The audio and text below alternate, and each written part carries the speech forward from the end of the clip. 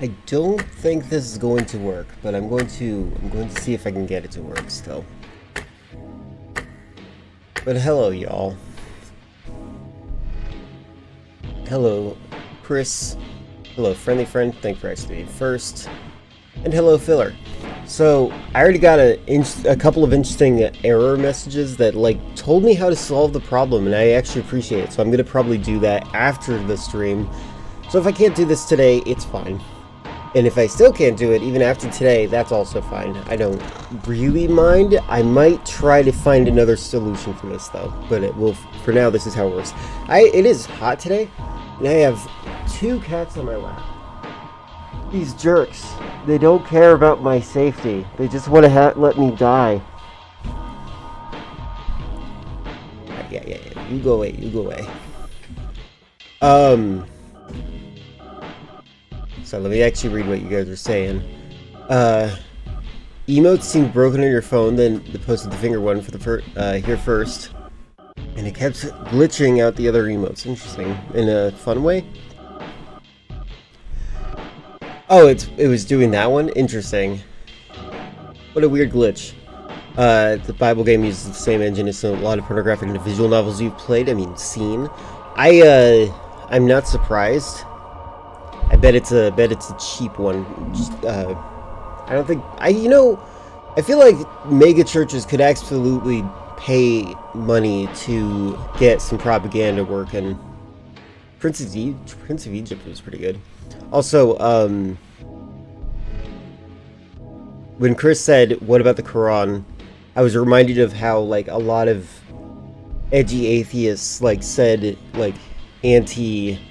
They became Islamophobic because Christians challenged them like, "Oh, you would never dare say this about the Quran, would you?" And then they're like, "Yeah, I would. Yeah, I would." And then it just became like that's part of one of the schisms of the culture wars. Like people just fell for that so easily. You've never once played a pornographic visual novel. It is sinful. I am a loyal Catholic. I understand. I forgive you. I mean, most people forgive you. I mean, that's just how it works.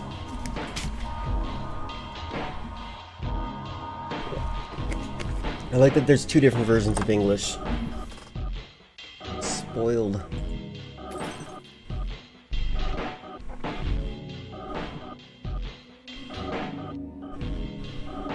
Just gonna do that. Oh wait, I should probably use a controller for this.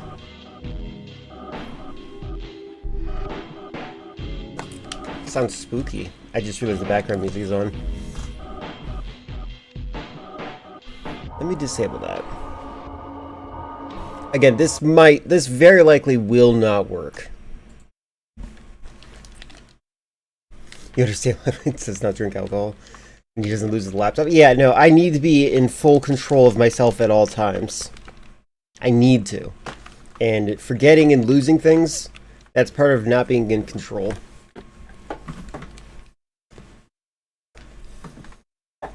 Atheists invented Islamophobia. I kind of feel like they did.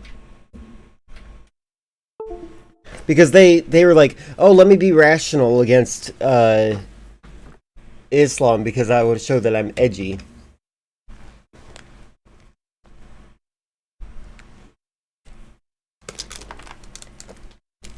Alright, let's hope the controller works. I'm plugging in my headphones. Let's see how this works out.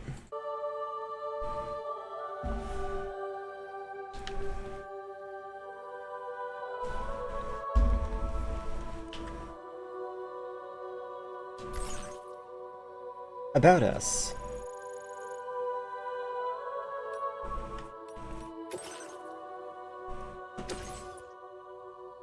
Okay.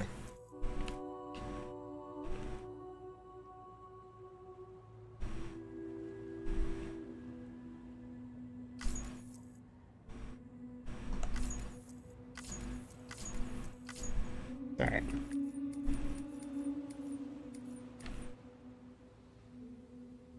It's the Walking Dead guy. Yeah, exactly.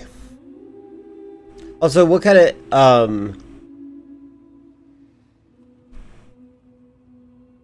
are you going to be talking to the security about your laptop being missing? Or the staff, I guess. This game supports autosaving. Cool. Story mode. Casual mode. Normal mode. Brutal mode. Whoa. Interesting that makes it bigger. To the Wilder. For the ultimate gameplay challenge to accompany the story, that your skills as a porter will be tested to the extreme merciless environments filled with deadly enemies, and completing orders will require every ounce of integrity you can muster. Although there is no turning back once you embark on this punishing journey, your reward will be a sense of satisfaction that is truly priceless, and you can expect genuine gratitude from the people you help. That's interesting.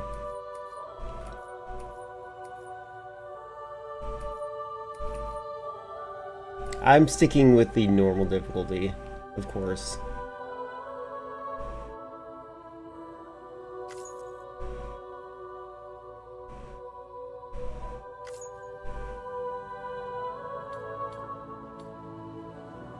Right, they have the whole thing. Let's do this. What is next week? The 7th.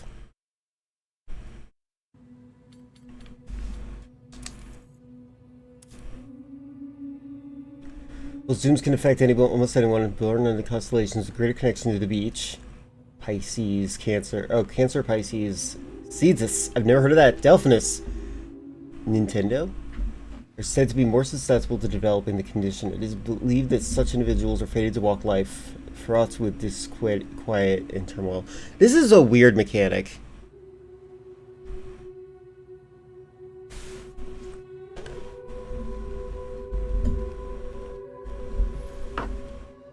Yeah, I would definitely, that's actually what I was hoping you would do, Filler. But we don't know if I'm going to be able to play it. We're going to see if there's any issues.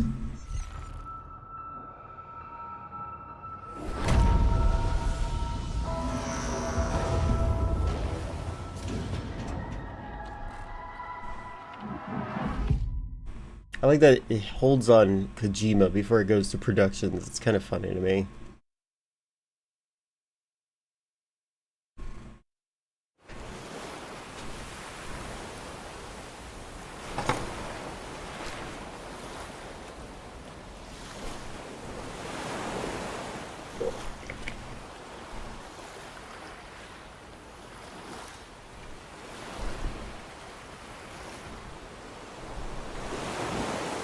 A Hideo game.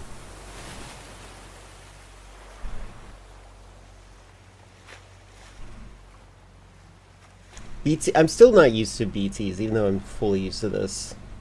Beach things.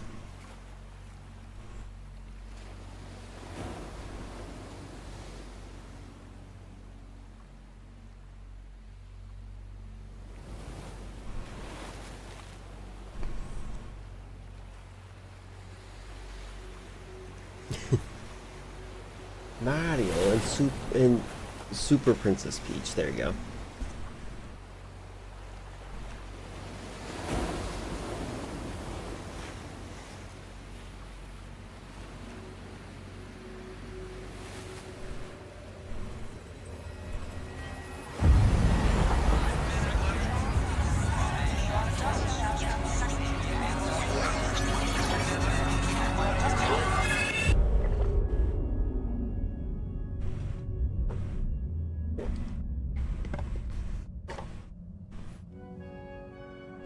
Me?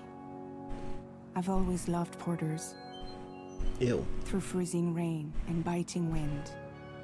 Across rivers, mountains, and endless deserts. They come to deliver something priceless. A glimpse of a life I've never known. They're my window. My sole connection to the outside world. And I know they'll be back again. Today. -61. By the way, the graphics are all set to low. I'm wondering how much of this is like pre-rendered or something. Also, this looks like Arizona. Oh. Maybe that's not what it is. Oh, it's gotta be an FMV, come on.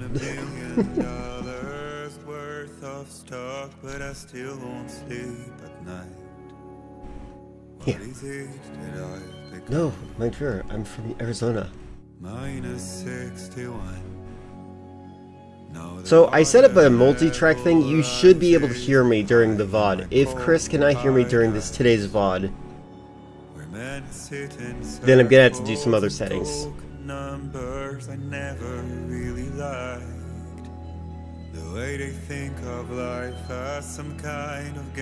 It's true. Where is it that I belong?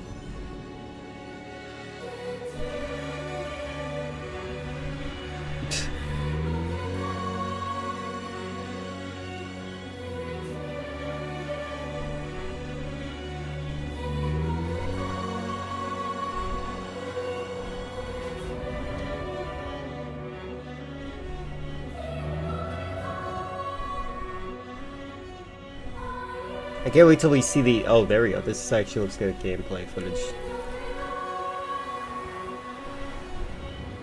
There we go. That's more realistic. There we go.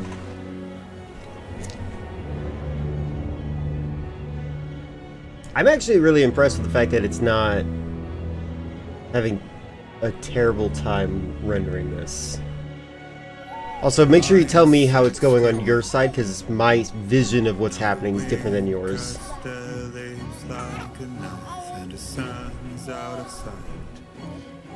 I see the world they build, lose at the trial, what is left and what is right.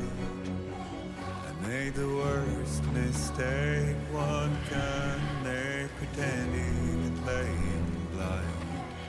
What is it I'm trying? Belly flop. Okay. Not as bad as Pragmata, yeah. Yeah, that's fine.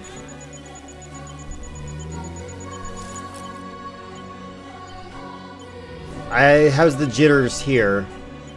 Because on my side, it's just like Pragmata where it doesn't look jittery to me. It looks alright? Alright, cool.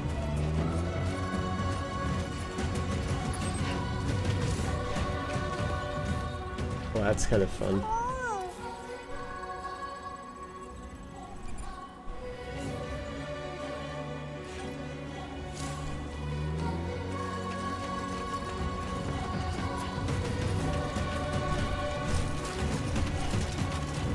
Oh god, I don't even remember the controls. I'm gonna fall. Like, I forget what the... Oh god. It's baby steps, but... better.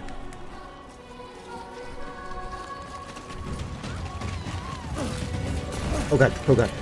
There we go, there we go. This. That's the button. I was waiting for them to remind me of what that is. Alright, good. I have a freaking baby on myself, so I don't want to drop that. You are much safer inside the little gachapon capsule.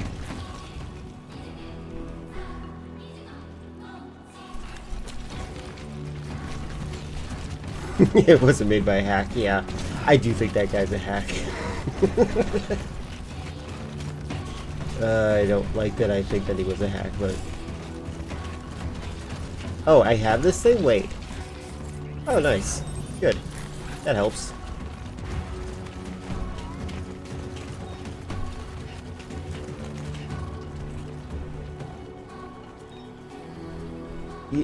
But I guess having this...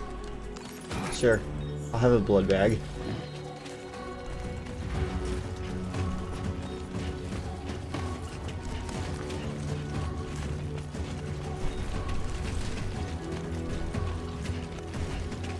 The camera, they placed the camera in such a nice place.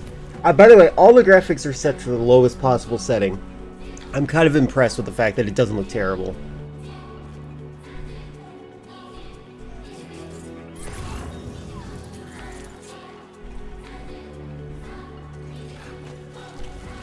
By the way, most video games are like UPS sims.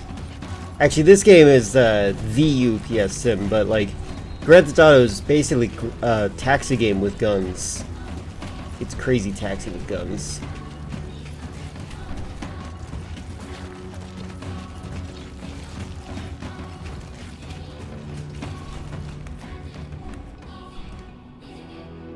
I already forgot how to... Oh, there we go. L1.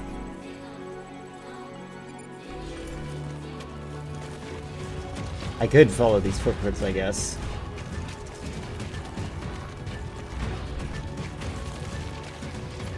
They did a great job. Like, for low quality, they knew what quality to decrease. This is something I think that a lot of games need to do. Before it gets dark. Like, Mortal Kombat for the Switch, like, what are they doing when they make the graphics set to low and it's like this muddy, automatically generated mess? Like, they didn't plan it out at all. This, I'm like, kind of impressed by that. What is that? I feel that. Oh, Quake. Interesting. Damn shaky. Oh, I see. Oh, jeez.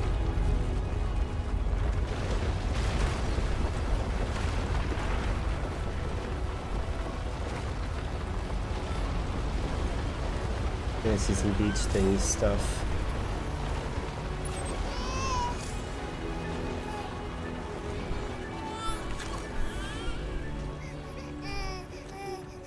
Child. Shut up. Okay, you're all right.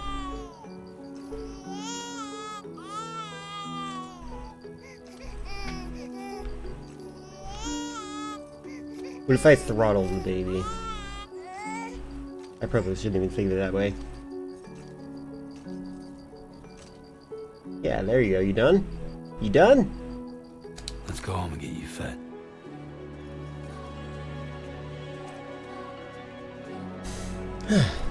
Sorry, hold on. You know what game stuttered on your computer? Avowed. You know what else was Avowed? Jesus Christ, true. You're now a youth pastor. And now we can talk about porn games. Look, it's all full circle. So for Mortal Kombat 1 for the Switch, make Johnny Cage look like he's a burn pay ward patient. Yeah, it's pretty crazy. A lot of no, it's your end too. Or it's not just your end, it's also probably my end, just so you know. It's probably going to be stuttering a lot depending on like what's in view. It's not going to be accurate to me, it looks like, at all.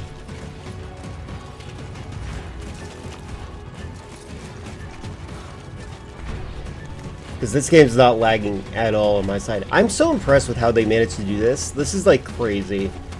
The fact that like it can lag on your guys' side but not mine. Food in the air fryer. Good idea.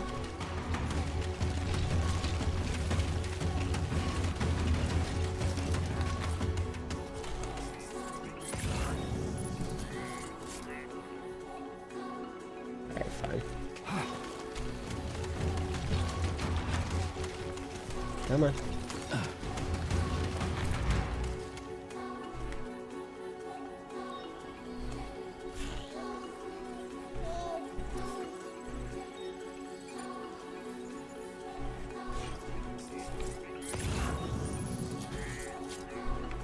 Do I want to go this? Which way do I want to go?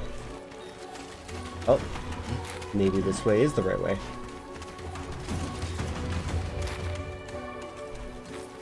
I'm gonna go this way.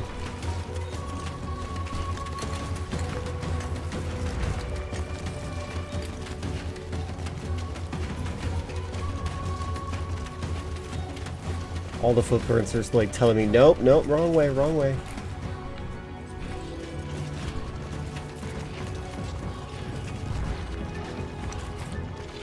Easy does it. Sorry, kid.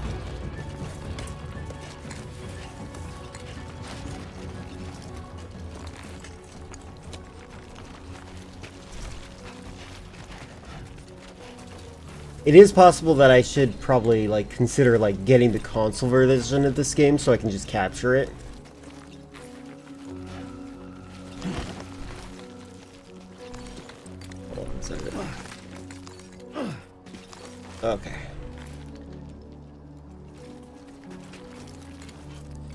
Do I want to avoid this? This looks like a really bad idea.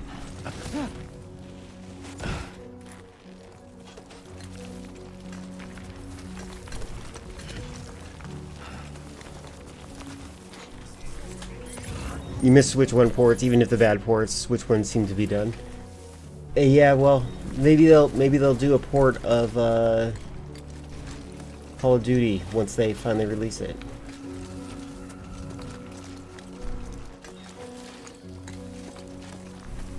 What is that? Oh, it's one of those blood things.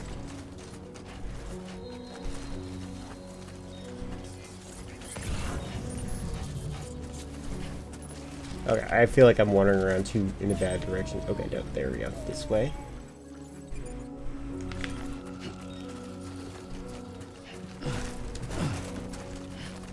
Okay, L3 sprint.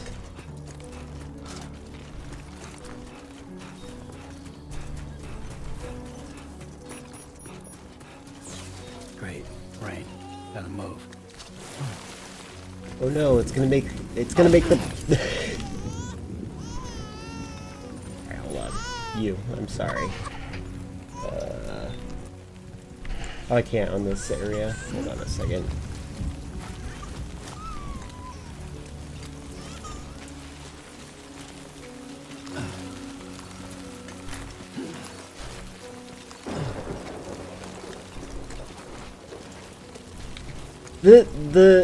I actually really hate the timefall rain concept. It raises way too many questions.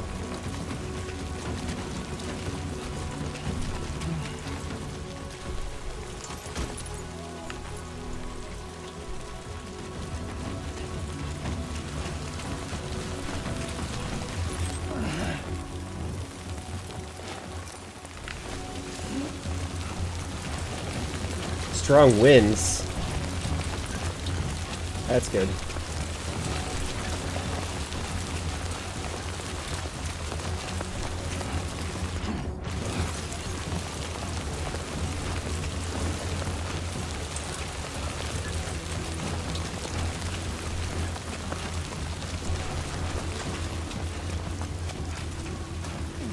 Jump scare of a dad being around the house to see my brother. I thought he was in Scotland with the other brothers.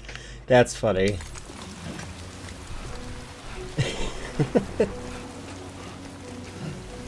Honestly, I feel like I'd be super put off by seeing my biological father.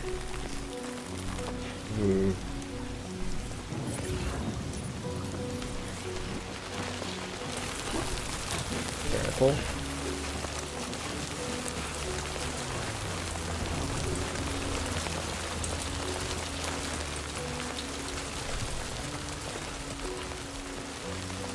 That is really funny.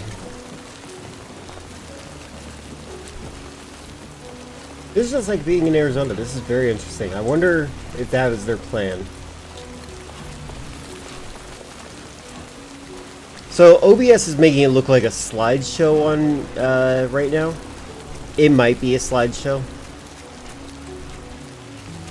Again, this is kind of a test stream. This is not necessarily going to be me starting the game. I do want to start this game.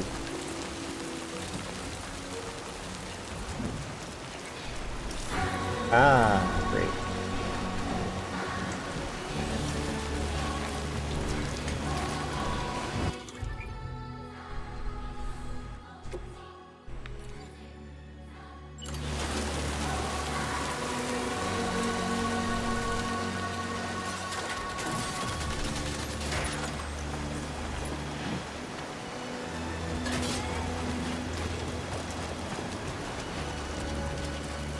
Oh, interesting. You can move it after you place it this time. I don't know if you could do that previously, actually, now I think about it. Maybe you could. There. It is? When you say it is, and you know I don't pay attention to what I say, I'm gonna assume that you mean it is a slideshow?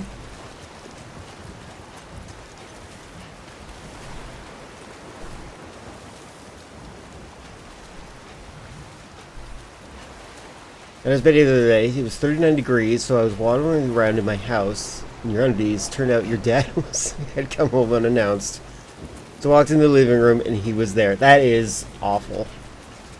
It's a PowerPoint. Oh, okay, got it. Alright, that might be a sign that I should, probably get the, console version of this game, which is not going to be impossible.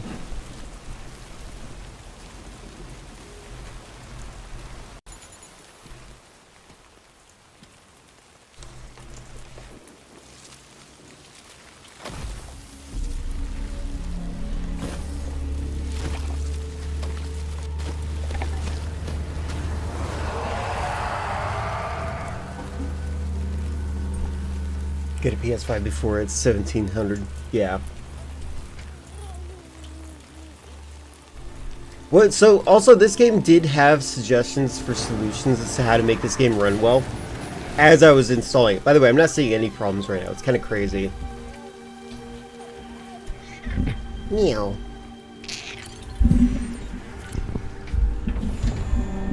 I'm sorry. What just happened?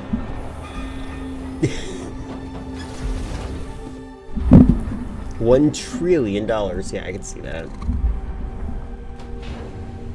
Oh my god, if they make a new Austin Powers movie, you know they're going to be making jokes like that.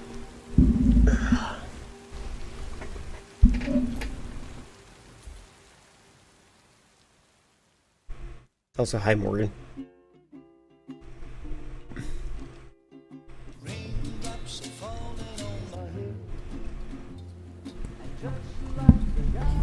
Kojima's just forcing us to listen to his playlist.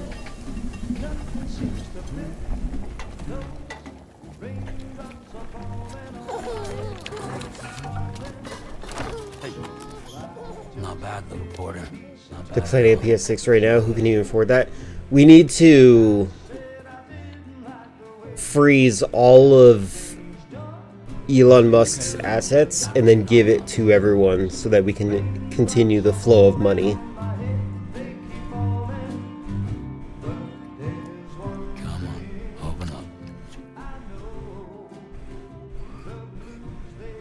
There you go. I wonder who they got to play the kid, because this is actually really interesting. I wonder if they got like an adult to play the child. Oh no, a song. It could be. That's why I did the two track thing. Hopefully it works. We'll find out.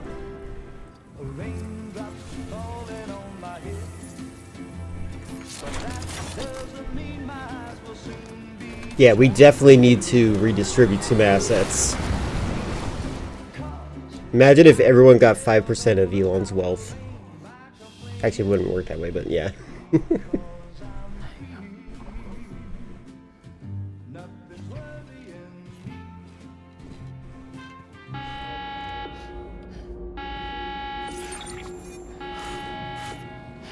Wait, what's on my wrist? How am I able to do this?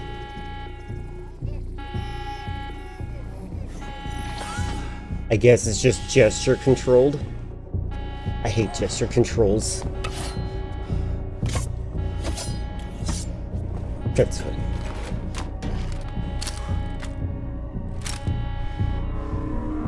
I mean, threatening someone with a gun is enough, usually. That's true. You're absolutely correct.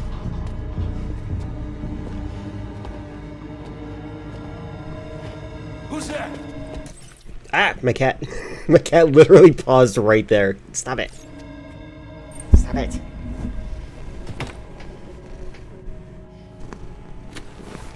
Why didn't he lock the front door? That's crazy. Who are you? Stop.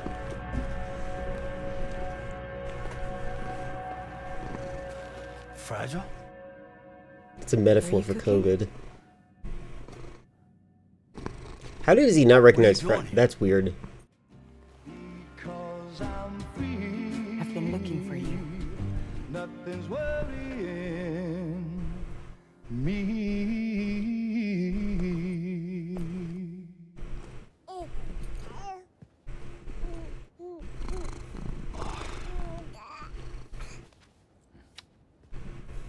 Wow. Lou's growing up fast. I wonder how much of the stuff that, like her new mask thing, I wonder if that's like a Yoji Shinkawa art thing, or if it's a Kojima please do this thing. Printed diapers.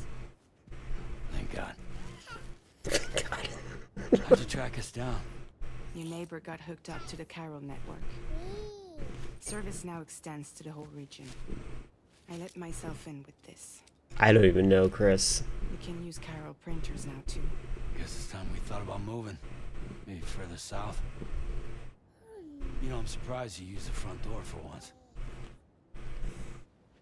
My jumping days are behind me. Overdoing it left me with some kind of syndrome. They call it jump shock. You care for a drink? Thank you, but no. I should get straight to the point. She looks like she's wearing an outfit inspired by Business, huh? Solidus For Snake. a moment there, I thought maybe you wanted to catch up. I have a job for you. Take it, and that whole mess over how you left bridges will be That's wiped. cute. I just realized he has the height chart. You won't have to live in hiding anymore. What about Lou? Does not have emails. Aw. Complicated. We're talking about a bridges asset. You'll have to work it out. Sam, you brought America together. Helped it be reborn as the UCA. Franklin, shush. You want your pill, Franklin? But I'm afraid the death stranding is far from over. Humanity is still in danger. Still on the brink of extinction. Don't act like you don't see it. A lot of things changed after you went off on your own. Especially within the UCA. Bridges no longer oversees the distribution. Yeah, Franklin got his drugs. Once things were up and running. I looked it up. These pills don't make him feel any better, so it's weird. Ew, it's that lady. And that's not all. Die Hard Man is not the president. And this is just a recap, right? Am I crazy? In case you're wondering who's handling distribution now, a Pass for 1000 has revolutionized the whole process. It utilizes the Carol network to manage and carry out deliveries. Within network coverage, there's no need to rely on human porters anymore. And AI's taking the jobs. so after I closed up shop, I went and started a new group. One that handles work in regions outside the UCA. We decided to call ourselves Drawbridge. And we still require the services of human porters that can work outside the network. Preferably ones with dooms who can sense BTs. Sam, I'm asking you to go to Mexico. Mexico? To extend the Carol network to the south. Just like you did when you went out west. You're asking, or is this coming from the UCA? Both. The UCA came to Drawbridge, and now I'm coming to you. So, Yeah, whatever happened to the wall? what do you say? Oh, what? What? What? What? Why me? We know why.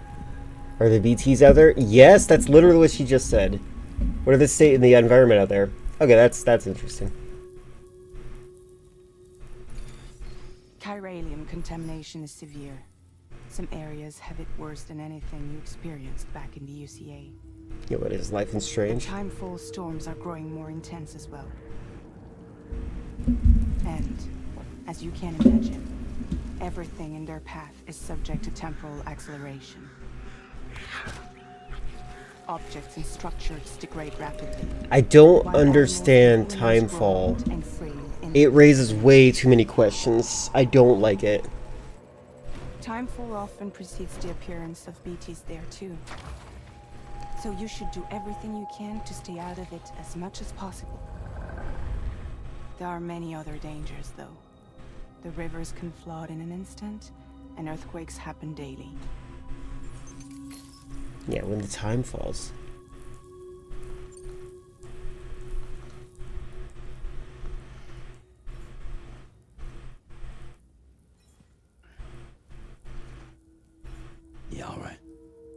weird that you get choices to say stuff like, So what you'll do was it? that?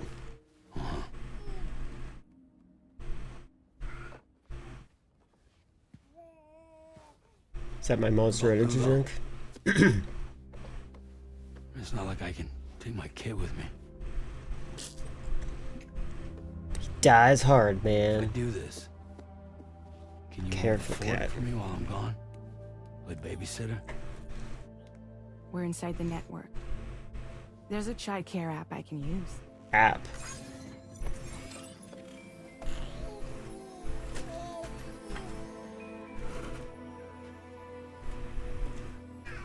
It'll be fine. The lab is only a few days away. I promise he'll be back before you know it.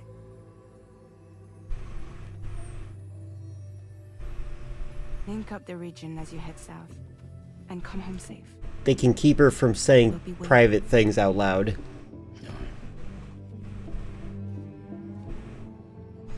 Well, some people use ChatGPT to let us know. What weird things to make the controller vibrate for? I wonder if Kojima was the one who did the vibration thing. He tends to be the one who, like, orchestrates that.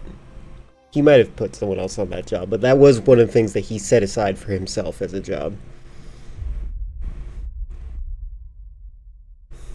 I don't know what that word is. It's confusing me. My brain, it doesn't exist. Batman would never do that. Franklin. Okay, so those BTs are fake.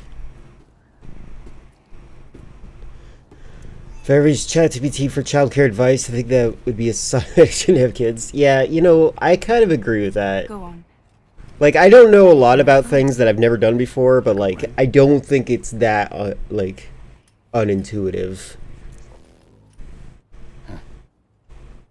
Try sticking your thumb out, like you're giving me a like. Can I just not?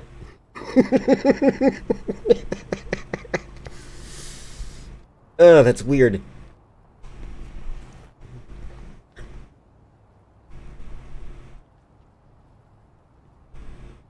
Again, this is kind of a test stream more than anything. Also, it's good that it's not a handcuff anymore, I guess. Because I hate the handcuffs. To view the map.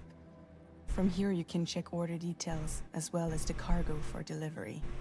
Now then, let's review the mission that you'll be undertaking on behalf of Drawbridge. So wait, I'm already in Mexico? In southern Mexico. When you arrive, you'll need to use the Cupid to connect it to the Cairo network. Cairo communication utilizes the beach, where time barely passes.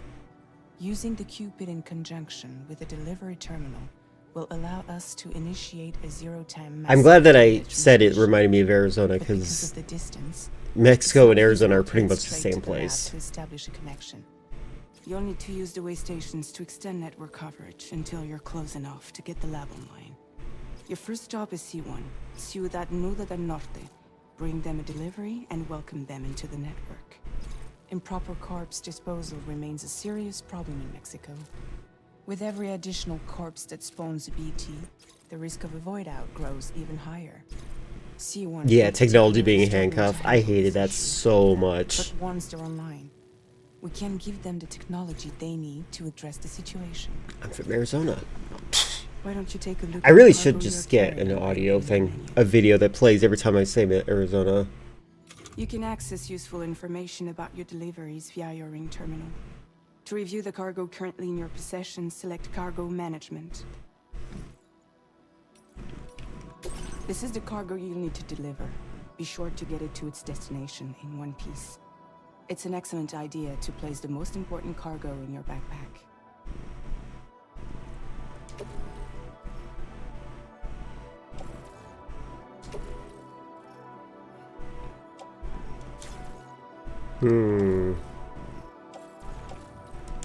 We've given you some additional equipment.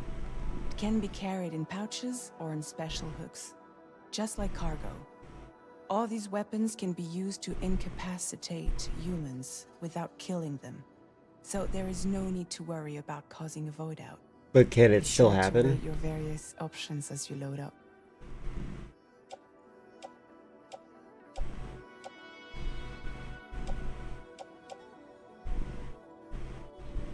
Do I need to take everything? Is it a good idea to take everything?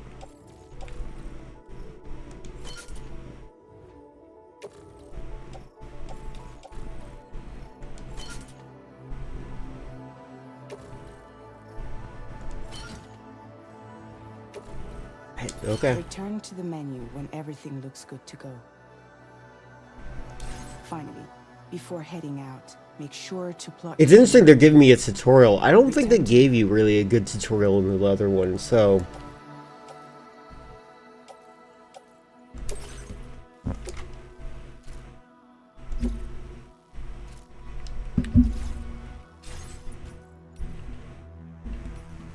See your destination? There's a river you'll need to cross to get there. There are bandits in the area too. Armed groups that have attacked borders in the past. Can still cause a void out in DS1. Never made it happen because you're not terrible at the game. I was playing, when I played the game, there were definitely players that caused void outs. I was like, why does this feel harder than I remember? I'm like, oh, there's a void out that happened here. God dang it.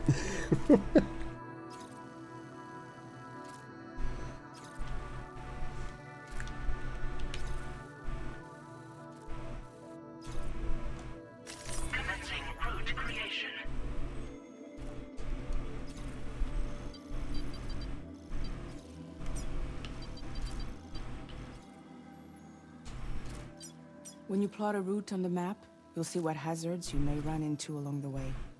You can face these challenges head-on, or try to find a way around them. How you get to your destination is up to you, but think it over before getting underway.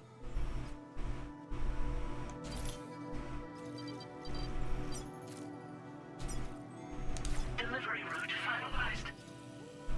I don't mind. That's the straightest route ever. Yes, that'll work.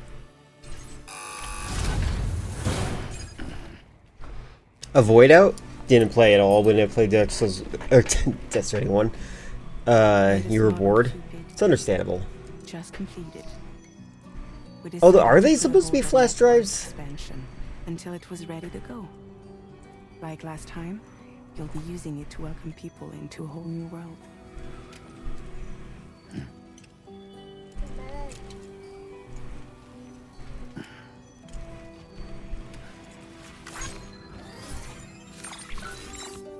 It won't be any harder than before either. The Chiral Network terminals are ready and waiting. Bridges saw to that. Emily's expedition split into two groups midway. The first continued west, while the second cut south into Mexico. I'll explain a void out after But again, this. they were only able to lay the groundwork. Until you bring those terminals online with a Cupid, the network can't grow. Don't do it. It's gross. No.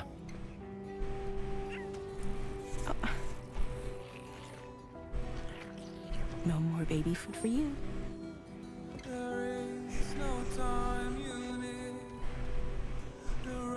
Don't you get fragile any trouble, Well. I'm glad I'm not gonna be face planting with a baby on my chest this time. It's a very cute outfit for a child.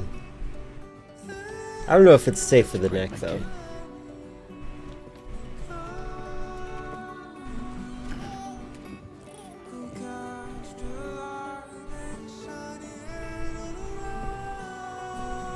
Now who wants to eat?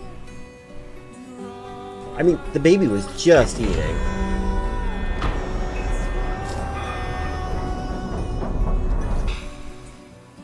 I don't know how much babies have to eat. Let me ask ChatGPT. Okay. Okay, so the game is now lagging, I'm assuming? Yeah, that looks like it's lagging on my side. Alright, let's get this done.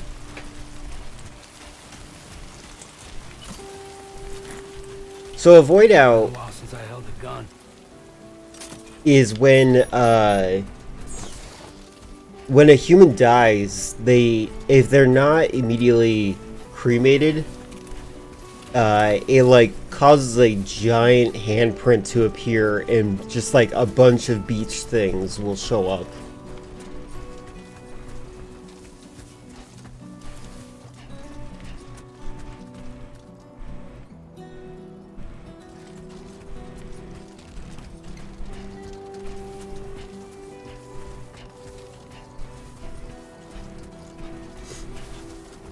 Yeah, I guess so. It's like patient zero for a zombie. Like a bunch of like ghouls will just like appear, and it makes the area super difficult to navigate through.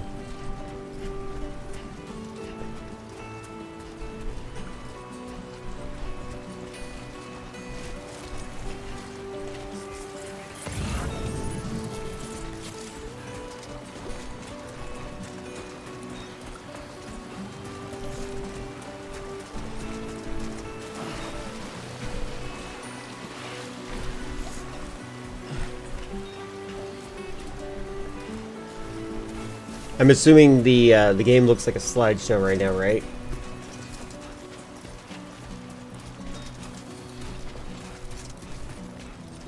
I'm wondering if it's gonna be like worthwhile to attempt to play this game just to get to the cutscenes, like endure the hilariousness that is the slideshow. Like I'm Tom Goes to the Mayor or something. But I have other solutions too that might work as well. Oof. Okay, that was actually a lag on my side.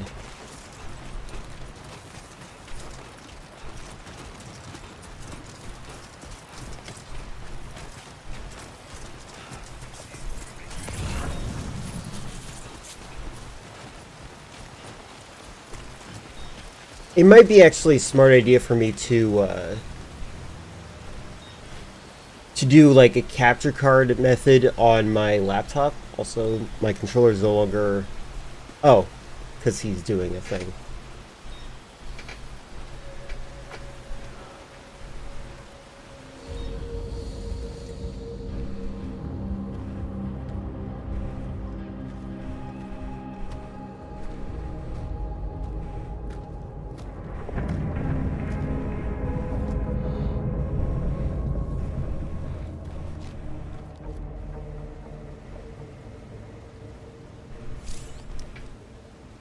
Oh good, you can mark enemies. We're in enemy territory now.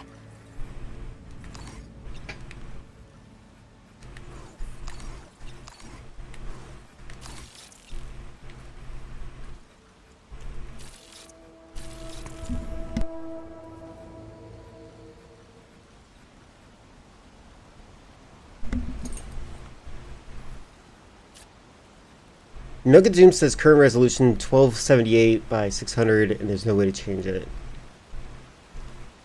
Maybe you shouldn't be using Nugget Doom then. Maybe you should use GZ Doom. Like I do. Or even Crispy Doom.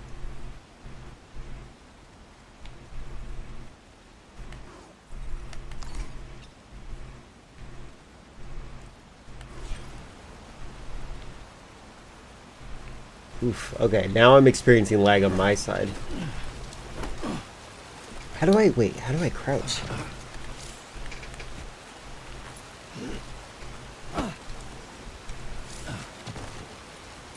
Oh, they figured out what I was doing. That is nice. R1 being crouched is strange. Can I go prone? Oh, right, it holds my breath. I see.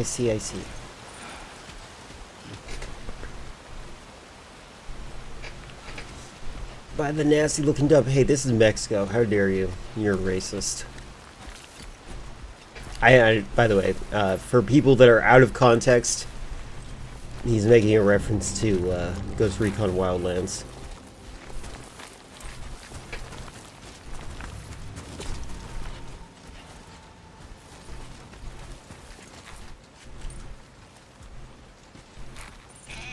Neo, what are you doing? Neo.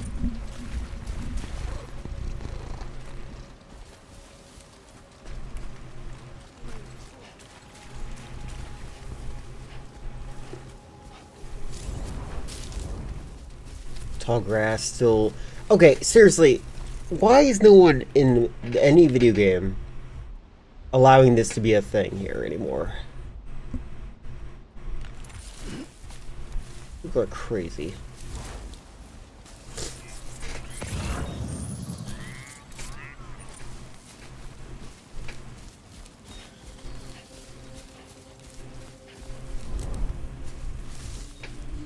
Yeah. Let me just. Yeah. I don't know if this actually pauses the game, but I gotta go blow my nose because it is feeling runny, and I just would rather not be embarrassed on stream. So 1 moment, as I be right back. 1 moment.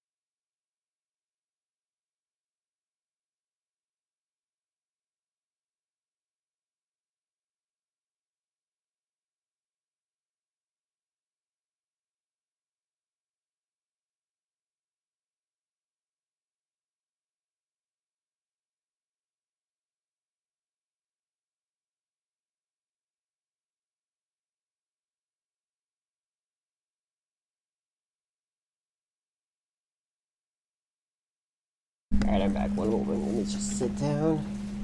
I don't know why. Okay, cat, leave me alone. Leave me alone. Come on, go, go, go, no, no, no, no, no. Go, go, go, go, go. Shoot, shoot, shoot.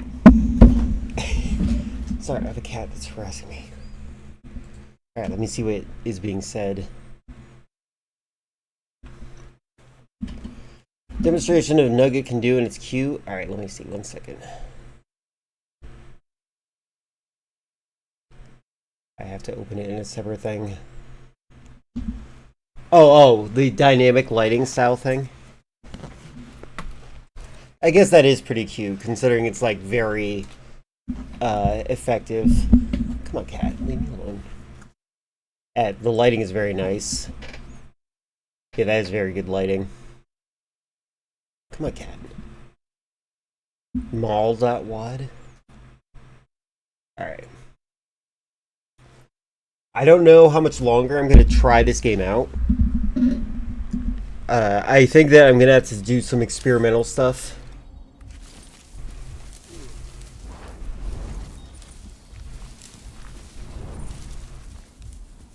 I forget how the stealth works in this game. I do remember liking it.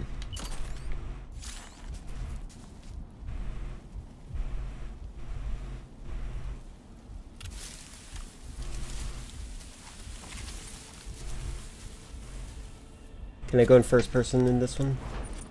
Ooh. No, it doesn't look like it. That's fine. I don't think I have a suppressed weapon.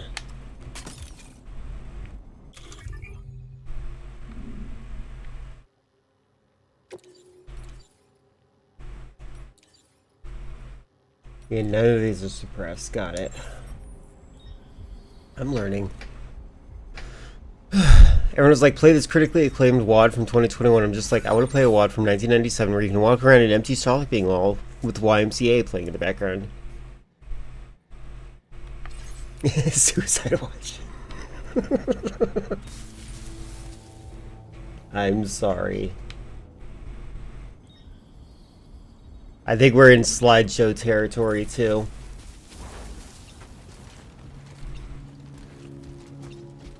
I forget how... Do they light up?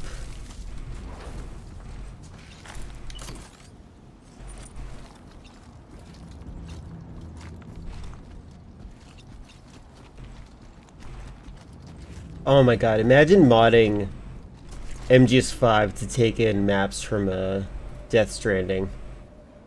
Is that a dust storm heading our way, or is it over there permanently? You don't understand family relations? I don't understand familial relations either. I personally, I don't like being forced into any type of relationship whatsoever just on the premise of the title of the person.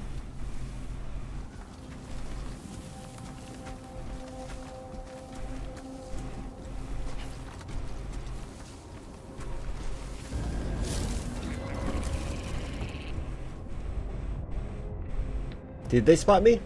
Hold on. If enemies notice something out of place, take a closer look. If you remain out of sight, hiding behind cover of tall grass, make your getaway. Where's the guy who saw me? I'm not even seeing it.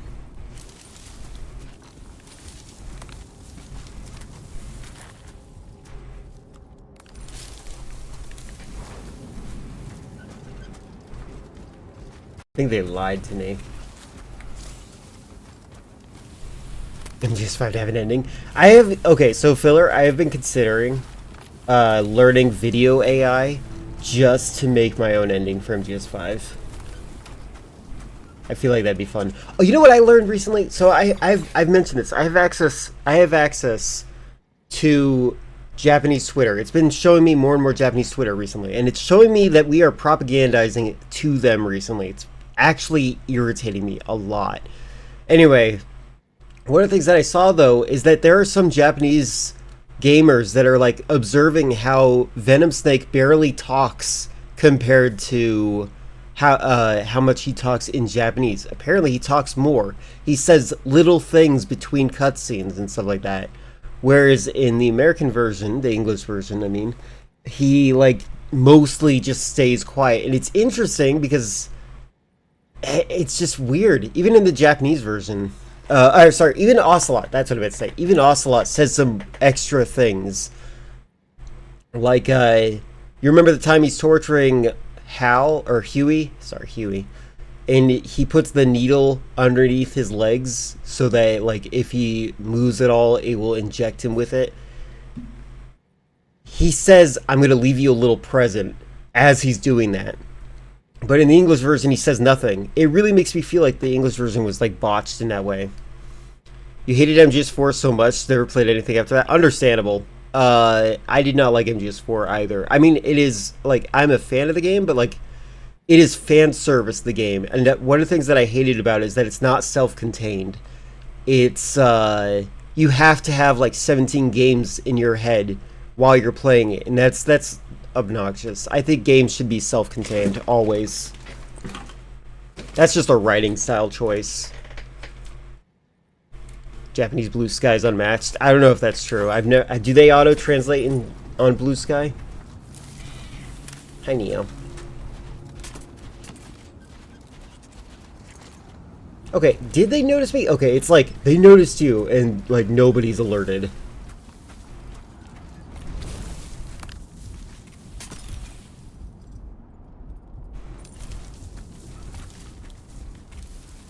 Okay, I'm really curious about this. Hold on a moment. I want to see it. Cat, please don't lick my fingers while I'm trying something unique.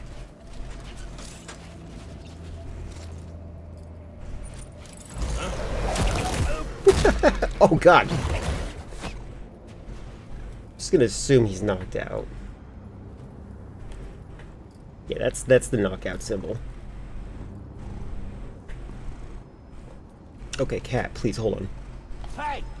Ah, god dang it, Cat. I forgot that's a thing. Get away, get away, get away. Get away. He's so happy. I don't know what they do in Blue Sky. Your phone was dead, and you're on your iPad. You jerk. When I was on PlayStation Portable, when I used to use AOL Instant Messenger, Hey,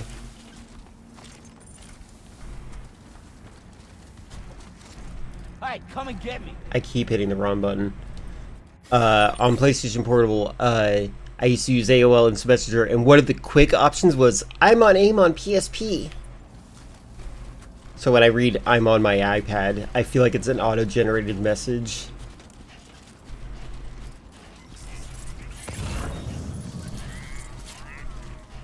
So I'm looking at, I'm thinking that it looks like a slideshow to you guys. It's running really well on my computer. I might have to, like, update some drivers, maybe.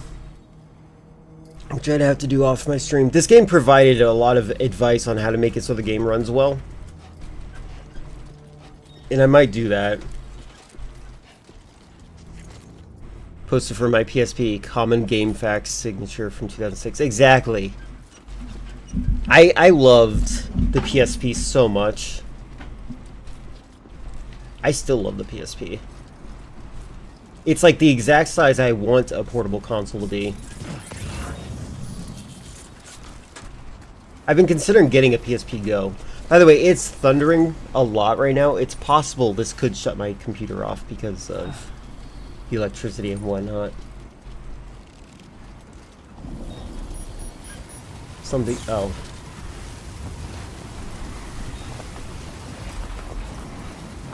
Is there a cutscene about to happen, maybe? PSP great if you have significant hearing loss. Maybe you should play more digital games, huh? You ever think about that? Yeah, I have a very strong feeling I should be, I should take the bridge. Let's make, like, the bridge and go on the bridge.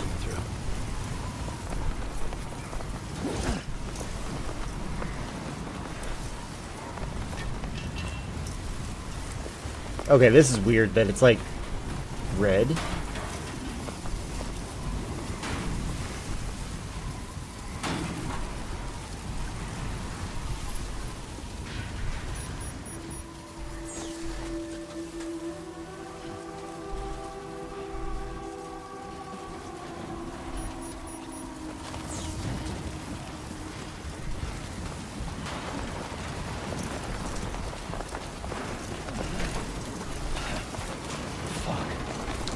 I agree.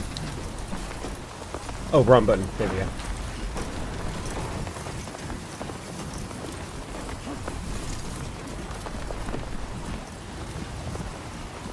Now leaving chiral network.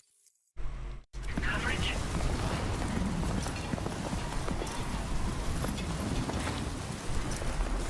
Couldn't afford Wi-Fi back then? Yeah. Needed a device to watch Twitch on, you can get a Samsung refrigerator. There you go. What about my washing machine? I really hate Internet of Things devices. Like, I know that PSP is in that category, but like literally there's no reason for my washing machine to have access to the internet. Ooh, did you hear that? That might have been a sign. Wait, is that a mechanic in the game?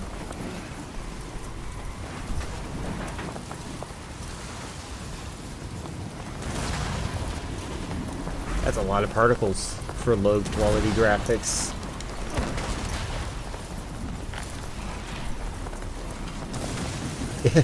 I love the internet. You know what I hate? I hate that there's a lot of people that think that they're like the smartest people in the world just because they have internet access.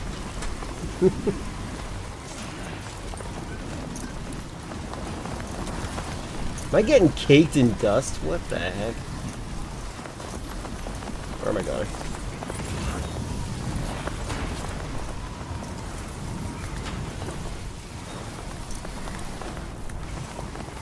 There we got this one.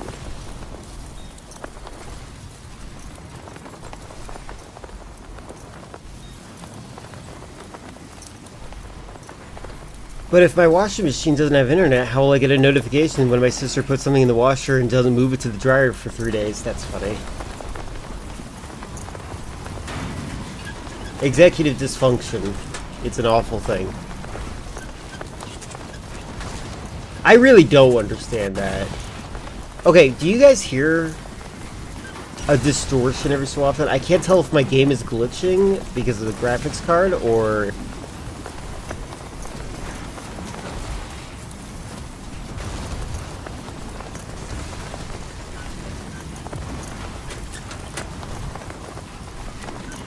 I probably should have read the thing about sheltering from storms.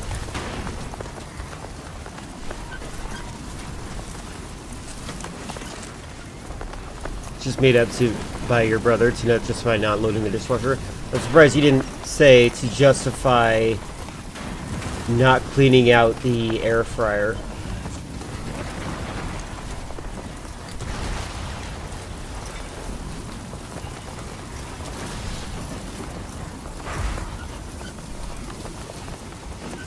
I'm really looking forward to this. This game feels nice.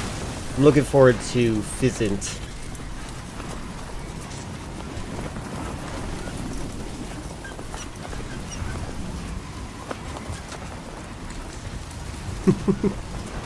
It'd remove all the flavor. There's a really funny meme, I'll post it in the Discord later, of, it's like that one crumb that's still left in the air fryer, and it's like a picture of, the Mummy from The Mummy, the one with Brendan Fraser. Oof, there's so much thunder going on outside. And also looks like there's a lot of electrons charging. The sky is green outside. So it's possible my stream might get cut off. This is actually kind of cool. It makes me think about like what Metal Gear Solid 5 would look like if there was if it took place in Arizona.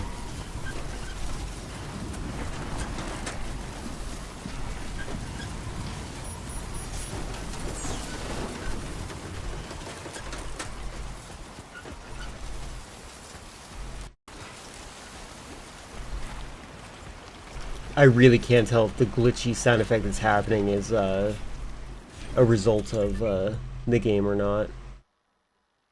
The why me hat? Oh, come on. Come on, that's stupid. Alright, let's see.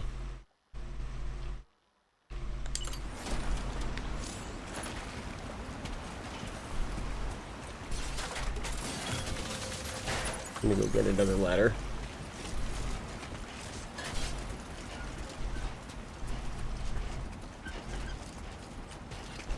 Yeah, cutting the stream off is woken gay, true. Well, I do think it's also a graphics card issue. I think there's a lot of things. I can see a lot of problems. I have a couple of ideas to solve this. And I'll consider doing this for the rest of the week, but Keep it up, Sam. alright. Oh god, hey. Need my shoes at least. Wait, oh there we go. Come on, Sam, you got this. Get on the ladder. It's because I'm not doing this. There you go.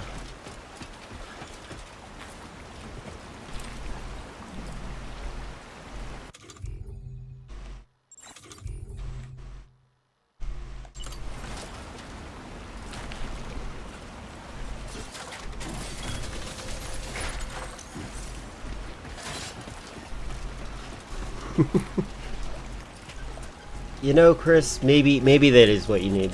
Does Linux even use drivers, I guess? I've never actually paid attention to that.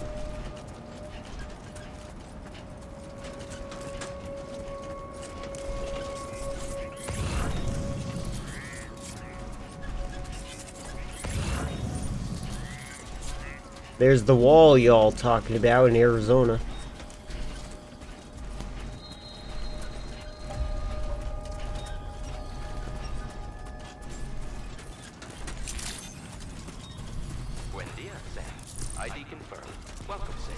Oh, cute. Security measures lifted. Weapons detected. Be advised that usage is restricted inside facility grounds.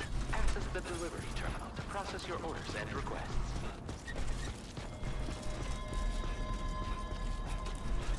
Yeah, it's in the south. Technically, it's literally the area where people think of when it comes to cowboys. So there's a really famous shooting that happened in Arizona it was the shooting at the OK Corral. And there's a movie based on it called Tombstone. I love that movie, but it's like a buddy cop film that's propaganda for cops, propaganda, if you will. And, ooh, it's pouring now. Anyway, loving the thunder. So, the thing that's interesting, though, is I watched the behind the scenes for that movie recently, and most of the actors, except for two, said that Wyatt Earp was in the wrong for killing the bandits. Because they clearly just wanted to bully them. And I'm like, that's nice. I'm glad that... I wish the movie had that message, but it's nice that they actually talked about that. While that cowboys were such a big thing in cinema, according to them, they were only relevant for 30 years. Yeah, frontier days. I mean, you say only 30 years, but like most decades are like defined by 10 years. Like the 80s were substantial, the 90s were substantial, the 70s were substantial. I think the Y2K is only substantial because it might be the last era where people were excited to see a camera.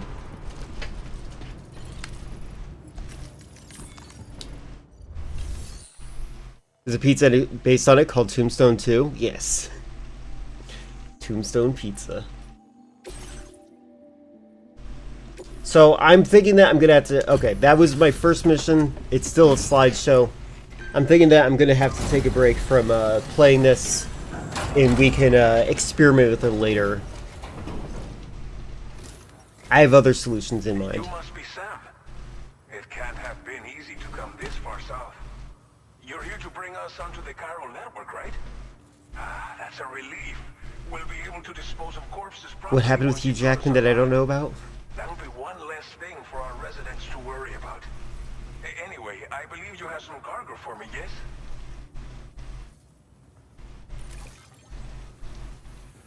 That was the most video game thing ever.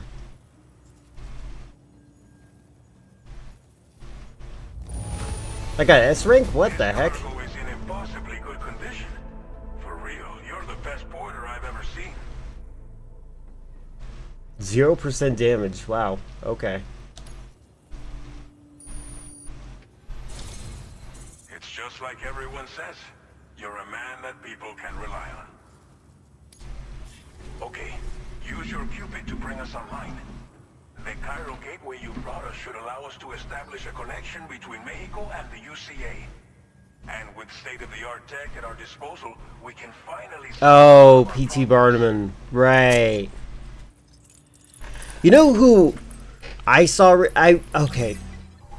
There's a cult freak that I've been talking to my brother about behind the scenes.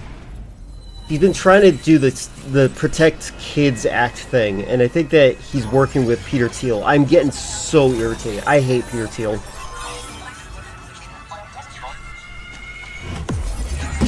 Oh my god, Cat, come on. I know it's raining. Yeah, had a black woman as an exhibit. Exactly, I remember that now. Oh, I'm in Texas. Based on this map, I don't know if I'll be able to get to Arizona.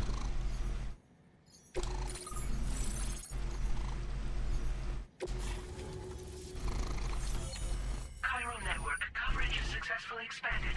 Commencing data collection.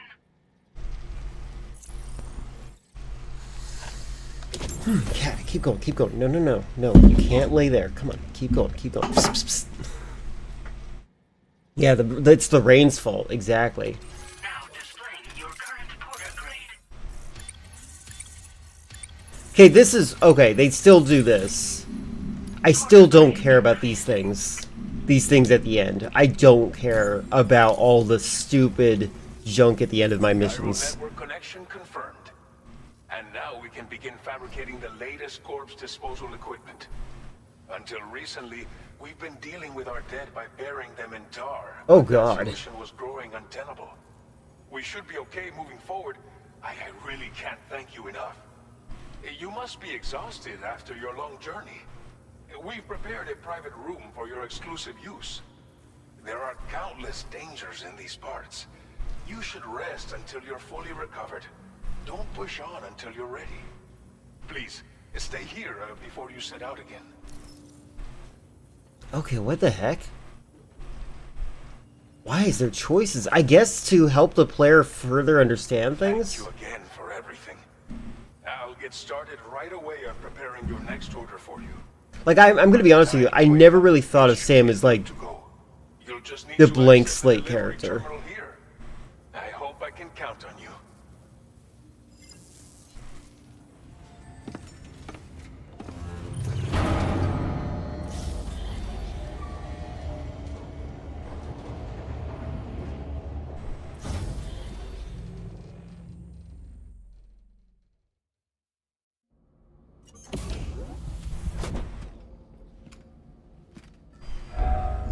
I don't think I ever got dust covered in Arizona. Please relax and enjoy. And I walked in dust devils.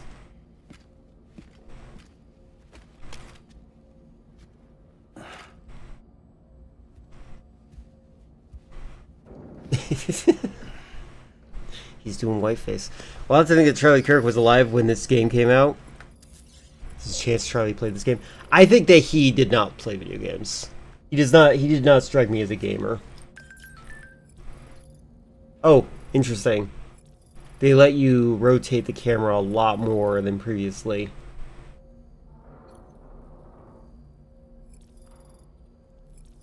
Well, I think I'll let him shower here. But I do think that this will be, this is going to be where I end the game this part of the game, because I just wanted to make sure I could see how the game ran up to the first mission. It runs fine on my side. Your side, it's unfortunately lagging. And so the solution might be... Well, that was barely fan service compared to the first game. Anyway, on your side... I might just need to use an external capture card, which I have right on my desk. Yeah, no. But you can, in the previous game... Hold on, is he gonna get mad at me?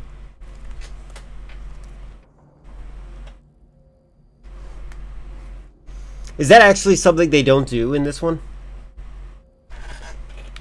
Okay, you okay? You not gonna react to this time?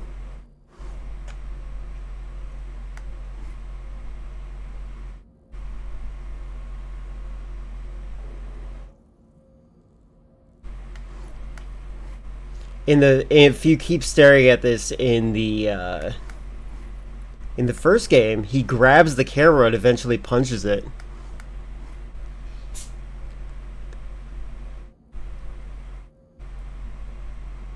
That's weird.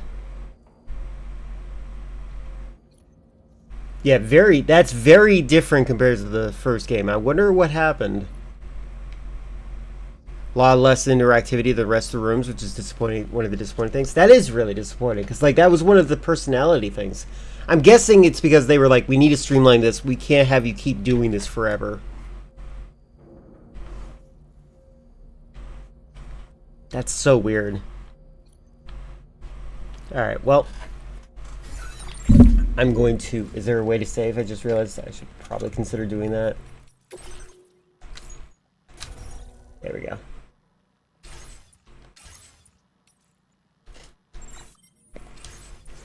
I might... So... I'm going to look into getting my capture card to do this properly.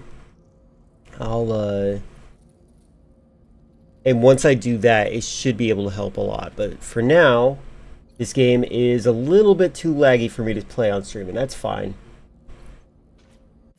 It's fine. Alright, let's see if this crashes my stream if I hit the close button, because sometimes that happens. Alright, there we go. Cool. So, friendly friend, you redeemed a pineapple pizza thing. Could you explain that to me? Because, like, I honestly could not identify what that was talking about at all.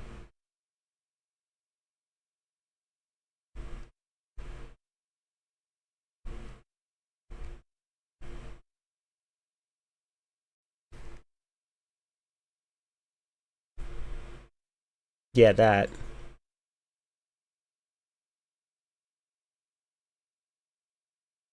It's a Steam game that's free called Pineapple on Pizza. Okay, that's what I needed to understand. Got it. 1 second. My lights are flickering because of the lightning outside.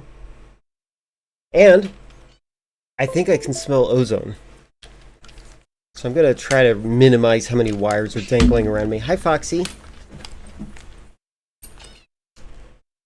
Hi. Hi. You need simulation? We're going to be playing some simulation soon. Okay, cat, calm down. Hi.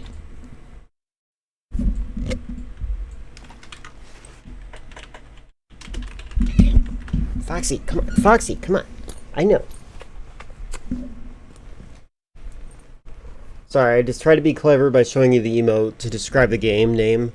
All I did was make it more confusing. Yep, especially if you didn't clarify.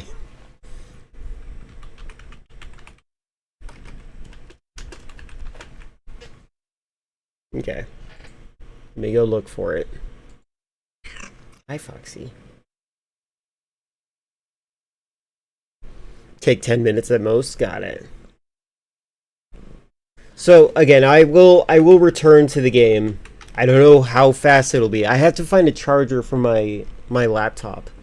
And I think I'm going to use the laptop to capture the footage. Hi, Foxy.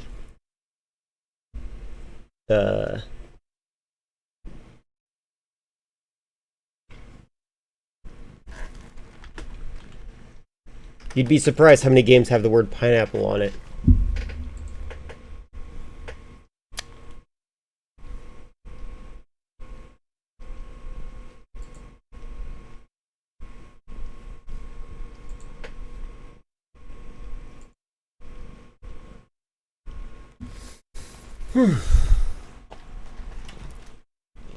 Did you claim Tell Me Why already? No, I did not.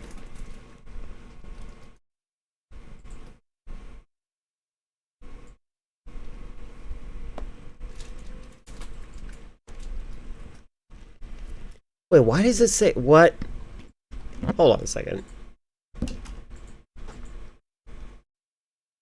For some reason, Steam is saying that I have way more gigabytes on my D drive than I currently do.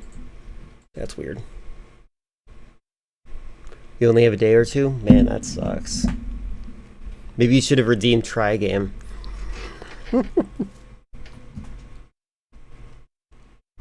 Yeah, June is actually one of the months where there are 33 days in the month.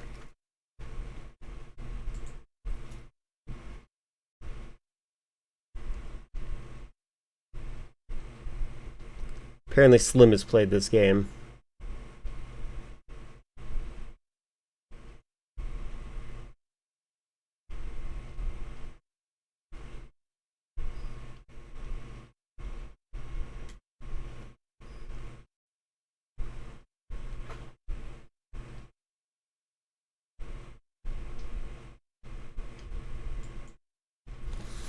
Okay.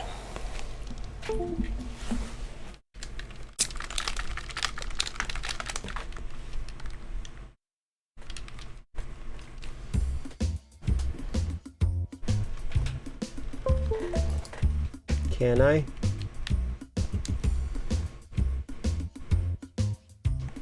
There we go, thank God.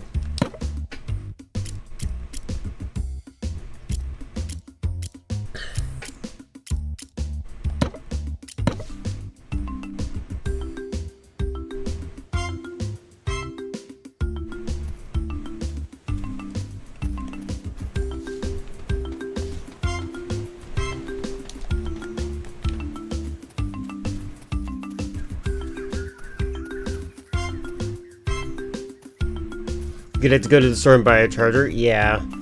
I was gonna say, that sounds like a mandatory. Maybe you should use the rest of your battery life to call the person you're house sitting for and say, "Where are your chargers?"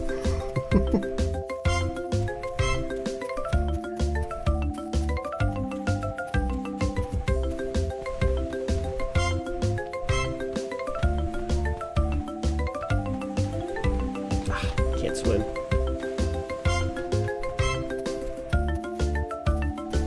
I don't want a bowl cut.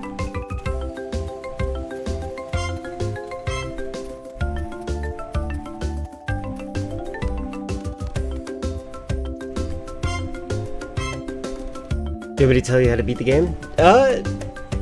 There's no tutorials. But I saw a tutorial on the Steam page. It's like, here's a guide for 100% completion. And I'm like, no thanks.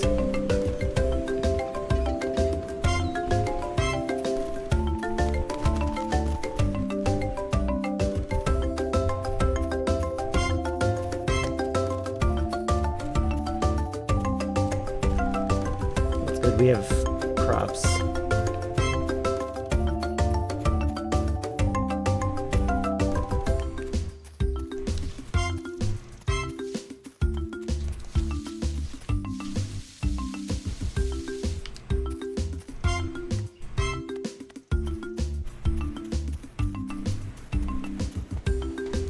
Not to spoil the game, the entire island is surrounded with people doing stuff, and you get close to them, you get an achievement. Oh, okay, okay. I have an anxiety about getting close to people.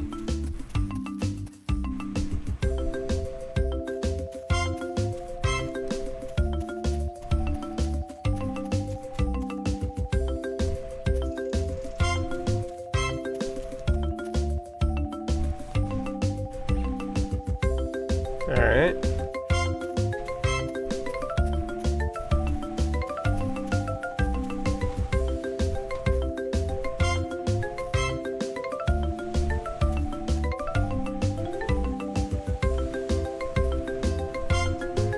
It is synchronized, got it.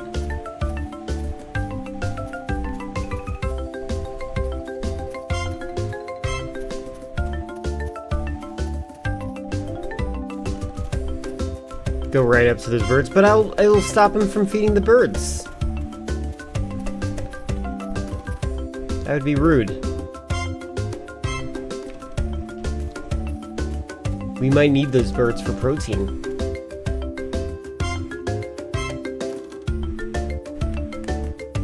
Good news, the Bible game does have achievements. That's funny. Do you want me to try that Bible game after this, filler?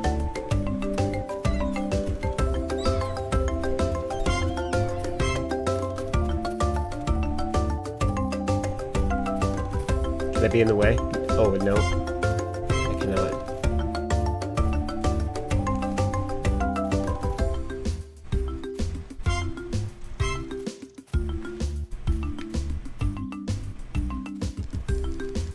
Just the Bible? Oh, okay. It's just the Bible. That's funny.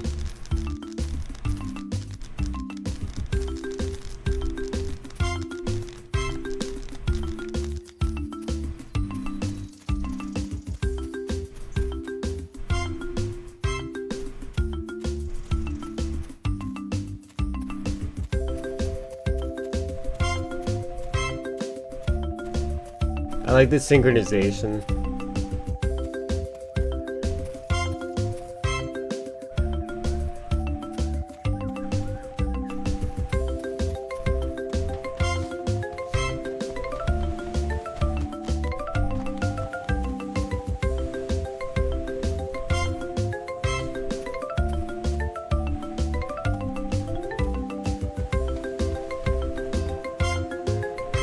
I saw that.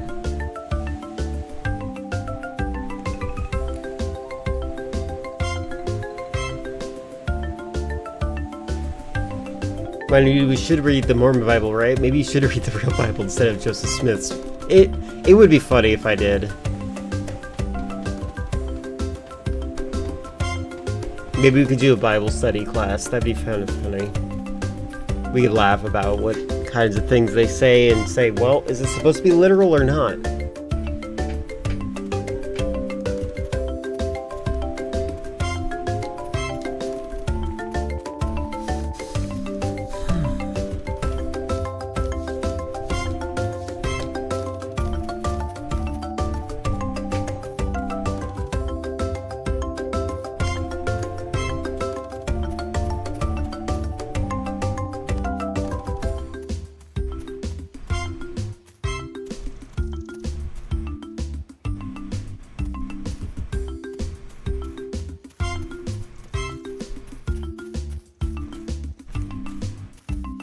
I'm in the middle.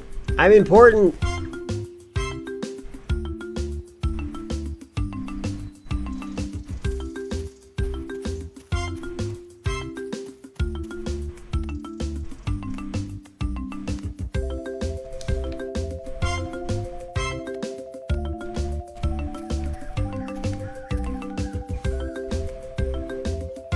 Wait.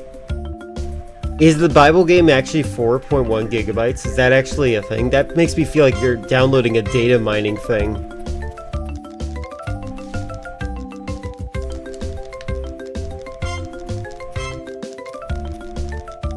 Everyone's so happy. You're not kidding. That's a red flag and a half. Are there pictures? has translations and stuff. I still don't think it should be that much. Like, what is that?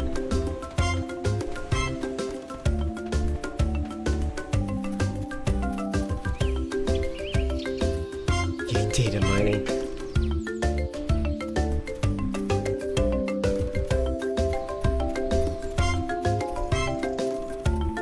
Alright, fine.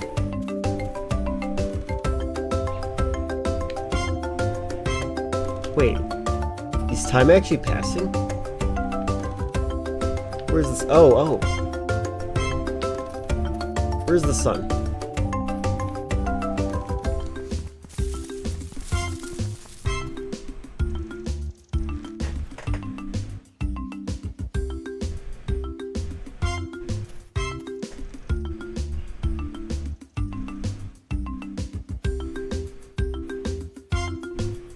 I don't think time is passing.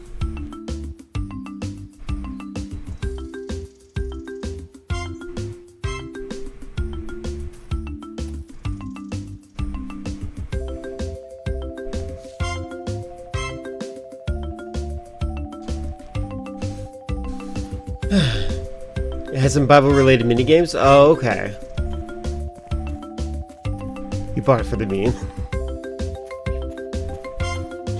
Dedication to the bit, understandable. I forgive you. The dead zone on my mouse, my controller is not being accepted. Hi.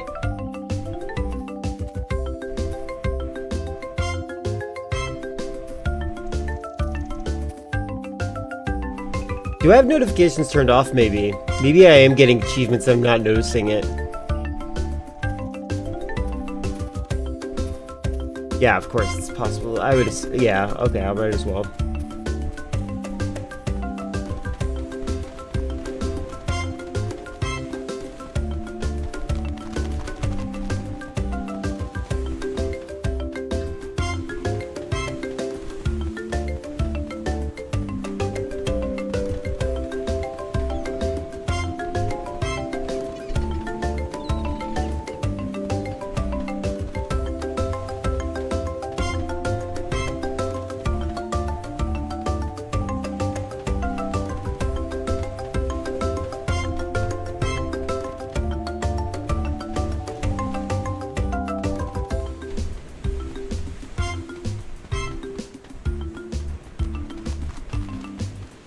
It's more fun to go through the forest, see what is happening. I believe you.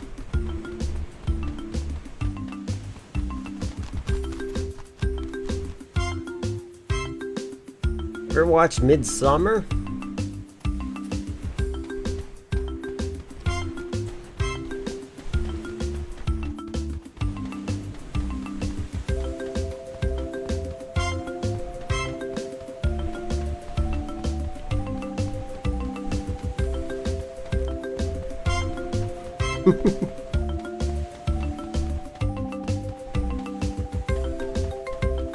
There's smoke.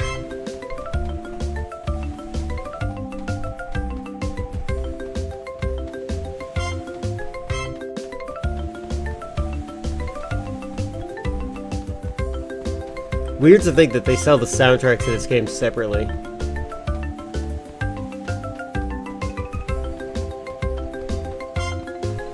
Yeah, we've done a full circle. Oh, hey, volcano. That's not cool.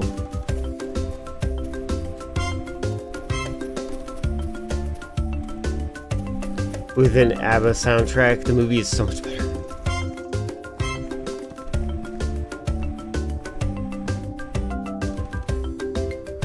You guys mind if I jump in here?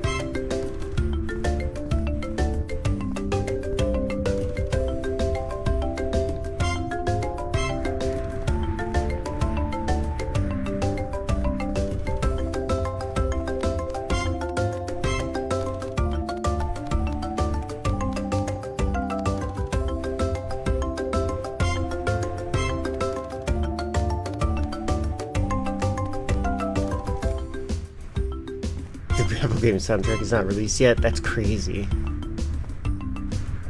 Guess we cannot do the whole killing boyfriends things. You know what's crazy? I really do think that guy, like, deserved that. He's such a freak.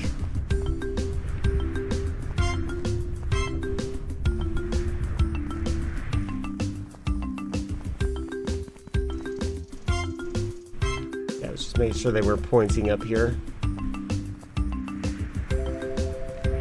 It's interesting that they definitely are making me walk slower up here.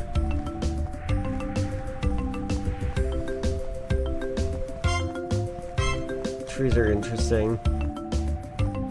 Trees are more diverse in this game than they are in MGS5.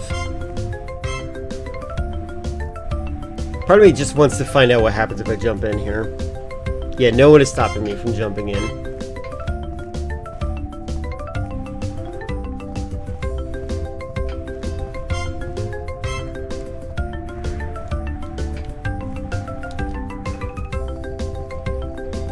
I actually saw a couple of videos of people getting way too close to volcanoes. Fun fact for you.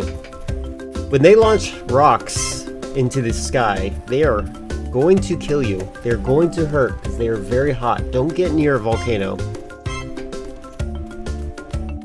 I'm beginning to think that the volcano is what I'm supposed to be doing.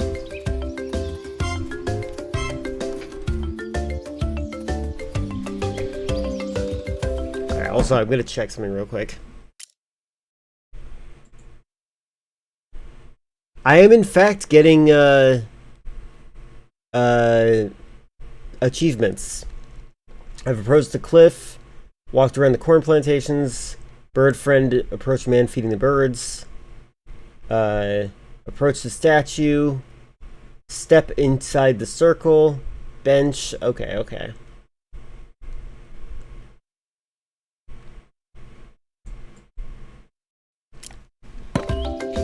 So I have in fact been getting achievements. I just have like an achievement notifications turned off.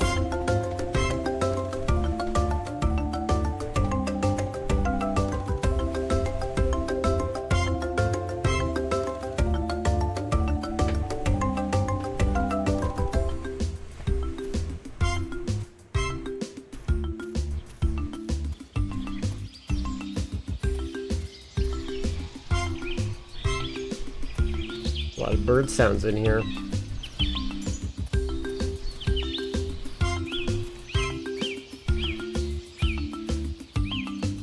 Oh, they're going in circles.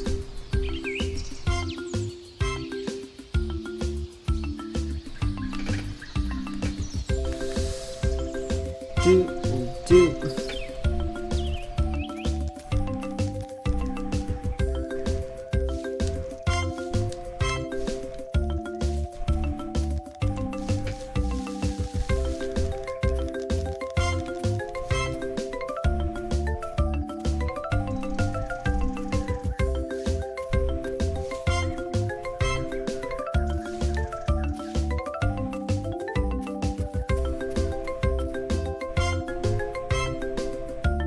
Ah.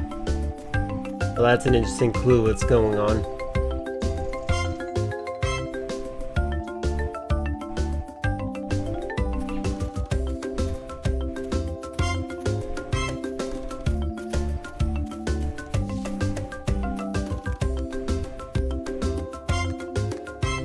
Oh, that's cute. Very dynamic.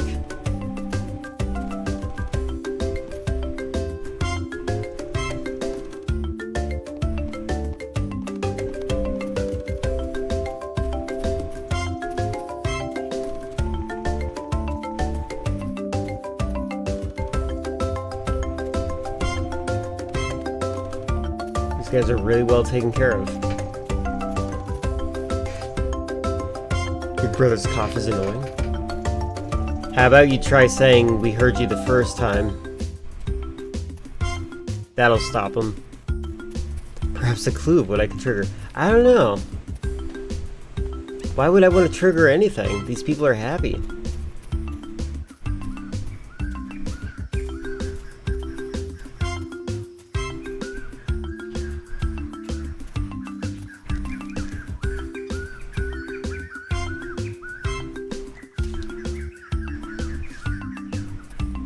Something's going on with me. I'm gonna do this.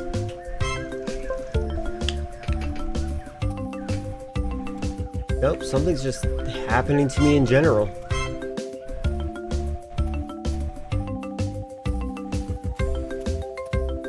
You can't help it? Sure.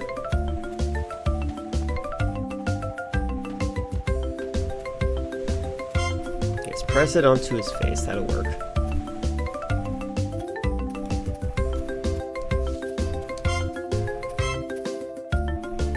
Elderly.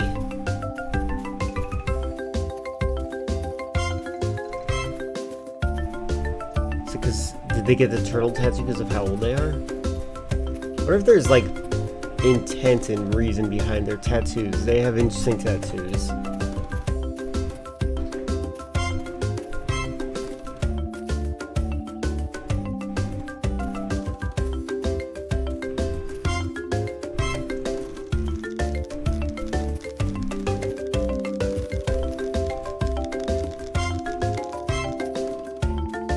Would I live on this island? Yes. Actually, you know what? No. Volcano's too close.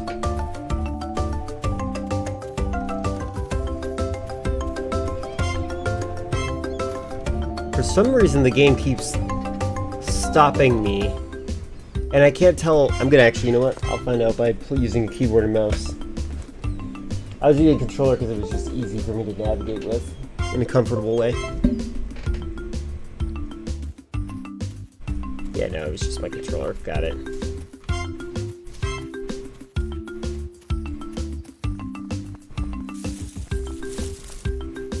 There's interesting, like, you can bump into things with sound effects.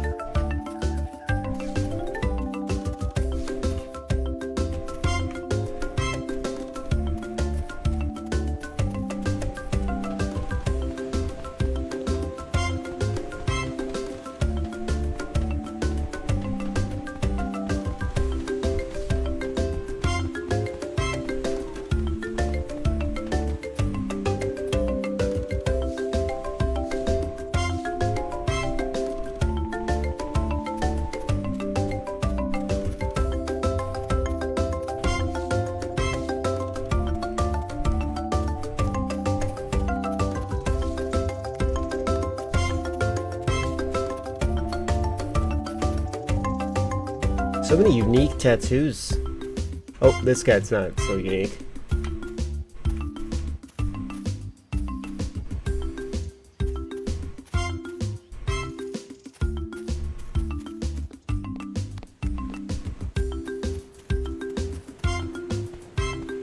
Acapella song.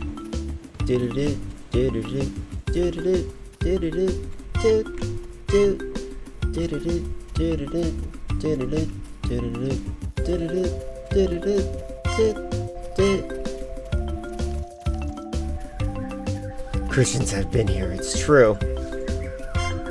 That's how you know. They're ashamed of their man nipples on the girl bodies.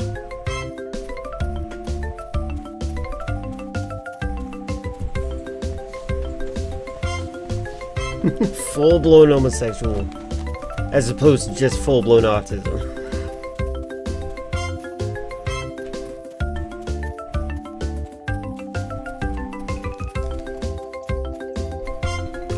Blonde hair.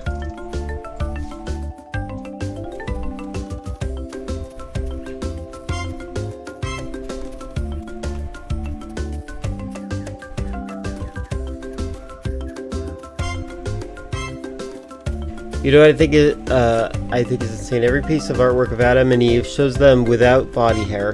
That is honestly very interesting. I don't quite understand that either. You're correct.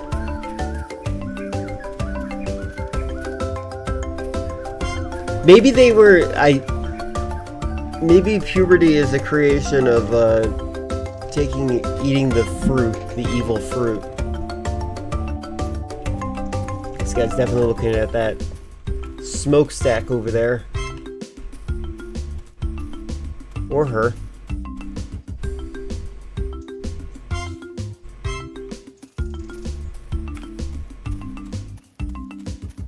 The one person who's not really celebrating like the others. Oh, she's got a baby.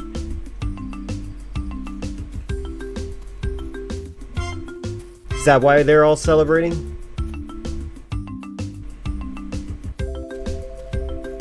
You all work together to produce one child?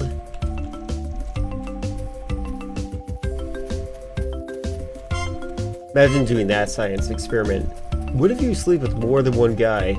Would that give you more than one baby? And the woman's like, sure, I like clowns. Clown cars are fine.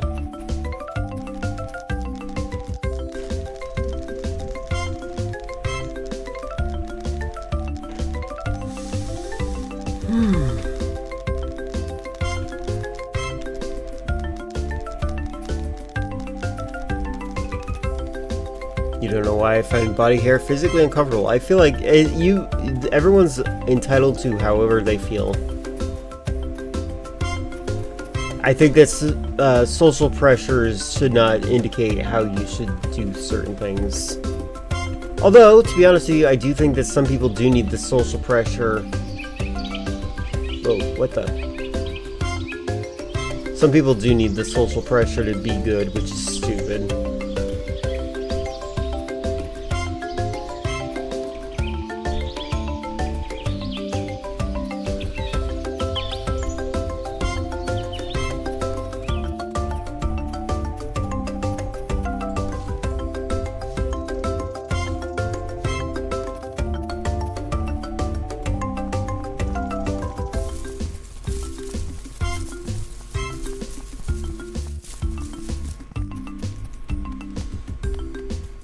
You think body hair is a bit grim? Grim?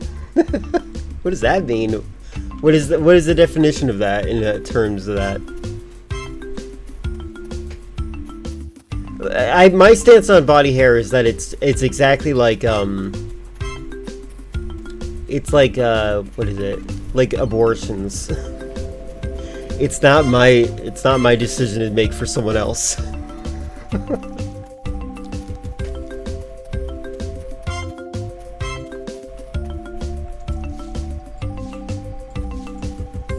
Wrong, gross, icky. Ah, okay, got it.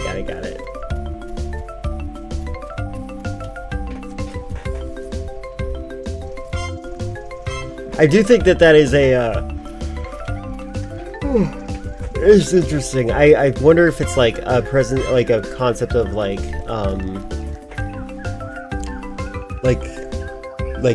not being used to it when you're growing up and kind of rejecting it as you're in your teens. Because, like, I do think that there are people that properly identify as, like an attempt to seem youthful. But then again, it also kills crabs. Did you know that crabs are going extinct? Not crustaceans, but I mean, like, the disease, the parasite that lives in pubic hair. They're going extinct because of modern grooming habits.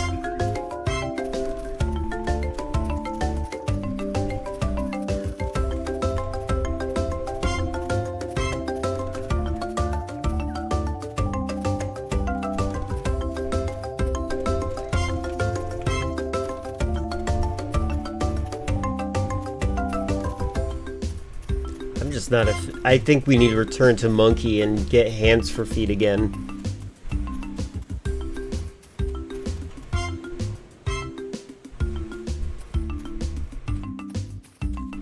It's a rock. You guys aren't synchronized at all.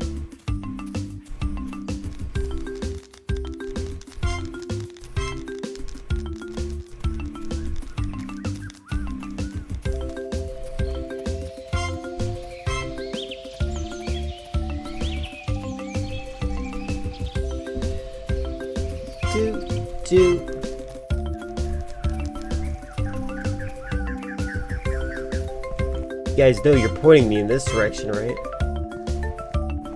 And then it slows you down as you get closer to the top. because this is what you're supposed to be doing. Some people don't have feet. True. Some people even just have one.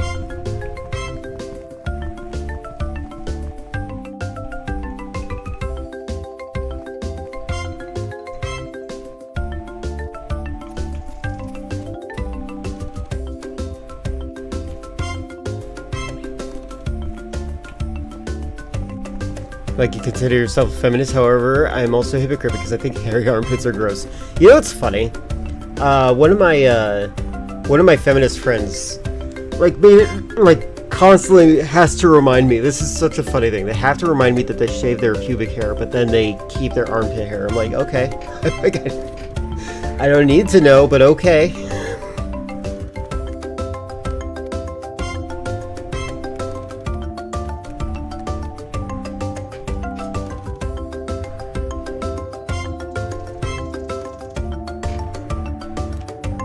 What an uncanny-looking game. Yes, as a feminist, I agree because she's a woman. And I need everyone to know that I'm a feminist.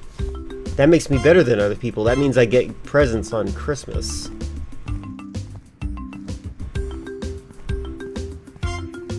Some men do, if they go swimming. But don't you think fishnets look nice on men too? Isn't, like, male leg hair like fishnets for men?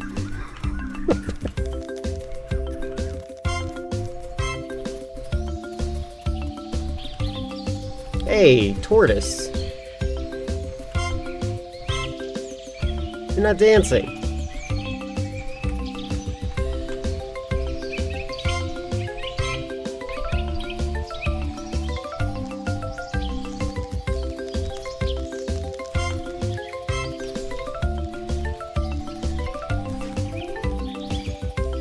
Shave your legs once a year. Feels like a hygienic thing to do. Once a year is interesting. I think it's interesting that there are some people that do, you know, the hygienic thing when it comes to, like, shaving in general is very fascinating to me because, there is a, like, Howie Mandel, oh, is it Howie Mandel? I think it is Howie Mandel. He, like, shaves his entire body, right? Because he feels like it's hygienic. It's like a type of OCD almost.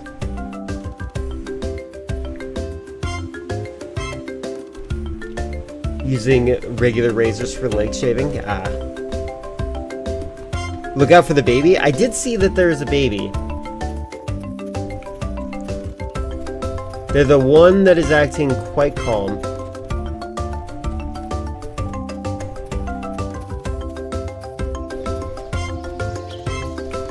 I think he is OCD. At least for me, electric razors mess with your skin. I think that happens for a lot of people. So if anybody needs body grooming advice in general, just like use soap before and after. Why does it seem like the music is going quiet?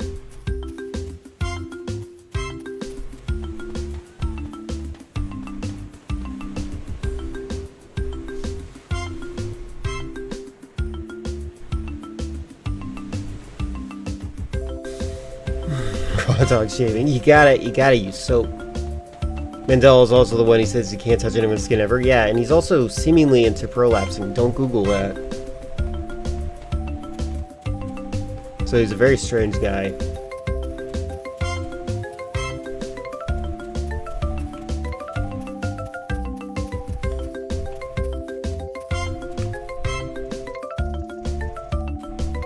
There it is. There's the babby. How is Babby formed?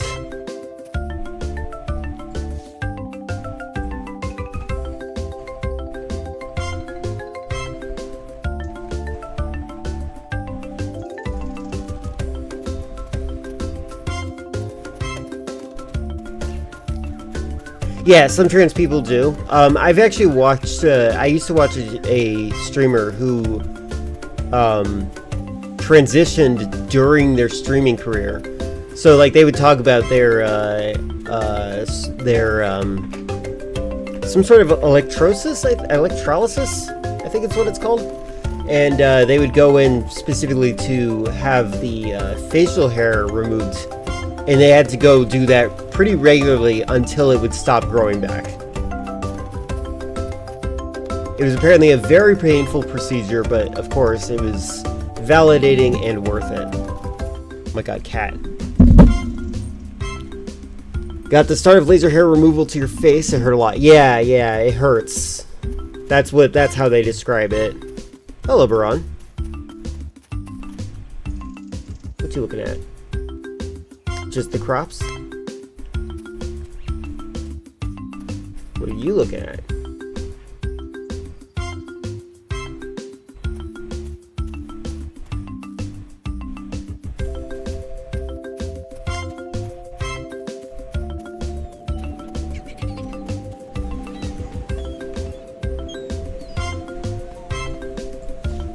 A lot of sharks.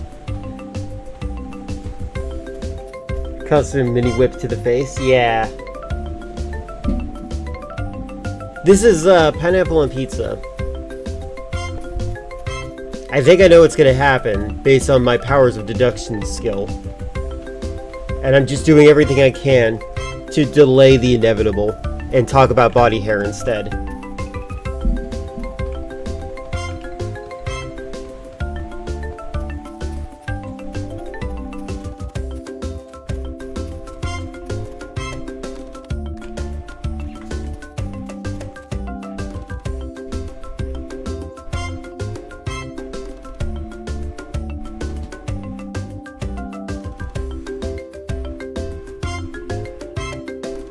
That's interesting. It's a different pattern each time. What's the moral sin? What is the sin that has happened here? Like, why do they deserve this? Oh, wait, whoa, holy, oh my god. Are you serious? You're moving?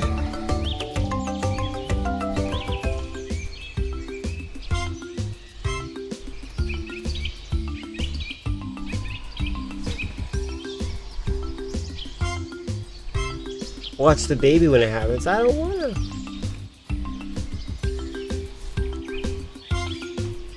Yeah, they're not this slow.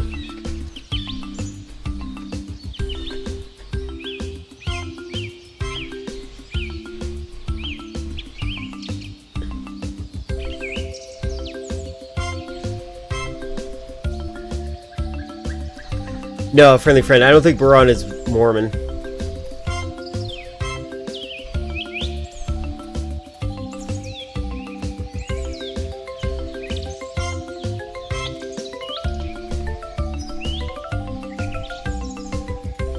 Okay, I'm now extremely tempted to just wait for the entire game for this turtle to get all the way here.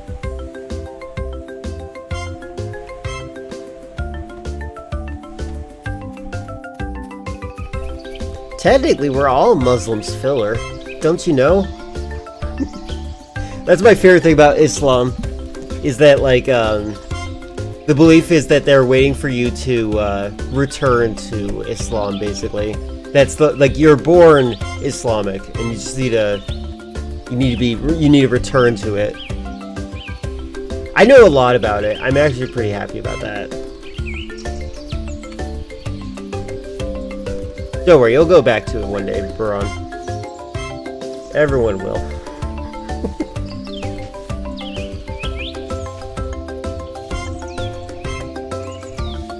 By the way, Filler, I assume it's not the King James version, right?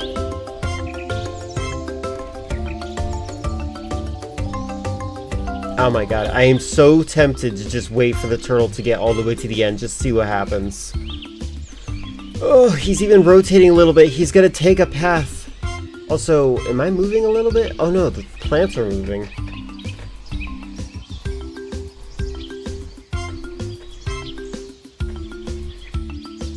Has a lot of replay value? Okay, I believe that. What's gonna happen in the game? Who knows? For him to just turn around, he might just turn around. That might be what happens.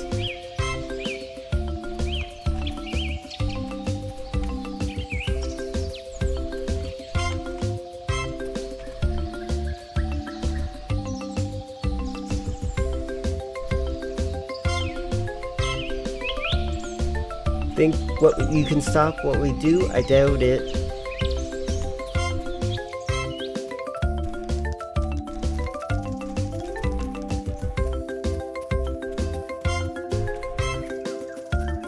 But yeah, I just want to point out, like, look at how unhappy they're gonna be.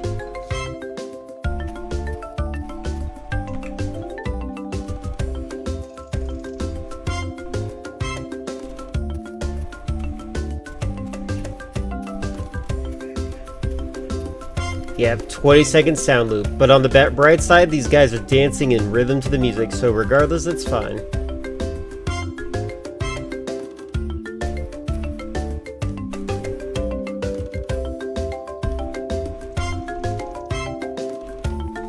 I have a bad memory, so I might have been. Oh, wait, sorry.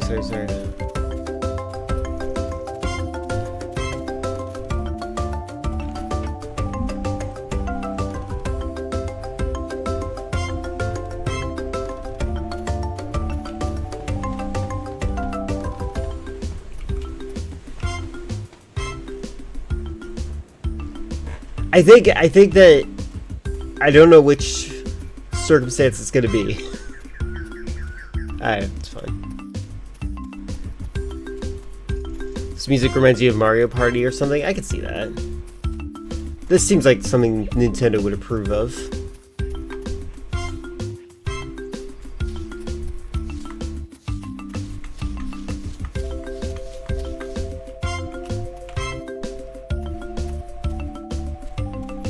Alright.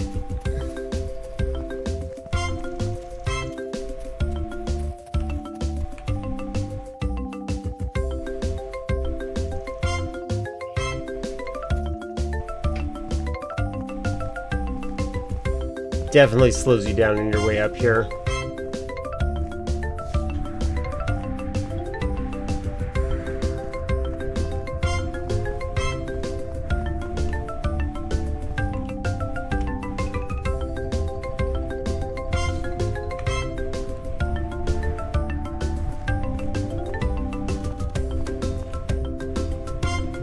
No, you would, but like it's also when I'm going up, like, but when I'm going down, it's my normal speed. It's like, oh, you're getting close. You're getting close.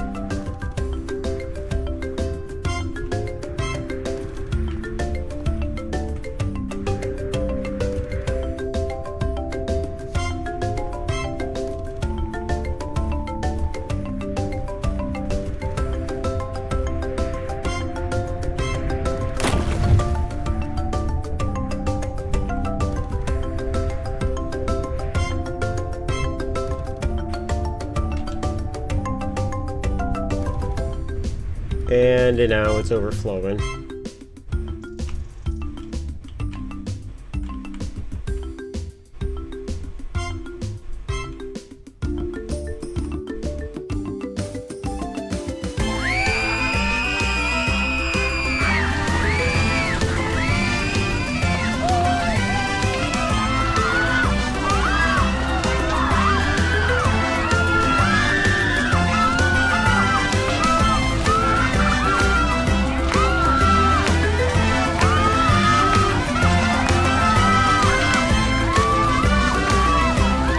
Fools.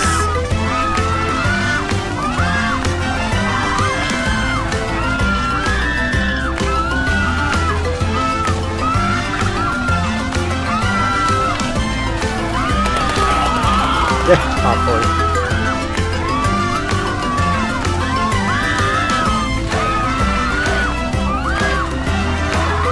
Well, that's cute. At least we have got one survivor.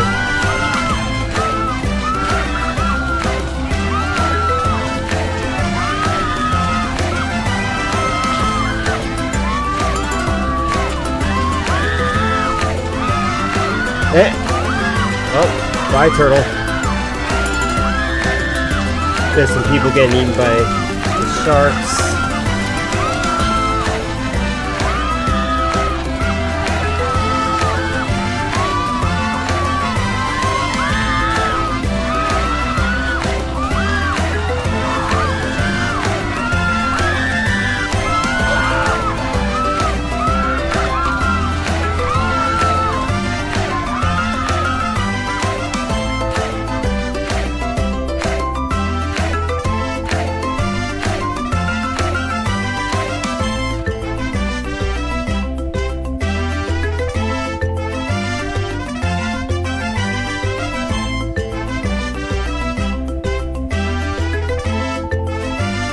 I can't.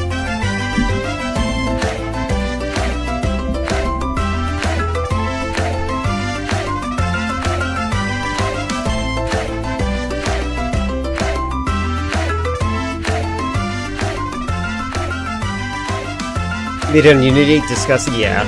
Also hello, Gibson.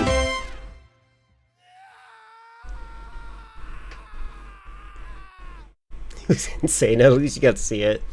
I would have postponing that for as long as I humanly could. They play the alley-oop until the baby falls in the lava. Oh, maybe I should see that again, huh? Alright, let's memorize where the baby is.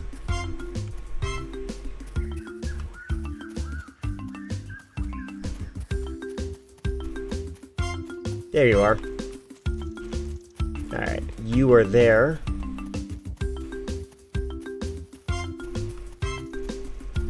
Excuse me.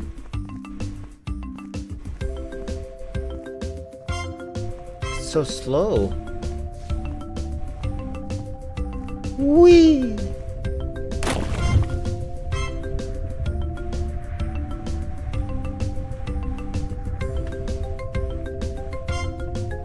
I like the music changes.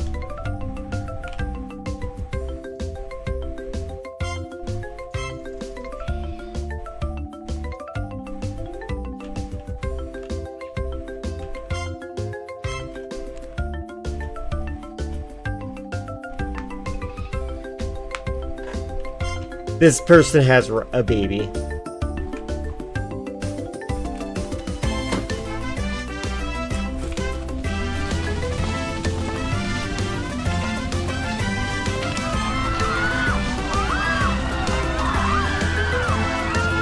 At least we know there's an afterlife.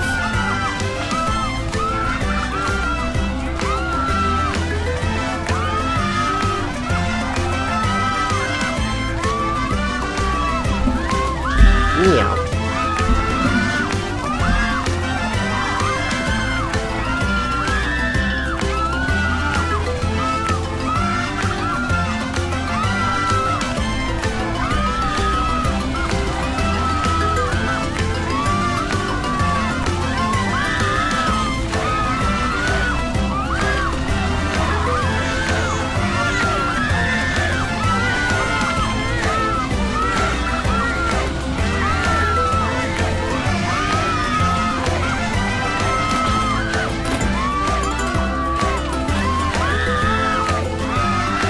Well.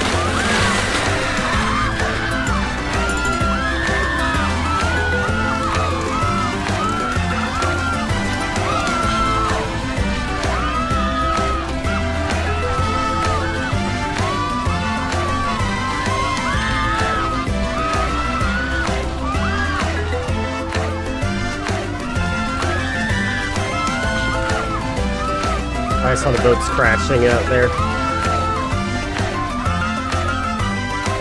Very foolish people. They were pretty close to a volcano, to be fair. But there are even islands to this day that are inhabited by people that are the tops of volcanoes, like Hawaii.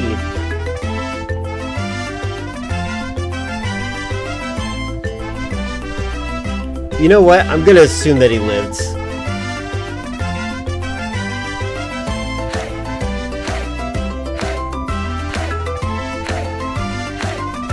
Rest in pizza.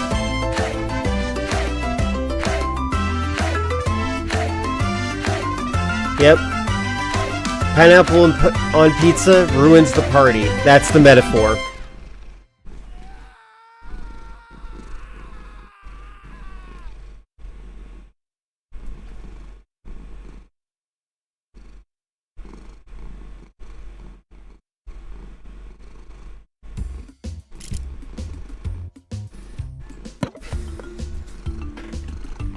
I wonder if there's like specifically something that the developer really wanted the player to see.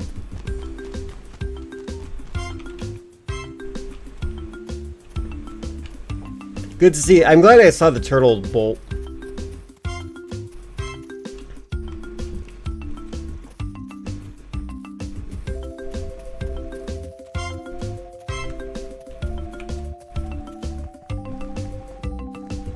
Good to check the achievements, that's true. I'm gonna check what happens with the old people. Whee!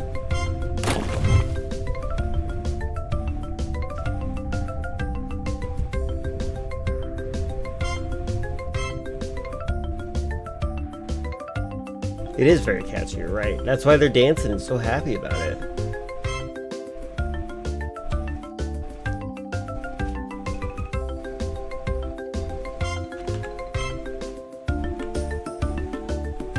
Oh, wait. Statue head. Maybe that's what I want to see.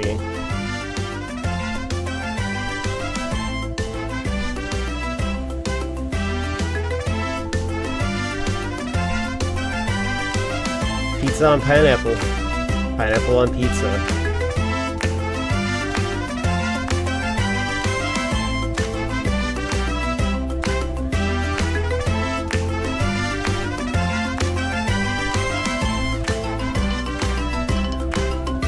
One of the Wolverine comics, he fights Kurdish soldiers. That's interesting.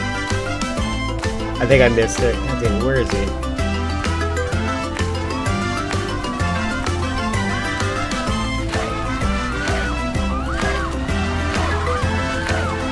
I went the opposite direction I should have gone.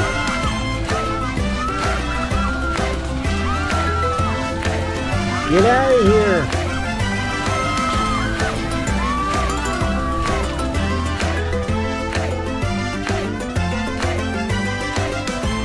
There it is.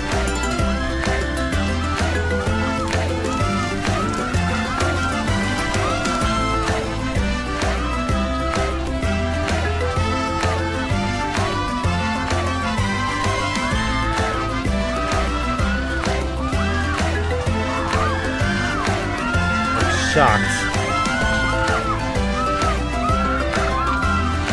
Hey, thank you for the subscription.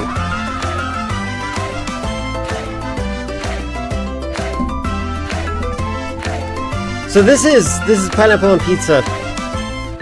It's a game that it's not really like there's like I just spent a ton of time just kind of like observing these people be happy, and then I throw myself into a volcano and it kills everyone.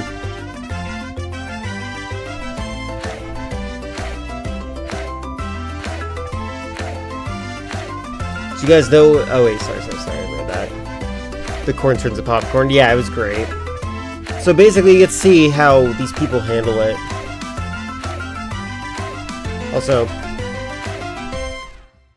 real quick, because I got the got a subscription, I gotta play the subscription song. One moment. Let me just make sure I do this. There you go. Subscription song.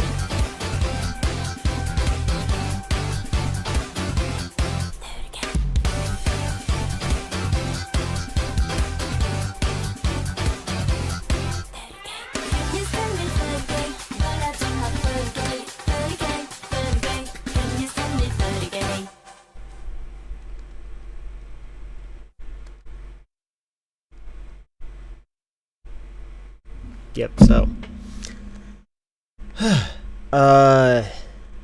Yeah, I like it too. Let me make sure it's visible, my chat, so I can see things. There we go. Oh, I muted it, so. So there's like all sorts of characters, like they're dancing, they're happy.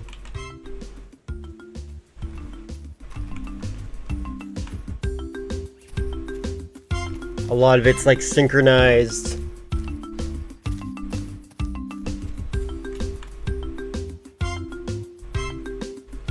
There's a baby. I have to say, I think the baby is my favorite one when the lava comes down.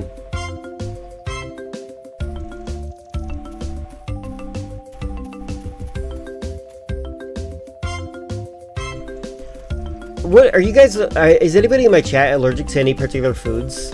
Just so I know, so I don't accidentally bring food to you.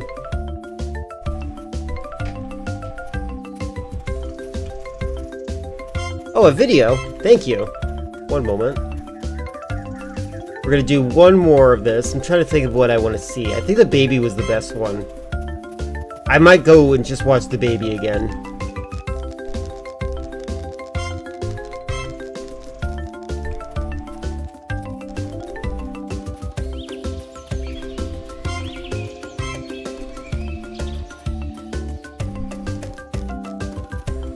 There's an achievement for escaping by boat? Oh, that's interesting. So yeah, that's the guide right there telling you what to do in the game.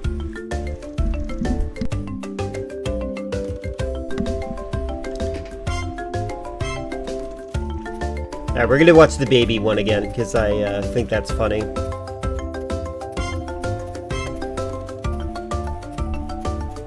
There's some guys on a cliff. You want to watch reappears sends them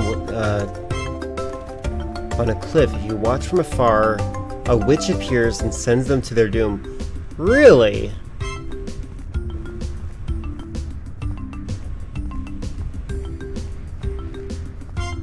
Maybe I should see. Oh, is that the cliff you're talking about right here?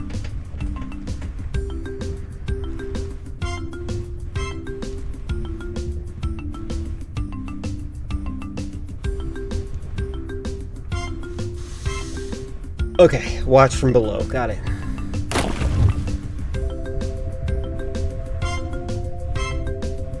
So it's interesting to think that some of the things that happen in this are based on perspective.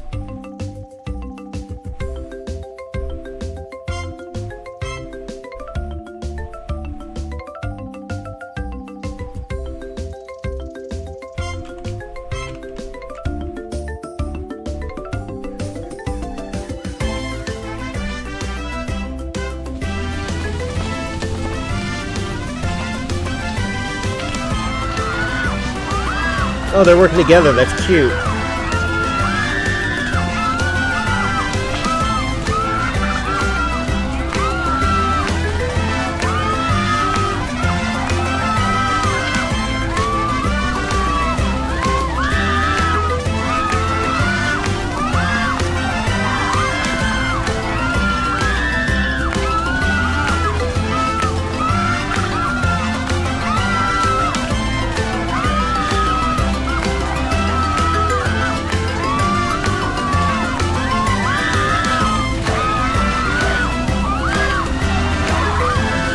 Interesting.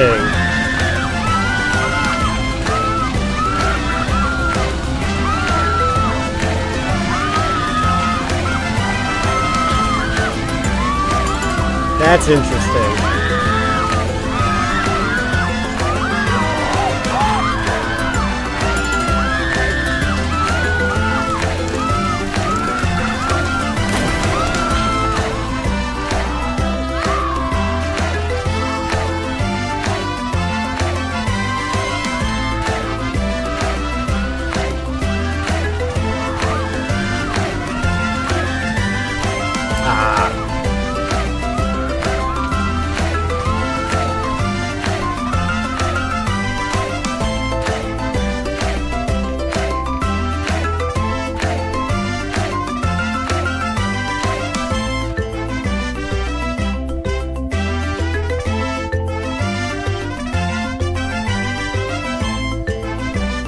Let's check it out. I love juxtaposition. Juxtaposition is my favorite literary element. It is the best.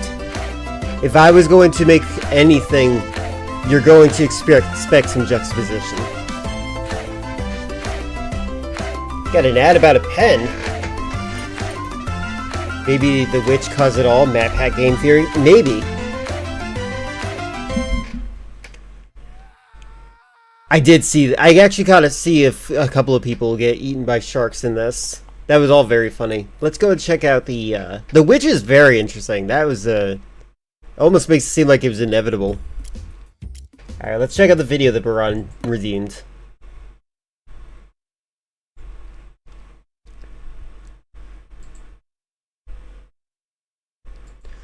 For some reason, whenever I open Firefox recently, I have been, like, my computer's been crashing, and I think it's a RAM issue. And I need to figure this out. I just wanted to voice that out loud. believe The Witch is a reference to another game of the same creator. Oh, okay. Well, that's a good way to advertise that. Alright, let me check out the live chat. The bizarre death of Gloria Ramirez, the toxic lady incident. Is she toxic?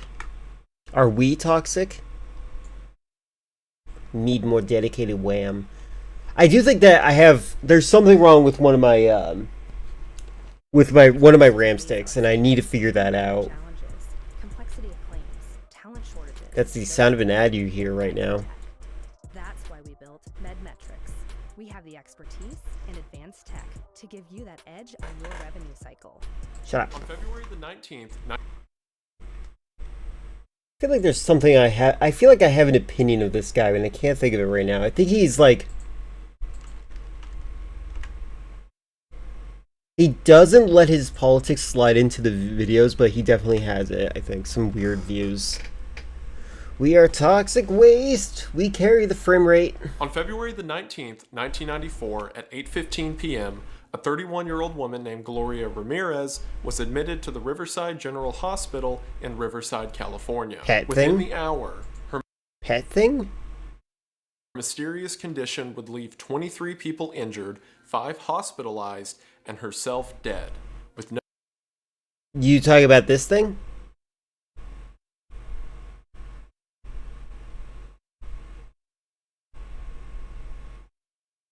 The white thing. Oh, okay. I have a thermostat at my house.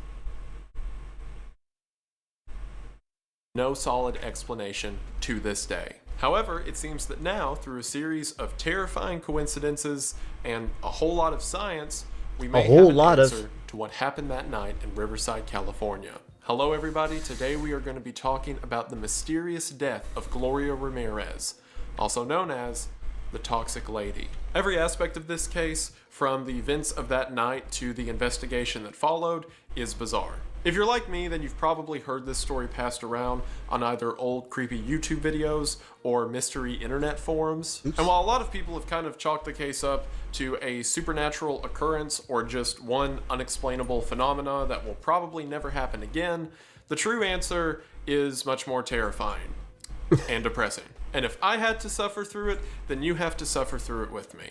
So stick around as we talk about the death of the toxic lady, Gloria Ramirez. And you're not going to have fun with it. I'm going to have fun with it because I get to talk about it, but you're not going to enjoy it. So get ready to watch me enjoy this. But before we talk about that, we need to talk about something that is admittedly less fun. Life insurance. A lot of people either don't think life insurance is important. I'm glad he's wearing a different shirt. It's 3 years ago. I think I could skip it. To get a free quote today. Thank you all so much for watching the ad, and thank you so much to Policy Genius for sponsoring the video. It really does mean the most. Hope you all check them out. Link is in the description, and we are back to the video. We are going to go ahead and get into it, but as always, thank you for watching. As mentioned, Gloria Ramirez was 31 years old.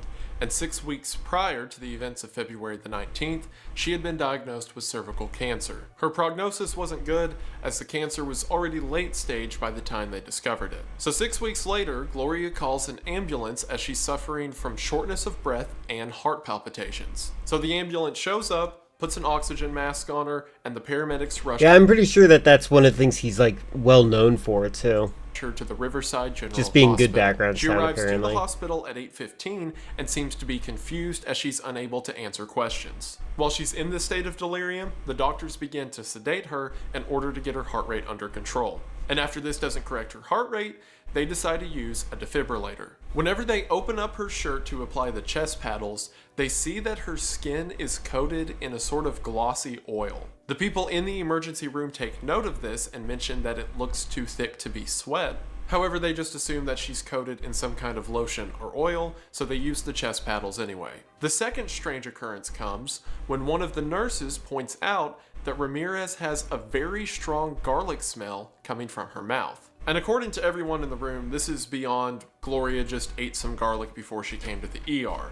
This is an overwhelming stench that everyone begins to notice. However, Gloria is actively dying on the table and they don't have a lot of time to ask questions, so they just keep pushing forward. A nurse named Susan Kane draws blood from Gloria's arm. However, as she draws the blood, she noticed that there's a strong ammonia stench coming from the syringe. While inspecting the syringe, Susan passes it off to a medical resident named Julie Gorginski. While inspecting the vial of blood, Julie notices that there seems to be these floating manila-colored crystals in that sucks. the serum of blood itself. While the two of them were standing there discussing how Ramirez could have crystals in her blood, suddenly, Susan passes out. Yeah, you should assuming things is actually very dangerous in general, but like you, as a doctor, you're basically just like, you're kind of like a detective. You operate based on prior experience and also the experience of others. So that's kind of like your job is to make assumptions based on familiar symptoms. The attending physician in the emergency room, Dr. Ochoa, catches Susan as she's falling. He shakes her awake, and whenever she comes to, Susan says that it feels like her face is burning. Julie, the other person who handled the blood vial, says that she's feeling nauseous as well. She goes out into the hallway, sits down at a nurse's station, and whenever a nurse walks up to her and says, "Are you okay?" right before Julie can respond, she passes out as well. At the same time, the respiratory therapist Maureen Welch, who's in the emergency room delivering oxygen to Ramirez, passes out as well. So 3 people who were in the ER have fallen unconscious, and everyone else in the room is starting to feel ill. So naturally, the immediate thing they suspect is a gas leak. So they evacuate the entire emergency wing of the hospital. All of the patients are carried out on Well, something happened here that he had to censor. gurneys and stretchers and just wait in the parking lot. While that's happening, Dr. Ochoa and a few other workers stay in the room with Ramirez, trying to save her life. However, nothing seems I guess to be it's a working. good thing that he's mostly used as background sound, huh? And at 8:50, Gloria Ramirez is pronounced dead, only 35 minutes after she arrived at the hospital. Wait, you don't think At this COVID point, counts? The people in the emergency room thought that whatever was happening, it was coming from Gloria. So a couple of workers moved her to a quarantine room just to be safe. Right after Gloria's body was moved into quarantine, one of the workers who had moved Gloria, a woman named Sally Balderas, began vomiting and said that it felt like her skin was burning. To make sure that the hospital was safe, a team of people in full hazmat suits investigated the emergency wing. I'm glad that they're following a protocol right now. They found that there was no gas, chemical, or biological leak in the hospital. So whatever was happening must have been coming from Gloria. To contain whatever this was, Gloria's body was placed Is this actual, like, footage from the event? in a sealed aluminum You found a casket. charger? Awesome. After this, the emergency rooms were able to be used again. However, 23 I hope it people works. reported feeling nauseous or ill, and 5 hospital workers were hospitalized. Among those were Susan Kane, who spent 10 days in the hospital, and Julie Gorginski, who spent 2 weeks in the hospital. So immediately the question became, what happened to Gloria Ramirez? And it became a national mystery, as you can imagine, as to what caused this bizarre spontaneous sickness. Well, after 1 week, an autopsy was conducted. The reason they waited a week was so that if she had some kind of biological agent or supervirus inside of her, that Oh my god, We an knew our ad. last Verbo was going to be incredible. We didn't know the hot tub was broken. Okay, I swear to god, they're doing like weird sound issues deliberately to normalize AI. This is not AI. But the sound that they just played there was so disruptive. it had enough time that it wouldn't be re-released whenever they actually performed the autopsy. They performed the autopsy in full hazmat gear as well, just to be double safe. And the craziest thing that they found in the autopsy is that she was completely clean. Or at least she was clean from any chemical or radioactive elements that would have caused what happened in that emergency room. The only things they found in her system were Tylenol, lidocaine, codeine, and Tygan.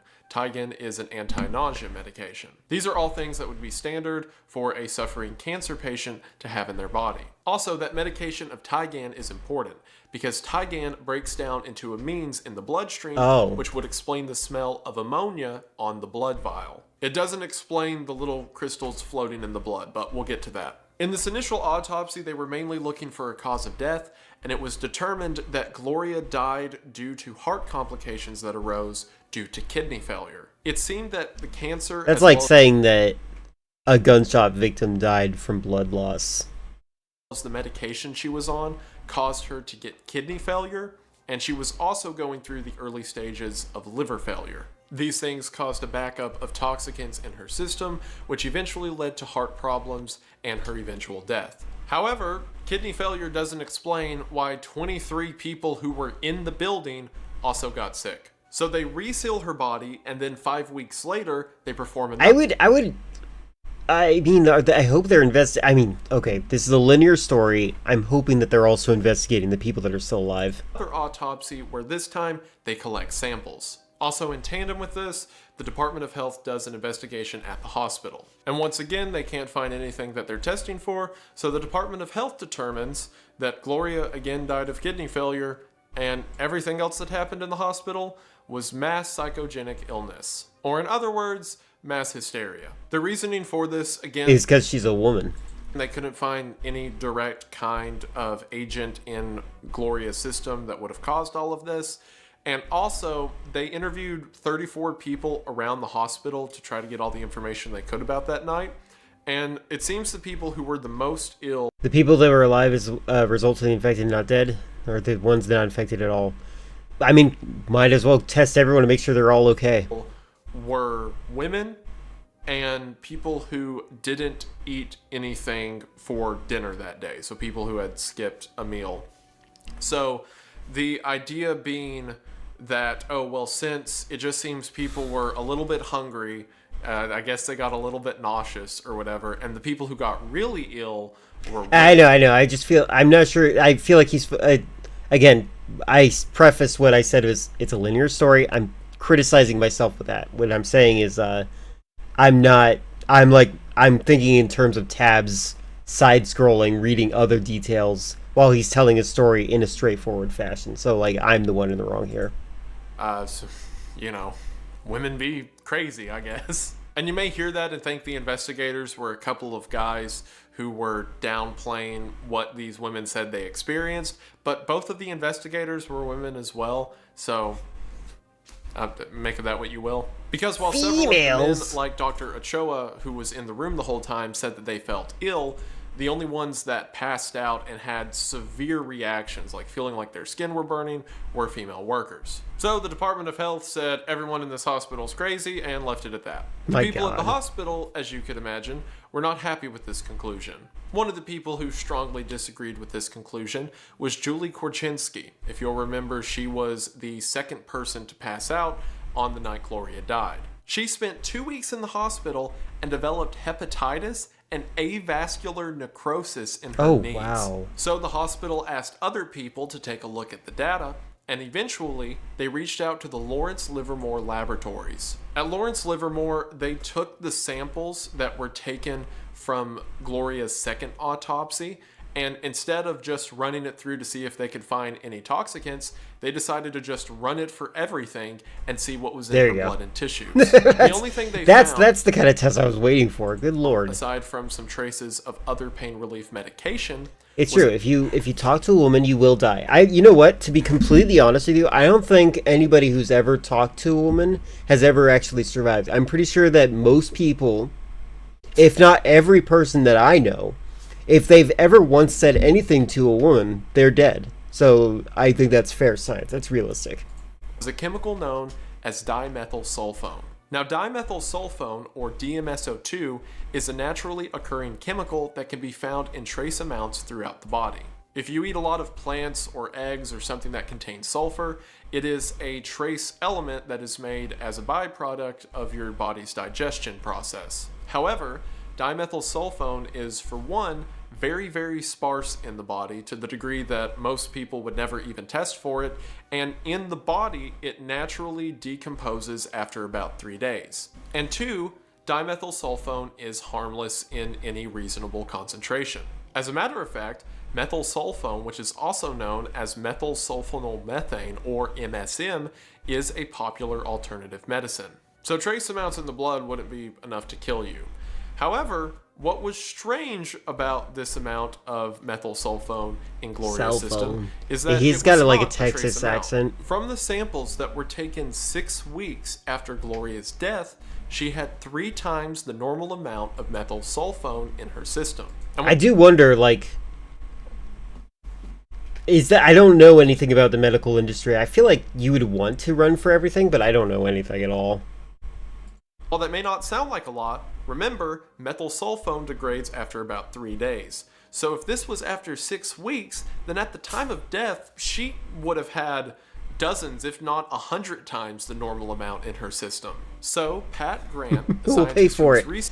You know, this is why we need to get taxes into medical stuff instead of out of our own pocket. Researching this case, decided to do some more digging, and he discovered a link to something known as dimethyl sulfoxide, or DMSO. Now, dimethyl sulfoxide and dimethyl sulfone are very similar to each other. They're just one oxygen atom apart. And DMSO has a whole history when it comes to medical treatments. Back in the 50s and 60s, DMSO was thought to be a sort of cure-all. People would take it as a pain reliever for sprains or breaks. They would take it for headaches. They would apply it in a sort of ointment. I wonder how many medicines are currently, to this day, being used as like catch-all medicines that don't actually help.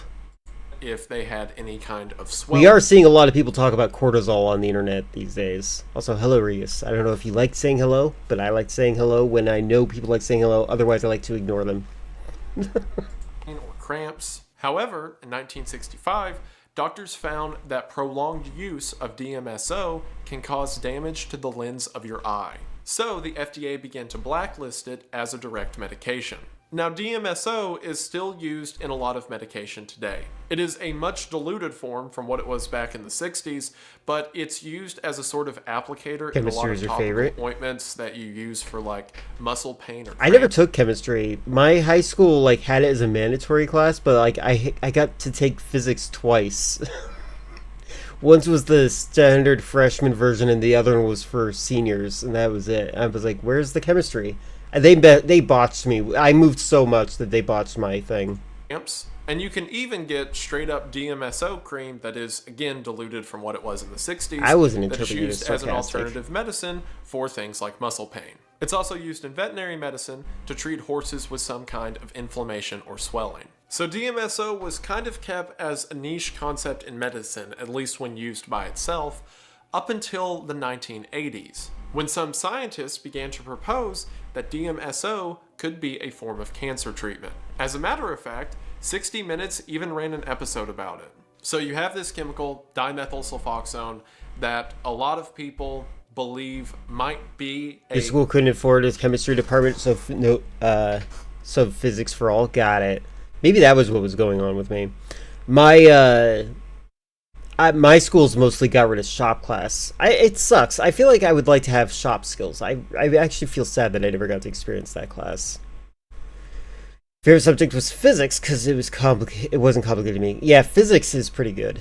I like physics. Kind of cure-all or treatment for cancer. I was considering doing vehicular forensics at some point. Like if there's a car accident, I could identify what happened.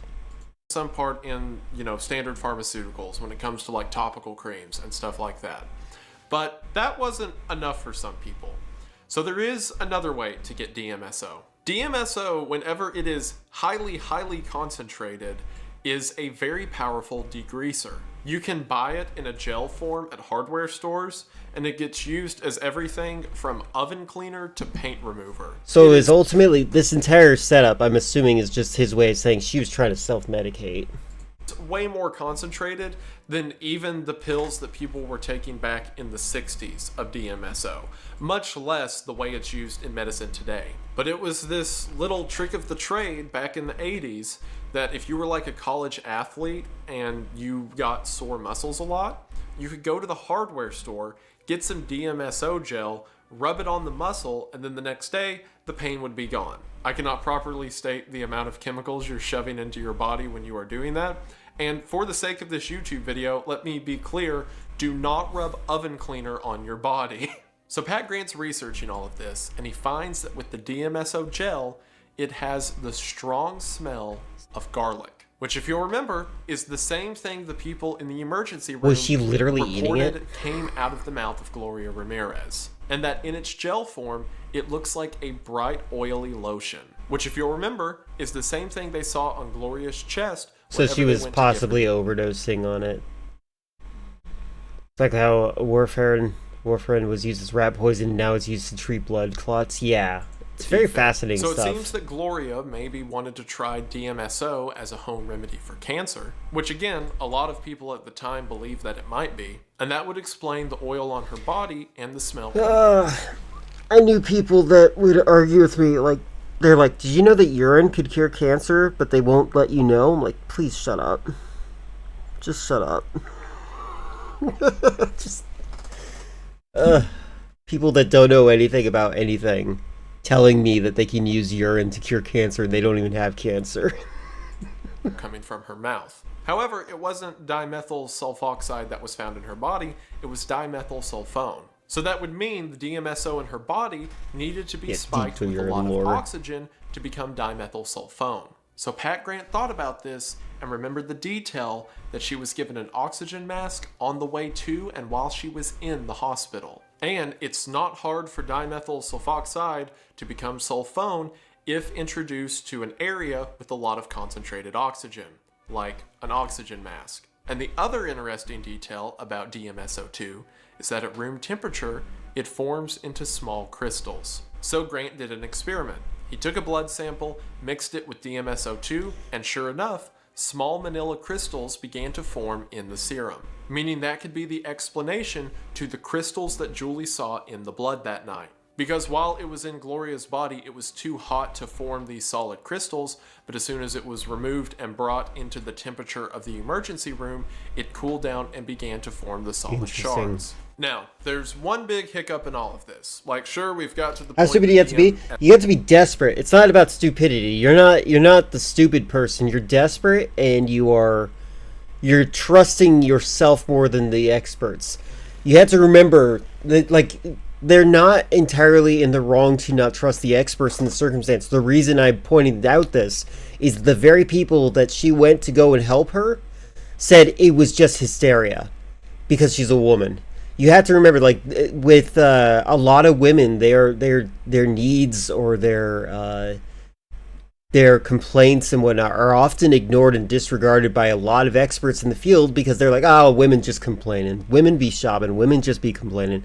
So, like, it tracks to me that they wouldn't trust the doctors to help them because the doctors don't exactly treat their symptoms with the same level of certainty and clarity as they do with, like, other patients or, like, people they know. They just, like, they're like, it's just another woman. So, like, I agree it was stupid, but, like, at the same time, they were desperate and probably, I don't know what circumstances they were trying to treat, but, like, this is the culture that we create with the kind of society that we have where women are treated this way. You have all your limbs. That just proves that it works, Fate. Good job. SO could have been what she put on, and that was converted into DMSO2, which would explain the smell of garlic, the oil on her body, and the crystals in the blood. And remember, the smell of the blood was explained with the nausea medication that we already established she was on. So it seems that all of that's taken care of. However, neither dimethyl sulfoxide or dimethyl sulfone is toxic, and especially not toxic enough that it could get into the air and make a bunch of people sick. So Grant continued to do research, and he found that on the same tree... learn how to cook. I wish you the best of luck. Don't set anything on fire. Of sulfoxide and sulfone, there is another chemical known as dimethyl sulfate, or DMSO4. Dimethyl sulfate... Spoiler, he accidentally said that earlier, and he had to correct himself with a visual. ...is a nerve gas, or more specifically, it was tested in the 70s and 80s as an agent for nerve gas. Oh, by the way, further friend, you're right. Things have not changed, no. My mother, to this day, doesn't trust doctors. And she was in the medical field. She was like one of the people that, you know how nurses do more work than the doctor a lot of times? She was one of those people. Not a nurse, but somebody who actually did most of the legwork, told the doctor what they thought, and the doctor prescribed medicine based on that.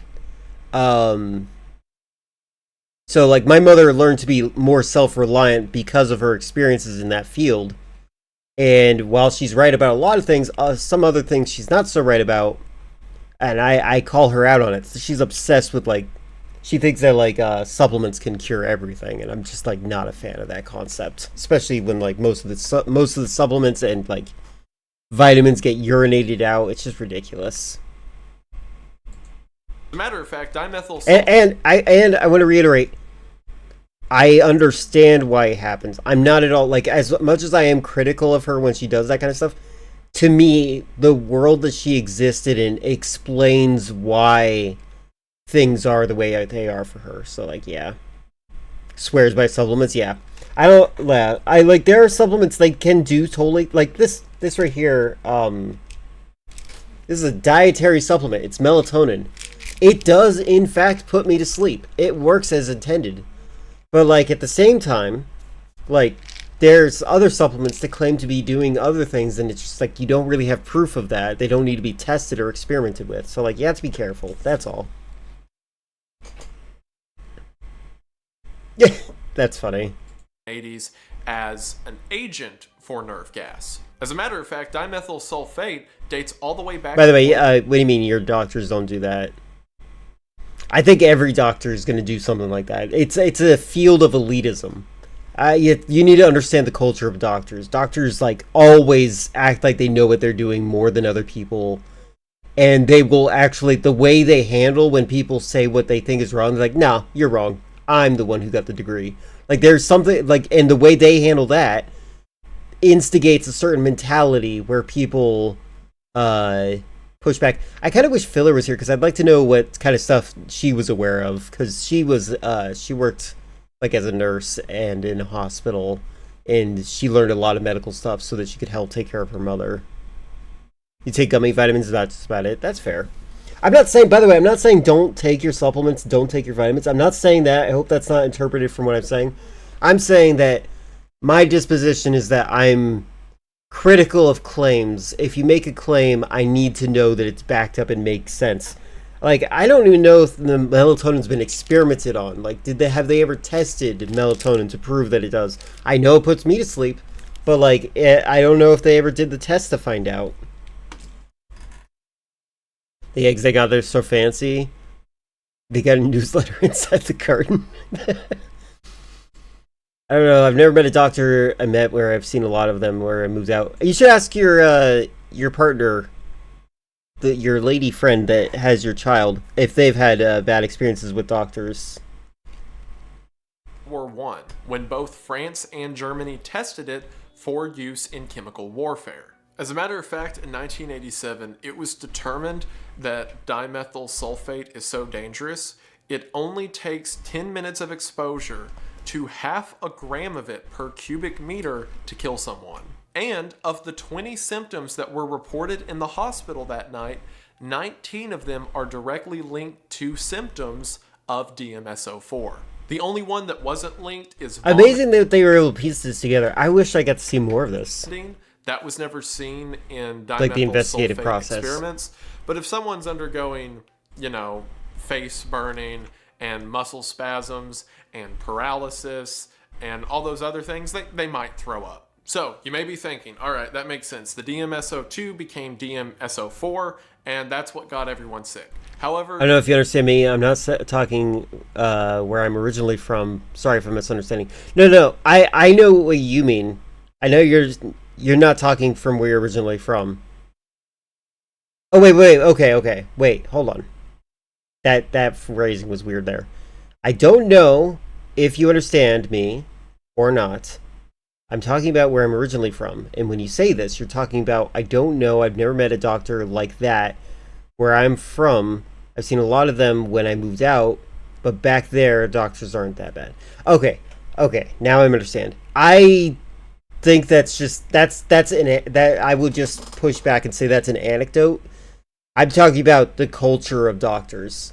It's your anecdote is like, well, I don't know. You say it's raining, but I'm inside my house and I'm completely dry. Like, anecdotes aren't reality. You need better sample sizes. Like your one experience, like I've had nothing but good teachers in my life. I've had great teachers my entire life. They taught me really well. They are very effective, and I love them. Except for one. That's it. That's my one complaint. However, my brother had the opposite experience. Most of his teachers were awful, and he had one teacher that he liked. Now, am I going to blanket slate all teachers? But, like, no. But there's something interesting to be had there. There's truth between both of our experiences. In England and Ireland, you've met a lot of doctors that are like that, though? Yes. I do believe you on that. But I'm just saying that, like, even, like, your original experience where you're originally from is that, like, it's possible that culture still exists there, that you didn't experience it. I do think, though, that it might be a white thing, though. There is a hiccup in that theory. While it's easy to make DMSO2 because all you do is just add another oxygen atom to the sulfur, you can't just add 2 more oxygen to make DMSO4. Because for DMSO4 to happen, the sulfur has to break both of its methyl bonds, which are pretty strong. My organic chemistry class is finally coming back to. Everybody knows that the place no, you're interrupting the science. Jeff Goldblum, you need to shut up. Freak. Every one thing, brakes you can trust. Our certified technician. Is this an AI? Check every detail. Get out of here. Help me.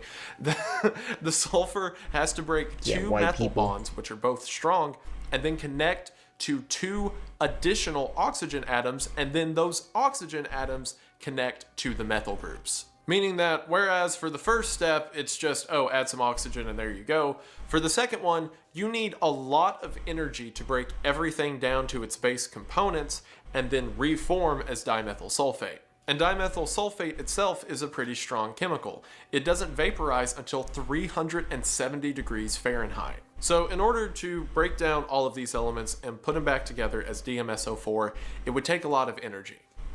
But do you know what's got a lot of energy? A defibrillator.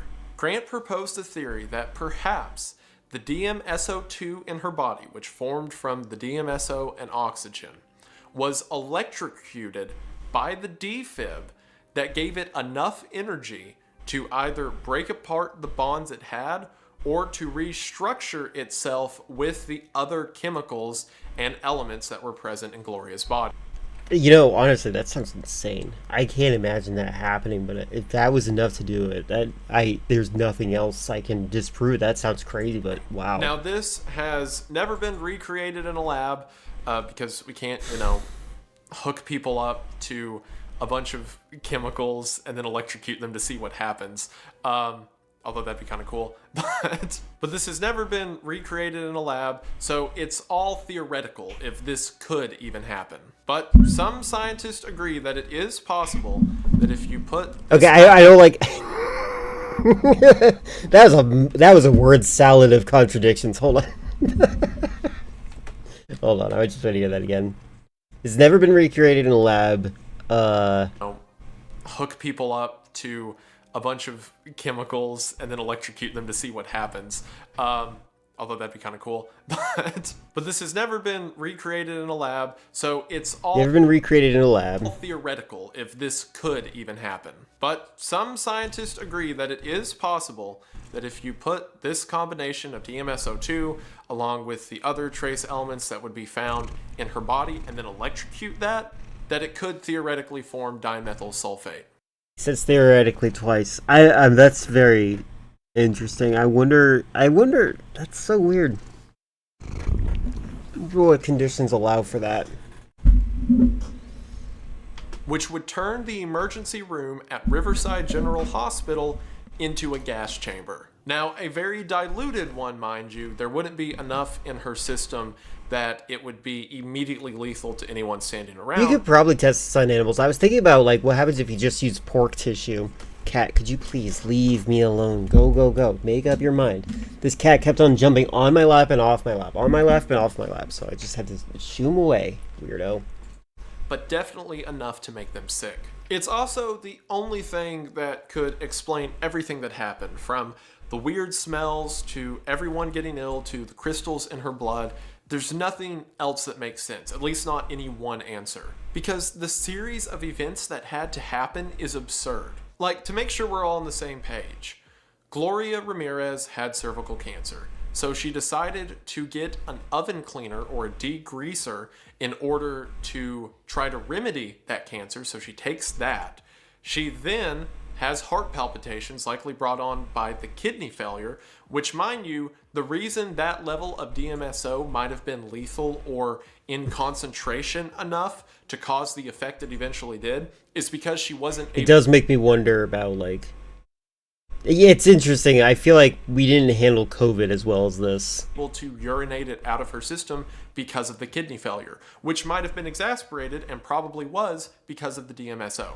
So, because she takes this alternative medicine and also has kidney failure, it creates a combination that whenever she gets into the ambulance, the oxygen that's pumped into her lungs combines with that to make DMSO2. Again, fine for now, but then that compilation of DMSO2 that's staying in her system gets electrocuted with chest paddles, which in that moment turns Gloria into a toxic gas factory. One of the most bizarre one-off moments in medical history that almost killed a lot of people and perhaps definitely killed Ramirez. Which, if that's true, then no wonder they were unable to revive her, because the inside of her body was producing a nerve agent. And yes, again, while without another chemical being added, it takes 370 degrees to get this stuff to vaporize, a small amount of it will vaporize naturally. This would explain why just the women were severely affected, as they were the only people to make immediate contact with Gloria's blood, mouth, IV site. So why the trace vapors of sulfate would have been the strongest. Perhaps small enough to just make the people in the building sick instead of killing everyone. Now, it should also be mentioned that the family of Gloria has vehemently denied that she ever used DMSO. And I hate to go against, what a family says about a lost loved one, but I don't see any other way this case could be explained. There's a lot of conspiracy theories about the case too, which are completely unfounded, but I have to mention them because it's me. A few of the weird details are the syringe that contained the actual crystals of supposedly DMSO2 disappeared. No one was able to find that syringe after the incident. And while that isn't unheard of, a lot of people used it as fuel for the fire. Another detail is the coroner, who was originally investigating all of this, took his own life about a month after Gloria died, so people think he was silenced. The other weird detail is Gloria's third autopsy. So Gloria had the first autopsy, that was a week after her death. She had the second one where they took samples 6 weeks after her death. And then the family, who didn't believe the hospital or the laboratory saying it was the whole DMSO thing, had a coroner do a private autopsy 10 weeks after Gloria's death. During that third autopsy, Gloria's heart was missing and a lot of her internal organs had fecal matter on them. And a lot of people point to these things about the coroner, about the autopsy being weird, and the syringe missing to say there was some kind of cover-up. There was a theory that got passed around the News Times LA that the hospital was smuggling methamphetamine, and that what actually happened is someone accidentally hooked up one of these smuggling IV bags full of meth to Gloria, and everyone in the hospital got hit with a vaporized meth. For one, that would have been found in the autopsy report, and no. Like, trust me, if there's anyone out here who wants to point fingers at an establishment and say that there's some grand conspiracy that people are unaliving themselves over, it's me. But we have to have some kind of merit to work with, guys, or else we're just going to get made fun of. I mean, more than we already are. The syringe was either thrown away or lost in the confusion of the hospital being evacuated. Winston again told a story about how his dad took him to search for a dead body and that he almost found it. So he still didn't find it though, right? And then cleared. Is he taking credit for something that didn't happen? Her death doesn't look like it was related at all to Gloria. That guy had a lot on his plate with a lot of different investigations that he was doing. And if you'll remember, whenever they did the second autopsy with Gloria, they took a lot of samples. And since her cause of death was heart failure, it's reasonable that they would have removed her heart for future study. And also, the third coroner mentioned that a lot of her internals were too badly decomposed to really analyze anything. So it's not out of the question if some... I feel like that's like saying that I almost got hit by a car. Or no, it's like saying I got hit by a car, but I almost did, and I didn't. That's confusing to me. Were removed and others cut, that some fecal matter could have seeped out into the rest of the body. Again, Gloria's family maintains that she never used DMSO, and Gloria's sister has gone on record saying that it is the hospital's fault for Gloria's death and the poor sanitary conditions at that hospital. Although, in following investigations, this was never supported. And while it can never be proved with 100% efficiency because the samples are too old to be analyzed now, and we didn't have any testimony or reports then that were looking for something like DMSO, it seems to me that this is the most likely option, as outlandish as it is. And with this case, I noticed a lot of people who talk about it... He said it, yeah, I know. I'm expressing my skeptical brain, okay? Like, I'm just like... It's a weird story to have for a non-eventful story. Well, there's two approaches to it. There's the approach that I grew up with on YouTube that a lot of you are probably familiar with, where this is treated like a supernatural occurrence, like the mysterious toxic lady who went into a hospital and then everyone around her got sick and maybe she was possessed or like had some kind of demon plague or whatever. And the other approach I've seen is with people who are following the whole DMSO theory that she effectively used a hardware store paint remover in order to treat her cancer, and that is what kicked off the series of events that led to the mysterious toxic lady death. A lot of those people have a tone of, oh, imagine being so stupid that you end up nearly killing a whole that sounds like Baron earlier. Hospital room full of people. Or they at least kind of have this tone that Gloria was dumb enough to use DMSO to try to treat her cancer. And I think the thing to keep in mind with all of that is that Gloria Ramirez was diagnosed with cancer 6 weeks before she was dead. She was a wife and a mother of two who, it seems from the records, never began chemotherapy.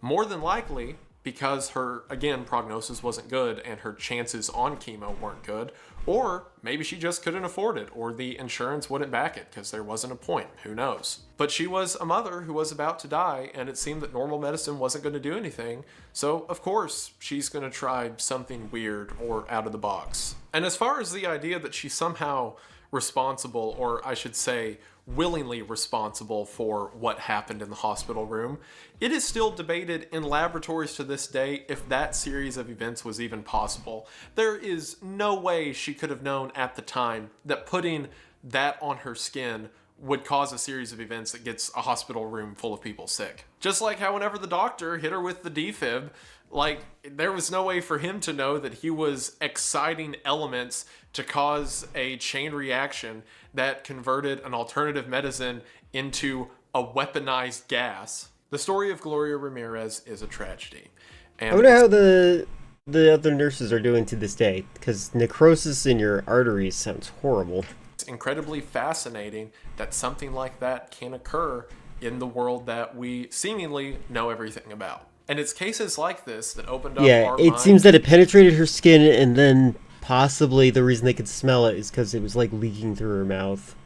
An understanding of the world around because us. It permeated. And hopefully lead to new discoveries in the future. Off of this case alone, there's still people experimenting what DMSO can do to try to better understand ways that we can accidentally form dangerous chemicals in healthcare or industrial settings. And also still experiments of DMSO and its use as a treatment for diseases or pain, that the Gloria Ramirez case is used as an important footnote. So hopefully, in spite of being a tragedy of the past, the story of the toxic lady can reshape our understanding of the future. And I, of course, also just wanted to talk to you guys about the crazy series of events that led a normal heart palpitation into a nerve gas, because that's insane. I have to talk about that. And hopefully you enjoyed hearing it at least half as much as I enjoyed talking about it, and that's really cool. And I'm glad you're here, and I just want to say thank you for watching. Behind every Main Street storefront. I'm actually really curious to know what their most popular video is. What is your most popular video? The monsters beneath us. The monument mythos. Okay. Conspiracy theory iceberg. 9 hours! Jesus Christ! Oh yeah, that's funny. I watched it specifically because there was controversies around. I'm like, alright, how does he handle this topic? I think it's funny, I ended the video around the time that... Lore! Oh, Waco. Interesting. Fascinating stuff. How unfortunate for that woman. You have indeed. And as an American, it doesn't really appeal to me.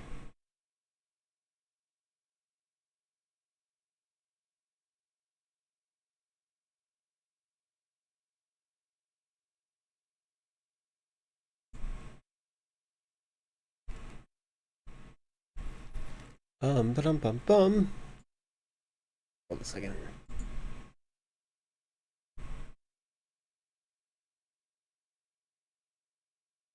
I have a high doubt for this, but I'm gonna say, is Leafeon in here?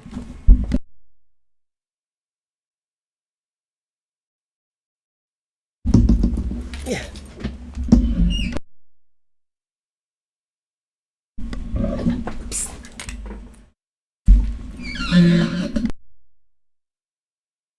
They're being jerks. Hey, get away from there. Come on. Good lord, that separated him finally. There's a monster hiding in the Statue of Liberty, Lynx. You need to understand. I wish. You know, I do think it's creepy. One of the creepiest things I ever saw. I wonder if the Monument Mythos is based on this.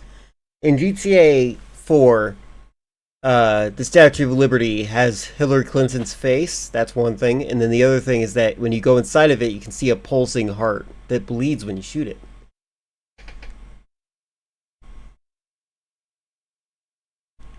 You need to let go. Leafeon has been dead for years. I believe it. Oh well.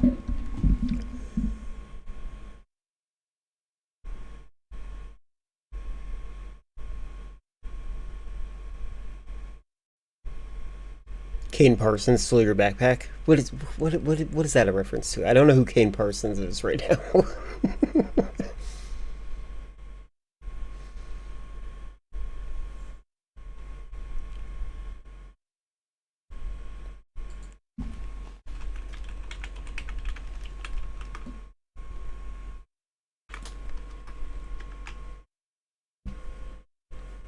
Part of me wants to see some Chod Munch. Because this channel is very entertaining to me.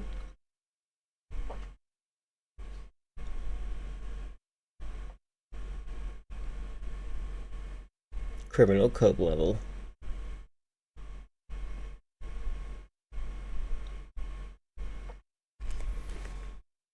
Creator of the analog horror version of the Backrooms. Oh, okay, right.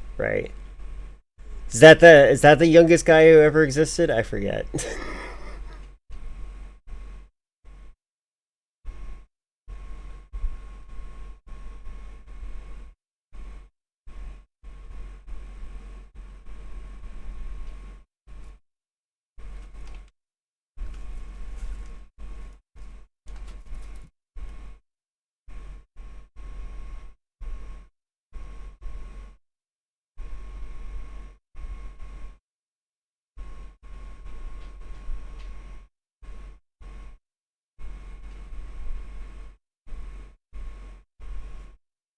Psychics are fun.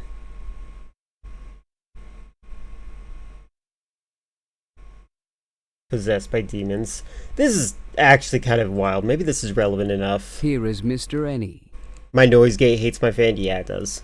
Pretending to be a Christian, but is a wolf in sheep's clothing. What is his mission here among the people? My mother got mad at me for watching videos that debunk psychics, by the way, just so you know. People of God. Can darkness be in the midst of light? No. Capital no. Wise man Daniel moving under the check and conduct of the Holy Spirit. Mr. Ennie's reaction shows early signs of demonic activity. The deliverance has gone to another level, gradually exposing the man's real spiritual nature. The man tears his native top out of frustration and much agitation. The man tosses, turns, and spins, actions that express that he is not at ease with himself. The man tears his pants to pieces as the fire of the Holy Ghost continues to descend upon him. But wise man Daniel Paul's deliverances have been moved over to the Monday live service. Here is Mr. Ennie returning to the Synagogue Church of... Oh my God. Is this actually your voice? Watch the screen of your television. There's so much better psychic, demonic possession videos. Yeah, that was dumb. I don't like it.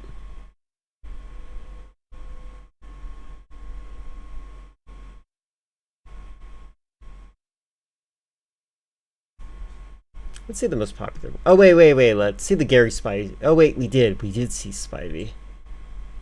Alright, let's see what the most popular is real quick.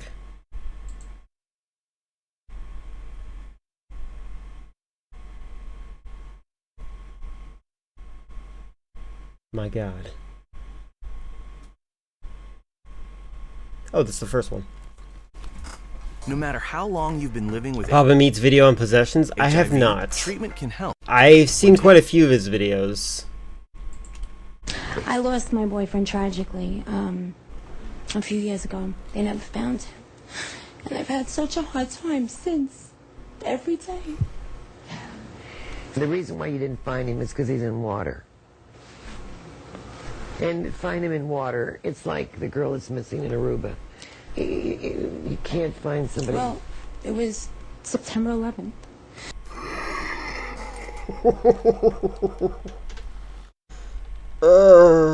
A water of blood, maybe. There was no... He was a fireman, but... Well, no. See, I keep seeing him in water.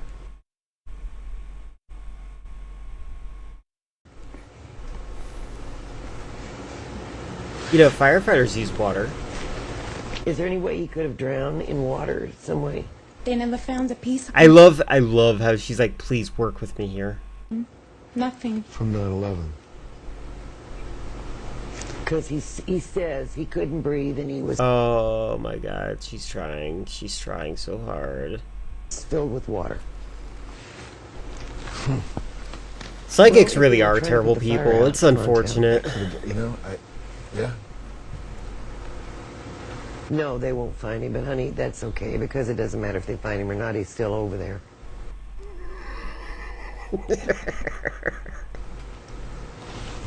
I've been in business with this for over 30 years. So we decided to see what would happen when we asked a psychic detective to help solve a missing persons case. Posing as the distraught brother of a missing child, we sent our producer, Charlie McElravy, to meet with Lori McQuarrie. Hi, how are you?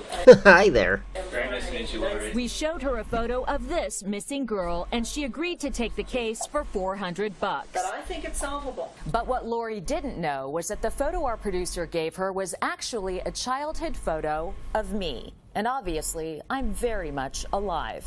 Are you, though? I believe she's alive. I'm sorry. I Psych. believe that it was I remember that. passing.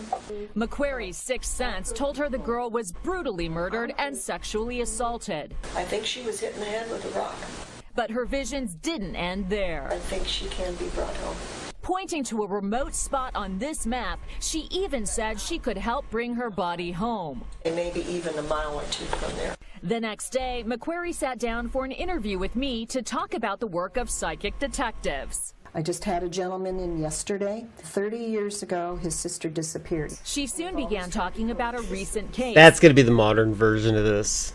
But clearly, her psychic abilities didn't tell her that we provided an AI skeptic, an AI photo, to see if they could tell if it was real. What an idiot.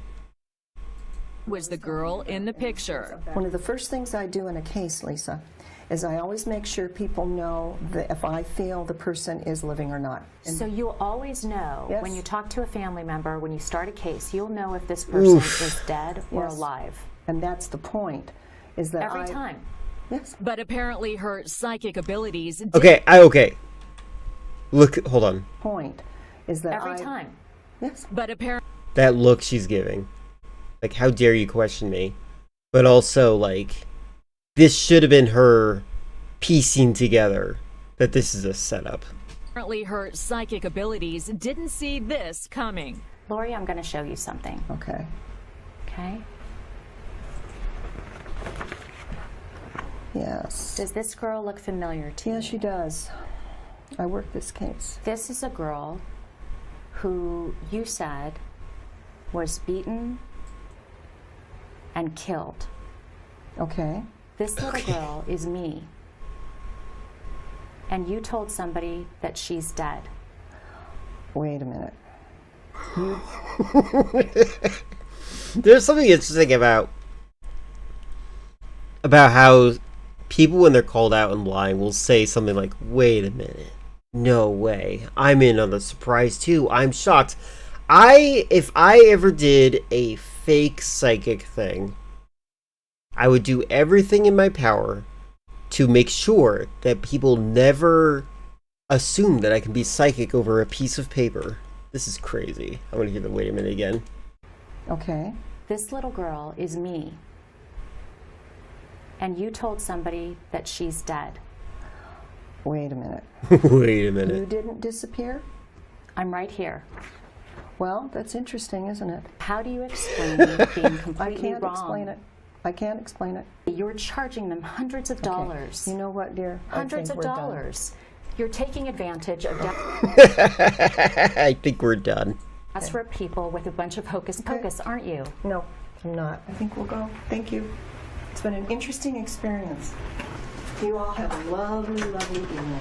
Coward. I invited 3 mediums to a one-time Victorian chocolate factory. I've seen this one where they a all lot. channeled the name George, an evil fat man who was the factory's first manager. She's given me the name of George. And I got the name George. George. It was George, yeah. The only trouble is that George is part of a made-up story that I planted on the Chocolate Factory website a week ago. I feel like he was quite angry about something as well. I think they might be cheating, and I'm curious to see if they'll repeat any more of my fake history. It would be great if you could go into a trance. Okay, I could probably go into semi-trance, but not a full trance.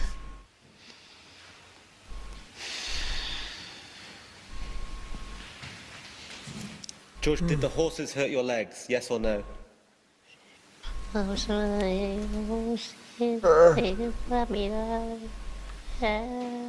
makes me so uncomfortable. Astonishingly, Goldie has actually summoned the ghost of my made-up factory manager.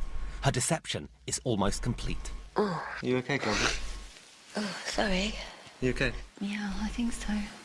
What I'd be really interested to get out of this is Franklin. some surnames, if possible, to try and kind of pinpoint these people. Okay, she's giving me Bull, What's Dog, Bull, Dog. So what's his name? I've got George and I've got Bull. Goldie's definitely researched my internet story. Goldie, can I tell you something? Yes, love. All the things that you channeled today, like, George Bull, the American manager. Yeah, you're going to tell me that Injured it's his got legs. nothing to do with it. Well, I have to tell you, that all came from a story that I made up Oh, did it? with the help of a parapsychologist. And we put that You up put on, it, yeah, I know. on the website. Congratulations. That's a good sport about it. And did you read that website? No. So how did you know all these facts? Oh, never A mind. friend Now of- she's saying she. Oh, okay, never mind. Friend. But I mean, are you still pretty certain about the George Bull thing? I am, yeah. I'll be honest. I chose the name Bull for a reason. Because it's shit. Yeah, I know. I'm psychic. I knew that. There you go. There you go. She's handling it pretty well. You basically retold the whole story Yeah. that we wrote. My guy told me before I came here that I was going to be tested, and I said, fine, then we'll test one another. So does that mean that you cheated? I did.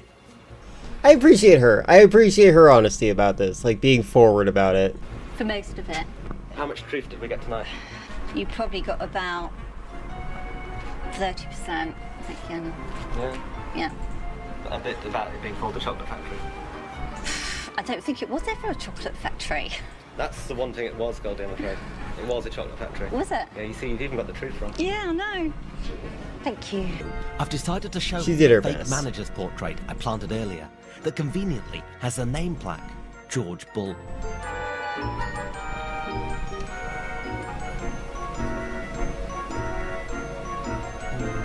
George. Oh my god.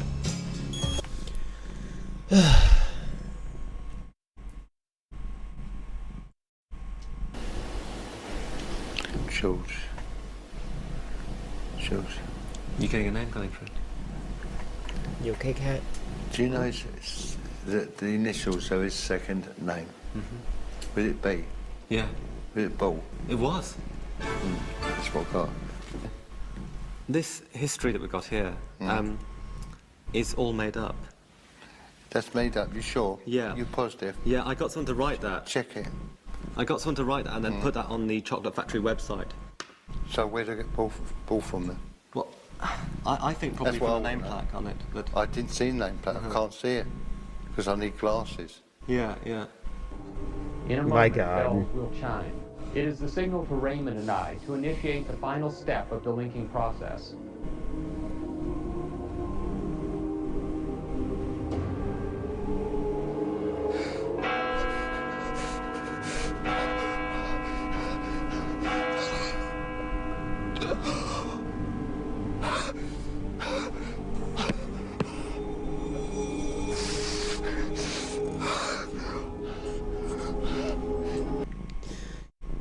You know, Chris, that is hilarious. I'm sorry that I won't say it.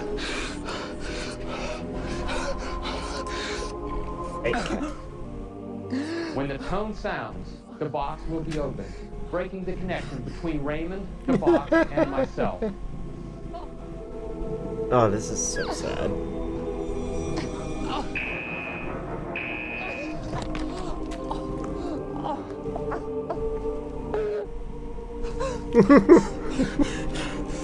That one looks kind of like Raven Simone. Raven. Wait.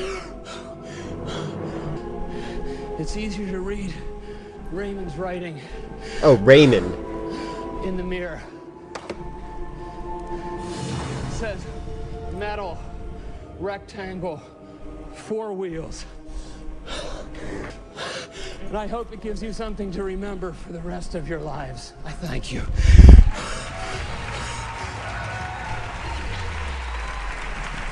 Incels wasn't invented back then.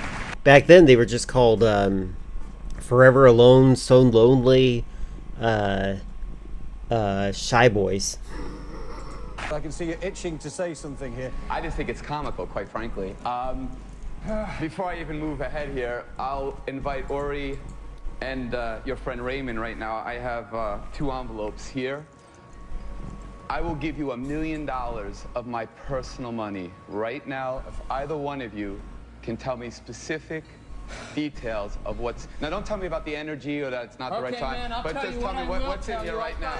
Okay, I'll tell you. I'll tell you. Tell me right now, what's in the I find envelope? you an ideological bigot. That's what I find. What's in the envelope You right now. claim. Tell me what's in the envelope. Again, it's impossible. Like, literally, just like, as a psychic scammer, never claim to be psychic over a piece of paper. What's in the envelope? Don't give me all this bullshit. Tell me what's in the envelope. Tell me what's in the envelope. Oh, blah, blah, blah, blah, blah, blah, blah. Tell me what's in... I like...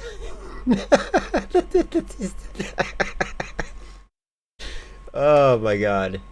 Right here. Guys. Hold me back! Hold me back! Look at this. It's like so kayfabe. Okay, it's a live show. This is not planned. We'll see you after the commercial break. Stay over there. You had a question for Sylvia about your daughter, Michelle? My daughter, Michelle, was 17 years old. She'll be gone 5 years, the 21st of this year. Sylvia, I don't know how she died. Please, if you can, how did she die? She was shot. Well, she was shot. Circumstances around her death? She just collapsed in her room. I don't know, but something looks like, because it looks like a combustion. They found nothing on the autopsy. I don't care, but it looks The like autopsy. something hit her in the chest. They did an autopsy. They did drug. You know, they do whatever they do. It's just she was a healthy child and She was in her. just fell out in her room. Just went fell out. like a Yeah. golf club's fall or whatever. I know, just went down. Yeah. I don't know, but there was something that hit her hard, but you know, something sharp. Did My she play God. sports? We dropped our psychics in the middle of a massive pine forest. There's a rescue chopper waiting for them. Our psychics have just 15 minutes to find the chopper. They've got a map that shows an outline of the area and then something belonging to the pilot. So a personal effect, you know, keys, wallet, something like that. And then our psychics will use that to sense, you know, the right direction. How That's did they do? funny. Let's have a look. She went down like how golf clubs fall. I did. That was pretty funny. Here are the paths of all. So that shows his. That's such a weird. It's like a Donald Trump like limited mentality scope. 10 psychics, as illustrated by the show. Only 4 actually found the helicopter. The rest of them just wandered around, pretending their psychic power was actually guiding them. My guide said, go straight, go straight, go straight. Yep, over here. Let's go, angels. Let's 2 go, of them angels. actually came within viewing distance of the helicopter, but their special ability failed to clue them in. I'll go with that. It's pulling me to the right.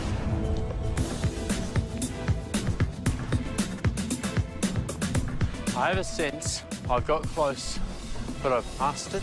You can see from the maps that most of them veer off to the right and get lost, rather than making a fairly That's interesting, isn't it? I wonder if it's because they're right-handed, unironically. straight path to the helicopter. One psychic is supernaturally guided to the helicopter, and look what she finds. I can see her. Oh no. That's a car. Terrible. Back to start. Remember, these aren't just any psychics. Oh They are the no! top 10 in Did you look at that pattern? Oh my God! Look at how she walked. That sucks. Oh my God. That's embarrassing and sad. Good God. Terrible. Back to start. Remember, these aren't just any psychics, they are the top 10 in Australia. Got this lovely picture in here. Oh, you're upstairs. Hello, darling. Hello, is this something called the barn? Is his name Bernard or Barnard? No. Why would he say that? That's our nan. Oh, your nan? Sorry. Sorry. You thrive on your own terms. You. I feel like to cover for any misgendering of a spirit, I would just point out, I would be like, oh, spirits are gender neutral, you know? With his marriage on the rocks, Paul turned to a clairvoyant he saw advertised in his local newspaper. It began with a $60 card reading. Oh, she told me that I had a curse put on by someone in the family. The good news for Paul was she could help, at a price. First, there was the rock in a glass of salty water, $1,000. To remove a curse on the family dog, $700. Droplets of liquid around the boundary of the house, $900. The cash continued to flow. Finally, she orchestrated a special ceremony involving a bath. The water bottled and sent overseas for prayer by a psychic higher order. But cleansing the soul doesn't come cheap. $18,000 in cash. I'm in the wrong business. And how many times did you do that? Oh, a few times, probably about 3 or 4 times. In a matter of days, Paul had drained the family bank account and handed over $52,000. They told me not to tell anybody because if you tell people that the curse would spread. Finally, realising he'd been scammed, Paul called Alana to get his money back. But there would be no refund, and soon there was no psychic. Alana packed up and then vanished. You're a psychic? I'm a clairvoyant. A very dodgy one, aren't you? No. Excuse, I ain't been on no run. You changed your name, your number, haven't changed my and your name. address every Wrong. few months. You False. used to be Alana, didn't you? No, I didn't. My face goes on the air. I'm going to sue every one of you. That's you can right. sue us, but guess what? The game's up. I don't even know who you're talking about. $18,000 to fill the bath up with water, and you I charge don't him even know what you're on $18,000. about, okay? Do you know Paul? No, I don't. I don't even know who you're talking about. Do you remember filling the bath up with water and, Bath? and charging $18,000? Well, we're back with medium James Van Prague, who... I wonder if she ever got into any financial issues or any legal issues with what she just got identified has with. had us fascinated all morning about the world of ghosts and the unknown. And we're going to throw it open to you with our studio audience now. Take it away and Okay. see what you can see. Okay, sweetheart, great. I'd like to start with this lady right here who's sitting right in the first row. I have a mother figure, very strong, coming around you, okay? And with the name of either Mary, Margaret, do you understand the name? Margaret Mary, okay, Margaret Mary. And I got to tell you that I feel before she passes over, though, there's a lot of hard time to walk or hard time to get up and get things going. Do you understand that? And I feel some arthritis, by the way. There's a lot of arthritis, and there's a bone problem. There's also something with the back. So I don't know if she sees to sit and have a pillow at the back of her, or is that you? No. No? That doesn't make sense to you? Okay, and what about trouble with legs? No. Any trouble with the legs? Fun fact for you guys, most people have like a scar on their leg. Because when you're a kid, you run around, you're most likely going to have some sort of issue with the legs, so that's such a blanket statement. Who has trouble with the legs now? Well, my father's had 2 hip replacements. 2 hip replacements. He cannot walk as well as he used to. Oh, no, he walks very well. Okay, okay. Right. Was your mother buried? Yes. Because she's talking about being buried and about an wake, or a funeral rather, and she knows about it. She was very surprised by it all. And who's Kathy or Kathy? Is there Catherine or Kathy? Catherine or Kathy? I also know who's Catholic, but there's someone who's Catholic. Man, he's really bad at this. Background. And, Yeah, we all are. You all are, okay. Yeah. So there was a mass said for her, and she wants to thank you for a mass that was said, and there are prayer cards that are said. There's a picture of Mother Mary somewhere around. Picture of Mother Mary. Would you know about this? Do you know about this? Picture Well, of Mother all Mary. Catholics have Mother Mary around somewhere. Good. Okay. Well, I don't. Usually, you know. But of course, that was years ago. That still goes on. Yeah. So I want to talk about something else with you, though. I said music. I don't know why about music. Did you not do music? Were you going to do music when you were younger and you stopped doing music? No. Okay. You never wanted to play the piano? No. Okay. Who was that one to play the piano? Or music? Or music. Oh my god. These kids, this particular type of psychic is always trying to fish for you to do the other part of most of the work. That's why John Edwards sucks. Yeah, he's desperately trying. She's not doing the leg lifting like he's hoping that she will. Don't know. No Okay. one in my family's Okay. musical. I want to talk about this lady here. Your husband's passed over, or your father's passed over, rather. Father passed over. I don't know if he liked cars. There's no thing about cars, but there's something about cars with him. Oh my god. I mean, told me about this. Okay. I don't know if you just recently got a car, or there was talk about getting a car, or changing a car. Are you living or dead? Do you understand? Do you understand about the cars? No. Did not you just really. get a car? No, Okay. for a couple of years. Okay. Oh, Who had a man. heart problem? Possibly my mum. Okay. Yeah. Okay. She's passed over as well. Mhm. Mm-hmm. Did you know if there was heart situation before she passes? Oh, yeah. Okay, and there was a situation that she was going to either get an operation or a procedure done, something before that, okay? So I don't know if you know that she didn't get that. I also want to ask, I don't know who I'm with Teresa or Terry, but I am. Okay, I got to tell you that. Sorry, what was did you say? Teresa or Terry. Teresa? Mm-hmm. Teresa or Terry. And was there a divorce with you? Never. You never married? No. Okay, I'm not surprised. I'm not surprised. Oh my god. I'm not surprised. Because I want you to love yourself. By the way, that's something, just so you know, I've experienced this with ChatGPT. That's another reason I don't like using it. It'll say things like, this makes total sense. This explains everything I already know. It's like, okay, shut up. Like, are you trying to be a psychic scammer? Like, it's so weird. Yeah, I pay attention heavily to, like, how ChatGPT's language has changed. It it's going into grifter territory. You never married? No. Okay, I'm not surprised. I'm not surprised because I want you to love yourself more. Because you don't. I need you to love yourself more. Oh my god. Okay? I also want you, there's something about the car here with your father. I don't know, but I'm talking about a car here. I don't know what it means. If you're just getting a new car, or he got a new car, there's something with that, okay?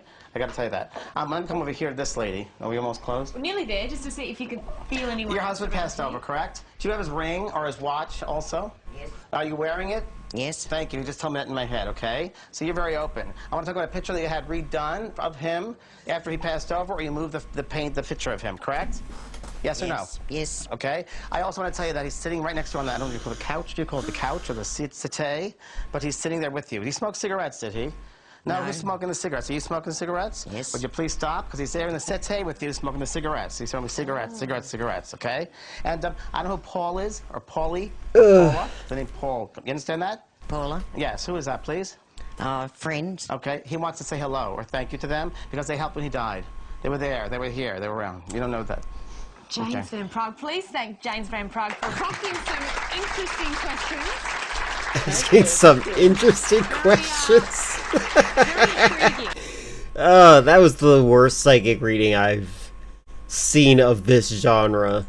Yes, people come tonight, they'll have a great experience. Now, thank you for joining us on the show. Your Yes. website, in case people have got any questions? Vanprague.com. Vanprague.com if you'd like to tune into the other side. Alright, for you enduring all that,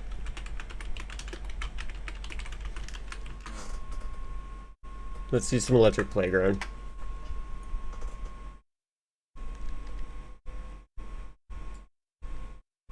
Sensing something about a car, transit, make a bus or a train. Is it involved maybe? Or does it have anything to do with maybe roads or maybe even like? Perhaps they like walking paths. Do they like hiking? Hiking maybe? Hiking? Is there something wrong with their leg? My mother liked watching Jen Edwards, and I hated the show because like it just seemed obvious what he was doing. Do you have a car or bus or train in your life? Maybe public transit?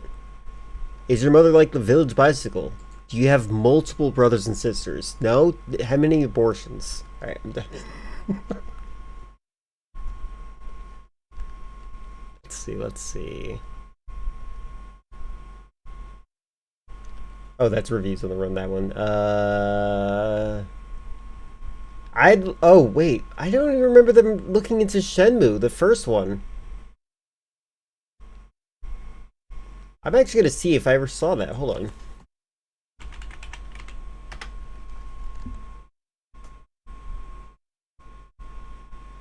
We did watch one on Shenmue. Interesting. Okay, never mind then. I don't remember it. I guess it wasn't that important to me. Okay, let's check out the iPod. I saw that people in my community needed affordable homes closer to their work. You don't know how to find your computer. You need a psychic? I need a laptop. That's what I need. This classic episode of the Electric The Playground daughter, is brought she's to you back. by P&P Games. Your source for everything video games. I'm glad that she Support did the this. It's partners very that wholesome support in my Electric opinion. Playground. Remember, this episode first aired in 2003. Today on Electric Playground, we're taking a look at RTX Red Rock for the PlayStation 2, Midtown Madness 3 for the Xbox, Mega Man Network Transmission for the GameCube. And in Game Break, Tommy and I take a look at Apple's iPod. Game Break.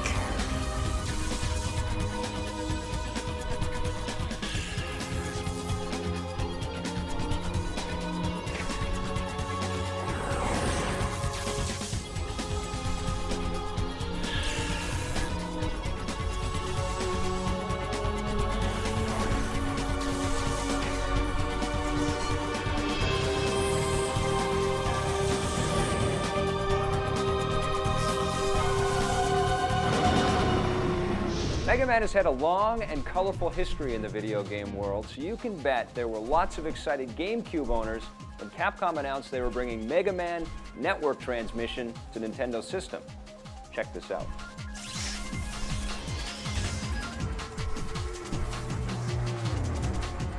here with Nate Williams from Capcom. Now, you guys have a new Mega Man. Yeah, that's correct. Yeah, it's called Mega Man Network Transmission. Here's how the game works. You play as the normal character in real life, Lan. It's a little bit further in the future than we're at right now, so everything's a little bit more technical. You can plug into stuff and you can fix it via computer. Everything, like a toilet, a bus line or something like that, you can plug into it, you can jack in. And the way they do their maintenance is with these little things called the PETs, personal terminals. And then you put in your program, kind of like Tron, But in this game, you get to play as the program too. You live in two different worlds: the real world as Lan, and then the cyberspace world as Mega Man. That's a cool concept. Yeah, it's fun. Tell me a little bit about the technologies behind it that you're using. Mega Man Battle Network, we use for the main characters, we use cell shading technology because it's a 2D, 2D sprite type of stuff.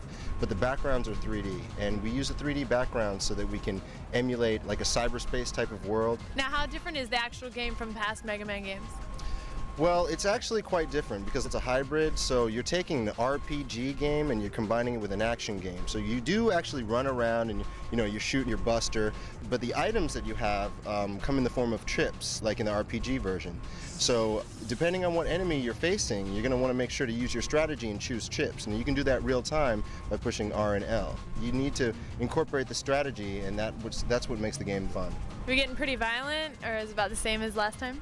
No, I would say that this one might be a little bit less violent than your average Mega Man X. Mega Man X was a little bit more teen-oriented. This one's a little bit more for everybody. But it is, it's very challenging, that's the thing. And that's good for gamers who've been playing for a long time, and they finish games so quickly. I feel like this guy's kind of just saying things. This one's very challenging. You're going to need to use your strategy and your game playing skills. Okay, cool. Well, tell me about the development team for this. Okay, there was actually a team that broke off from Capcom a while back and formed a company called Arika. They've worked on some games for us in the past, like Street Fighter EX. They're a very good company, very strong development team, and they're the ones that were given the opportunity to work on this title for the GameCube. And it is the first Mega Man game that we're bringing out on the GameCube. Gamers these days, they finish games very quickly. It's very interesting. There's something really like, I wonder if this is like him summarizing a meeting they had. By the way. So you're definitely exciting Mega Man fans everywhere. Oh yeah, basically, it's Mega Man's birthday coming up, 15th year anniversary, and we're using this one. Hold on, I want to hear. Did he say basically? Oh yeah, basically. Okay, yeah, this guy doesn't care about what he's talking about. Anytime I hear someone say basically, like that, I only hear people these days say that if they're a child or if they're in the interrogation room and lying about what happened that got them to the interrogation room. Like, unironically, that is my experience with people saying the word basically these days. I don't know what's going on. This guy does not care about what he's talking about. Basically, what happened, basically... Like, well, so, basically... This is weird. GameCube, by the way. So you're definitely exciting Mega Man fans everywhere. Oh yeah, basically, it's Mega Man's birthday coming up, 15th year anniversary, and we're using this one to flagship the rest of the games. They literally gave him like a checklist of things to talk about. We're coming out with this year like Mega Man and Bass and Mega Man Battle Network. Oh my God. Blue and white, 2 different versions. So we're going pretty hard to support Mega Man. He's been around for a long time. He's going to stay with us. Mega Man, the Blue Bomber, he's part of Capcom forever.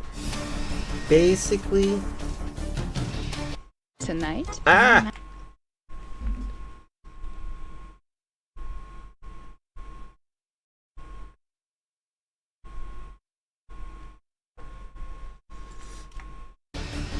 Come on. It's times like this when I'm stuck in traffic that I wish I could just plow through all these Oh, isn't that heavy? cars. I mean, I don't know. I guess it's heavy. Kind of like what I do in the new Xbox game. It's gonna get lighter as I get drinking it. Madness 3. Come on, lady, will you get your out of your car? It's ridiculous. You got to do.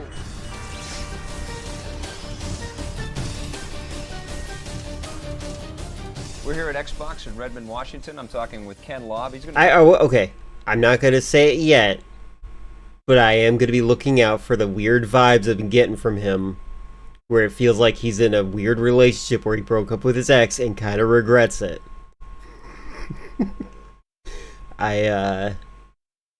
Oh, this is the I paused on the first frame we saw him. We're gonna see how he holds his composure up. Indeed, but it'll get heavier the longer you hold it up.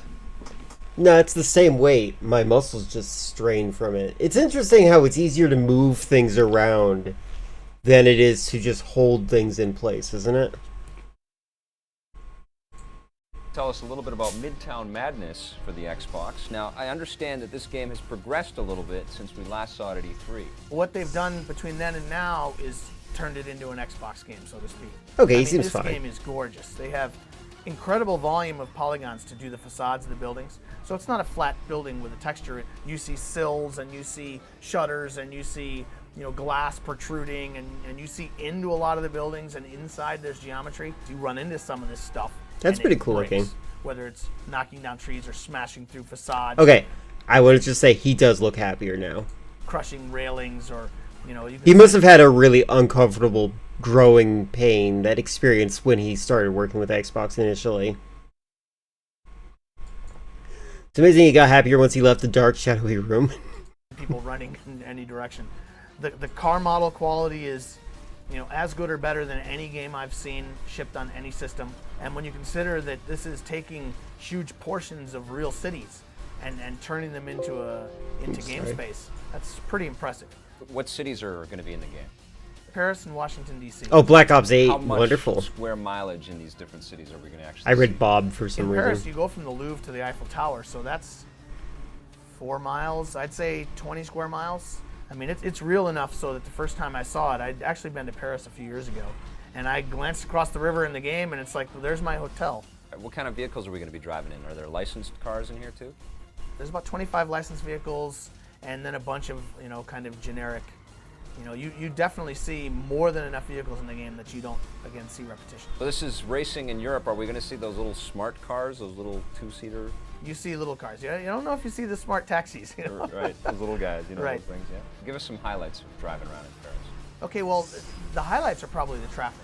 It is really weird, though. His vibe is much better in this one. I need to be very clear. I'm very happy that his vibe is very different here.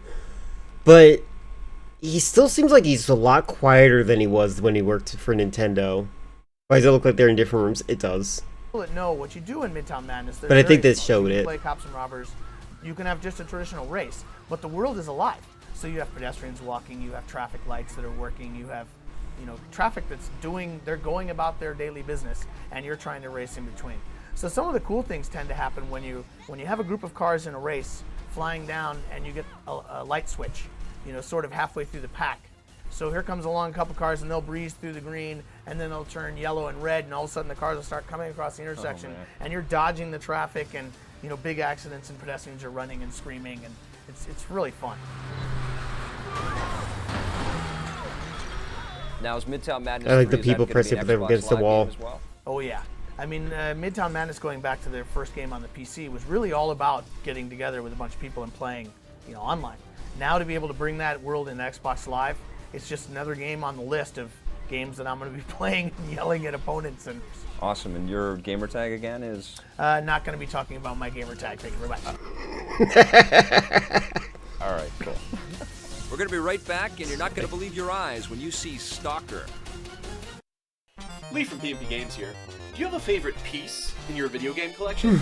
Over the years of working here, I've accumulated a lot of video games. I hope he's doing well these days, but I've Kid come Lob. to realize the ones that mean the most to me personally. Let's probably look into him. The ones that come with a unique story. My favorite thing in my video game collection isn't the Didn't video expect game the jokes to controller go or that far. console at all. It's the manual to Sonic the Hedgehog Oops, 2, sorry. where me and my dad mapped out Mechasonic's move list so we could absolutely wreck him We've seen every this time. one. Hold on, I'm gonna see how Ken Lob has been doing. Shoot. You know where your manuals are? Play forever.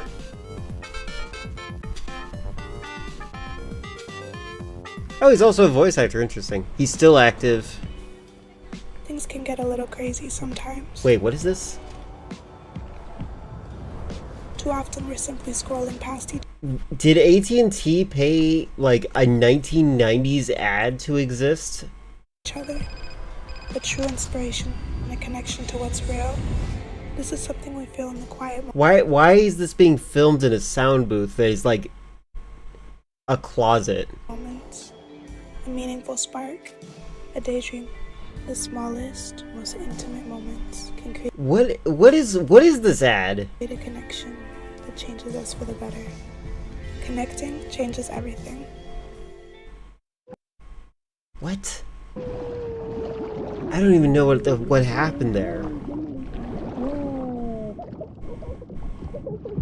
This is for a cruise.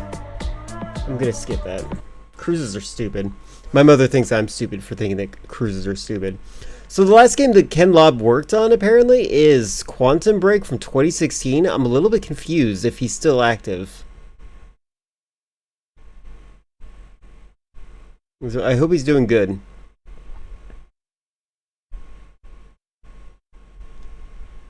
Online courses in an ad? I guess so. Hopefully he's doing well after a fake release date for Elden Ring 2 on Switch. Yeah, the jerk. If you're a fan of the Disney characters, you probably love playing Kingdom Hearts. Well, now you can play with the Kingdom Hearts action figures. They got Goofy in there. Yeah, they got Goofy in there. Good, I like Goofy. Tommy's not a very good voice actor. That's actually kind of surprising. Hey, I'm here with Jess Bansel from Toy.com, and we are talking about Kingdom Hearts action figures, and I got them all standing right here behind me. There's a whole bunch of them. We got Series 1 down below, and a preview peek at Series 2. So you're getting 2 characters in every package here? That's the deal? Correct. It is a twin pack. One character obviously from the game, and the other is a Disney character. And at the SRP that is set for, it's a pretty good deal. So $15 and you get 2 characters. What characters are you getting in the first run here? There's no Mickey Mouse here, I noticed that. Well, Mickey's a whole different ballgame, right? As far as the license. So for the first series, you're getting Riku with Captain Cook, Darkseid with Pluto, and of course Jack Skeleton and Sora. And then we have Donald and Air Soldier. And we have Goofy with the guard armor. Hold on a second. I just got a very recent picture of Ken Lobb right here. This is the most recent picture I can find currently.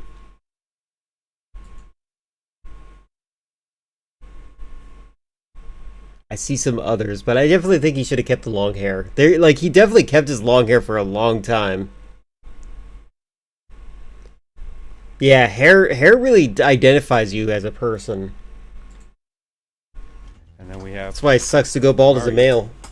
With Malphys. And this is Series 2 that's up here on top here? This is Series 2. It is a tentative series as far as the paints and everything. They have not been 100% approved. The sculpts have been approved, but the coloring might be a little bit different. So you're getting a little bit of a scoop here, because this stuff isn't actually... This is prototype stuff. Do you have a final... That's pretty cool. Prototype. How many different characters? actually That's cool that they had prototypes there. That's really cool. Really cool. I don't know. I played it for a long time, but I don't think I saw every single character that's in there. Well, we do have plans to make 6 series on the first game. And each series will have, of course, 6 different characters. And he said first game. Did you all catch that? Good job. At the 2003 He's got the Game scoop. Developers Conference, there was a brand new first-person shooter game that showcased what today's state-of-the-art graphics cards are capable of. The game's called Stalker, and you won't want to blink through this next piece. Stalker is a game on my playlist that I have to play at some point. Hey guys, this is Oleg Yuborski, and he's come all the way from the Ukraine to talk to us today. What are you doing at NVIDIA? Our company closely cooperates with NVIDIA, and we are doing special optimization for GeForce FX board. And we are demoing here our brand new game, currently in development. It's called Stalker Oblivion Lost, and it's an RPG action game. Well, as I'm looking here at the demo that you have running, the graphics just look amazing for this game. It's so beautiful. Do you find that NVIDIA has got the video card that you want to work with? Yeah, absolutely. We are very... Sorry, just... Has got the video card that... There's going to be a tree that appears here. Going to see some pop in. You want to work with? Yeah, absolutely. We are very happy of how our cooperation has been going so far. We do a special optimization for DirectX 9 and the GeForce FX board. Having this board, it will allow you to... I wish we could have a version of DirectX that just works well with all of them, instead of having me change my DirectX every so often. Have up to 3 million of polygons per frame in our game in real time, and this makes the world being very detailed and sometimes indistinguishable from the photos. Well, tell me a little bit more about Stalker. Tell me about the game, storyline, and kind of what you're doing with it. The game is set in a very murky zone of Chernobyl. And especially for this, we went to explore the area to research, to make a research in the real Chernobyl zone. And 50% of the architecture will be from the real zone. It's 30 square kilometers of the area, full of radioactivity, full of different anomalies, full of gravitational pits, God knows. Anomalies? He used AI to make The it. second explosion happened in Chernobyl zone. I hope so Scientists too. went to research because it's a very strange zone. I hope almost everyone we see does well here. Tommy's the only one who I think I have a negative opinion of that I'm like, I don't care if he does well or not. And nobody knew what is in there, what's going on there. The government decided to cordon off the area because people started disappearing as time passed, and the zone is cordoned off. Mutants started appearing on the borders of the zone, and armies attacking them. Some very strange anomalies happening, and you as a player go in there illegally. These guys who went there to explore that zone are called stalkers. These guys are looking for artifacts. These are objects with abnormal energy. And different corporations, different scientists, they are interested in getting such objects on hands for doing research. And so people, stalkers, they go in the zone and bring out objects, anomalous objects, and sell them and exchange them for equipment. They exchange it for various things to make their life in the zone easier. So the object of the game is to acquire these objects? Initially. But the ultimate goal is to unveil the mystery of the zone. What Zone. generated it, what's behind it, what controls it. Now tell me a little bit about the characters, what weapons are we using, and who are the bad guys in the game? You have many bad guys in the game. First, the army are going to be your enemy. There will be mutants Enemy. in the zone, like rats and blind dogs and fictional creatures such as controllers, they're called, and dwarfs. Some of the creatures possess very abnormal abilities, such as telekinesis or telepathy. Telekinesis. For instance, they can attack with the power of their mind, or they can raise objects in a distance and throw them at you. So there are rats reading your mind? No, rats are going to be just mutant, and that's it. They would just bite you and poison you. The game looks awesome, the graphics are amazing, it's really real, and we can't wait to play. It's really real. Thank you very much. Thanks everybody for the support we've received so far. I've always been inspired by the work of the great masters, and I wondered, could we That bring guy the looked same like a epic flat vision to the earther. small screen? Get out of here.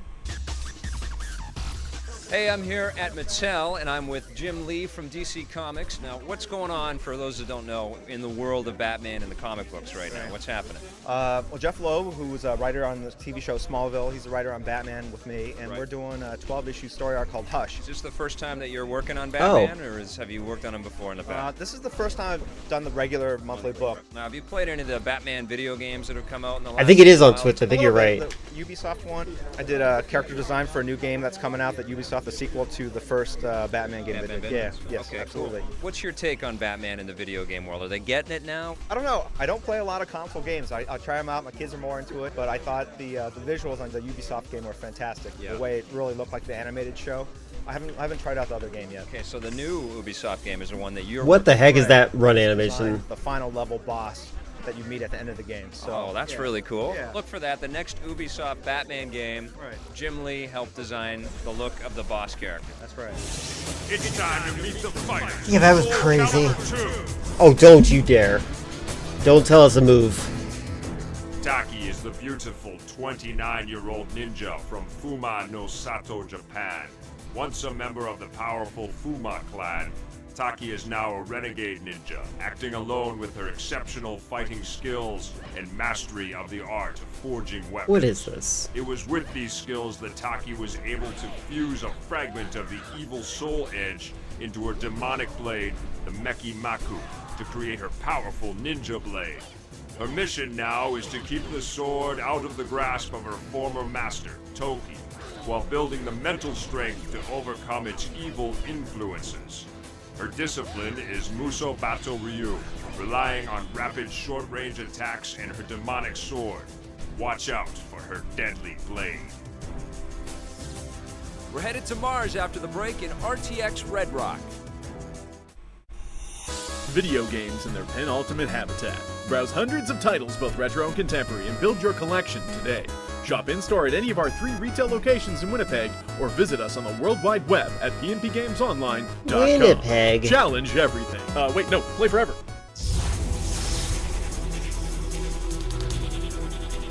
What's it like playing Xbox Live now as part of the general population?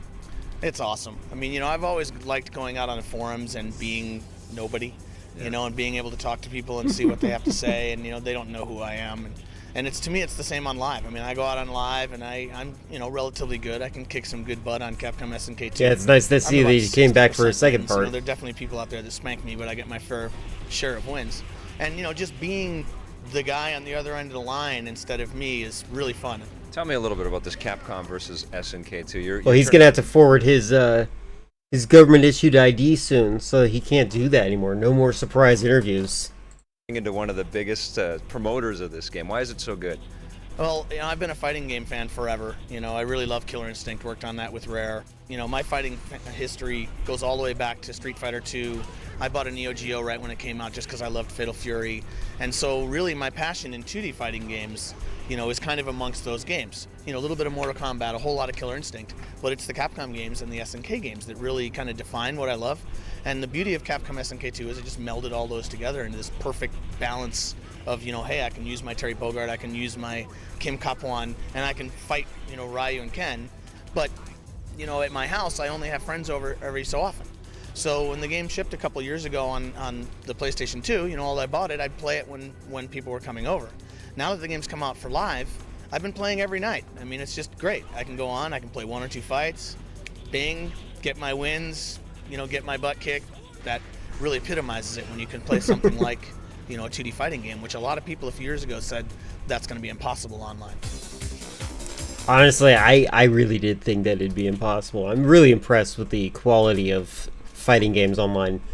I've always felt like the input delay would be a big issue, but it's really not. I'm shocked. Now, for many years, the space program has been trying to land ships on Mars, send people to Mars, and you look at this, but why would anyone want to come here in the first place? It's a bunch of wasteland, desert, it's freaking cold. Anyway, LucasArts has a new game that actually brings you to Mars. You have a whole adventure. It's called RTX Red Rock.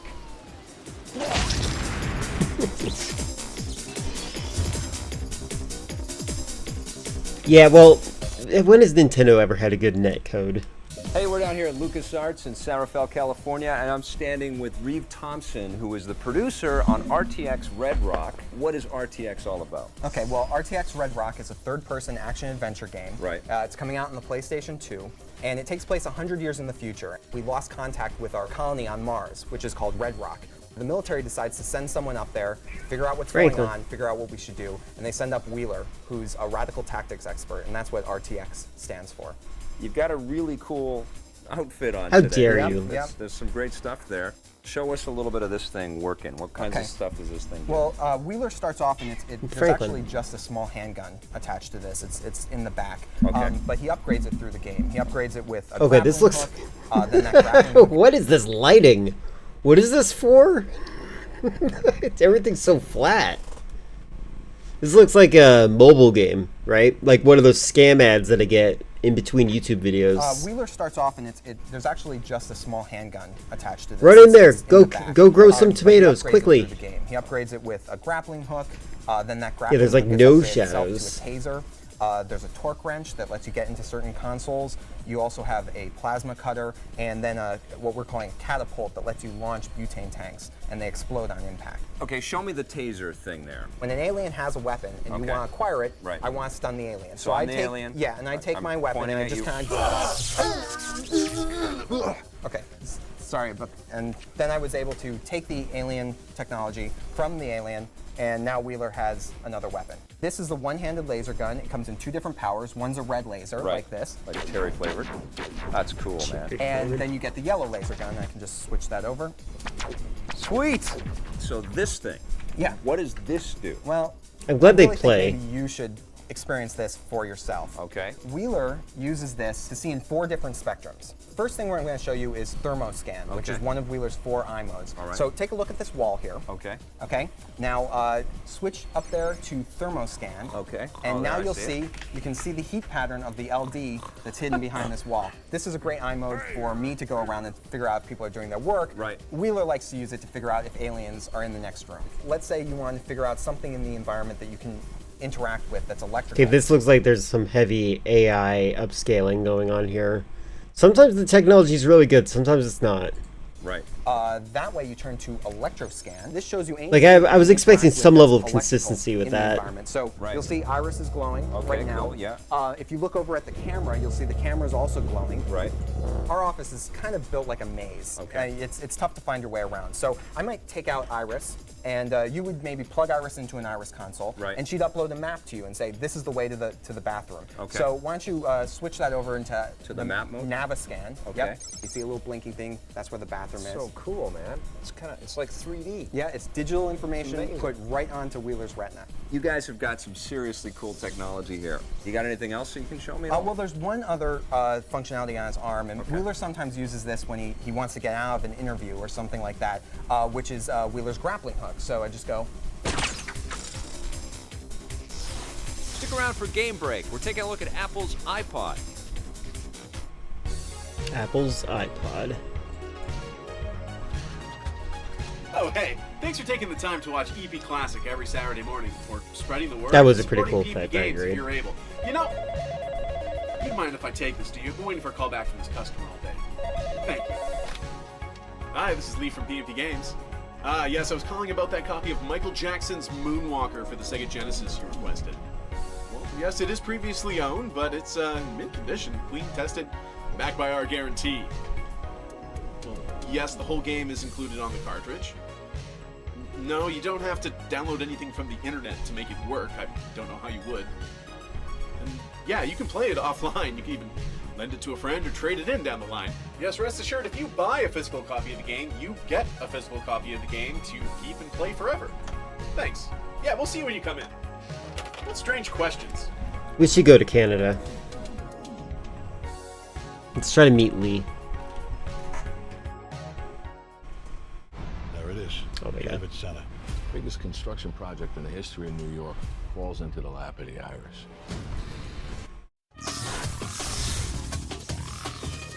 Today's PlayStation 2 gem is Eco. Now, for some reason, not enough of you guys know about this game, so we thought we'd have to talk about it a little bit more. Eco is an action-adventure game with some platform-style elements in there, some puzzle-solving elements. Oh yeah, The Eco, story right. takes It place took me a while to in a masterful recognize that world. game. You play the part of this little boy that has this weird sort of helmet on his head with horns sticking out of it. And you get trapped inside of this enormous castle, and you have to find your way out. That would Partway be through pretty this great. adventure, I think you that'd come be across fun. this ethereal girl He looks so ridiculous on this thing. What is he doing? Ugh. named Yorda, and your job now is to also help Yorda escape. So together, the two characters work through all the puzzles and fend off all the bad guys. Yeah, it's the second time he's done that. Amazing, beautiful scenery. It really transports you. I If the love Eco Boy Eco. doesn't. It's But you can definitely hold a PlayStation hands. 2 gem. Gotta I pick guess it up. they stole that mechanic from Metal Gear Solid 2. It's in Winnipeg.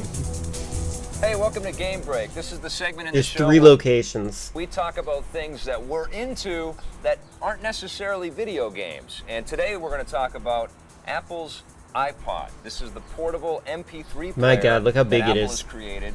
And I gotta say, I think this is probably the best thing that Apple has ever invented. Now they have a 5 gig version, Right. a 10 gig version, but the ones that we had to get was, of course, the 20 gig. The 20 gig version. Right. Now with 20 gigs, you can put days and days and days of music onto the hard drive and pack it around. And basically what you could do is take your entire CD collection and put it into your computer, transfer all the files to MP3, and then shoot it into the iPod via its FireWire connection. And now FireWire is amazing because you can actually transfer a whole CD's worth of music to this device. The problem with Canada is that you guys are so spread out, like it's hard to find out, like you'll have little clusters of people.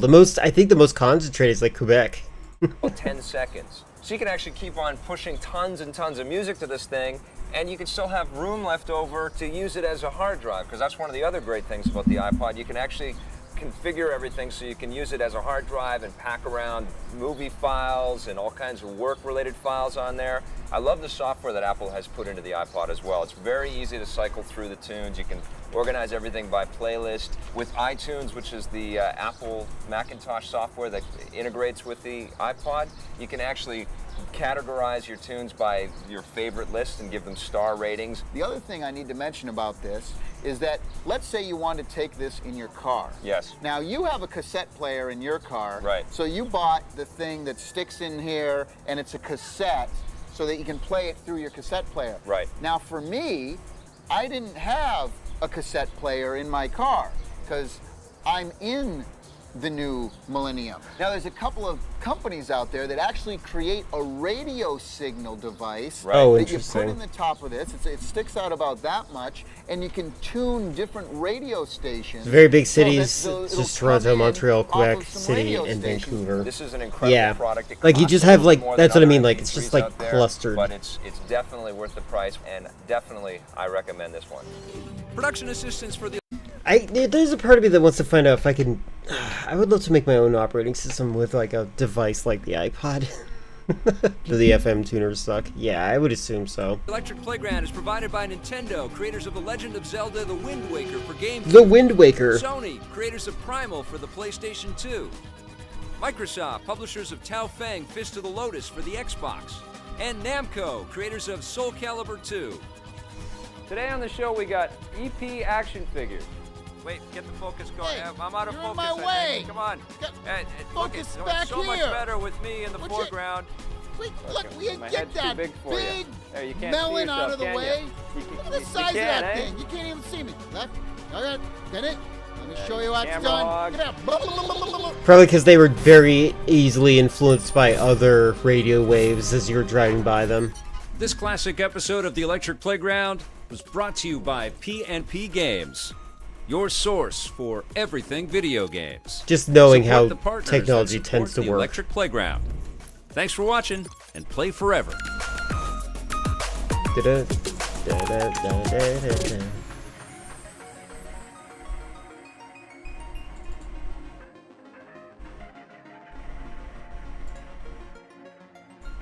But if Chris would like to explain why they suck, that'd be great. Quality's awful and almost impossible to find a clean frequency that isn't already occupied by a radio station. That's... I'm smart. I'm so smart. Had no issues on your radio and MP3 players. Well, this was for the iPod during the year of our Lord. What year was this supposed to be? 2003.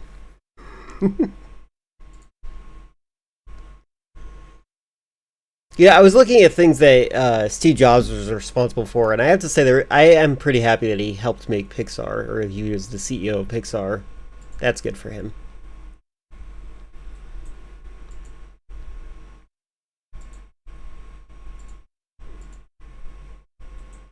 One second.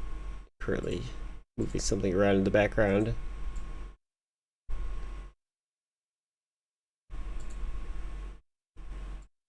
There we go.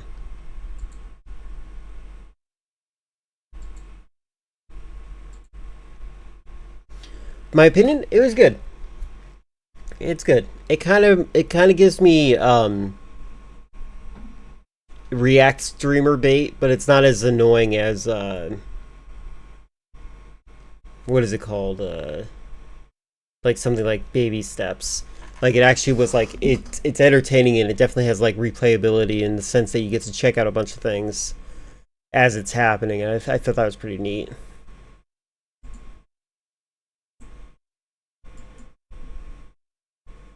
Oh, Chris, did you see? I didn't check the Gaming Miscellaneous channel. Did you see the Doom thing that I linked to?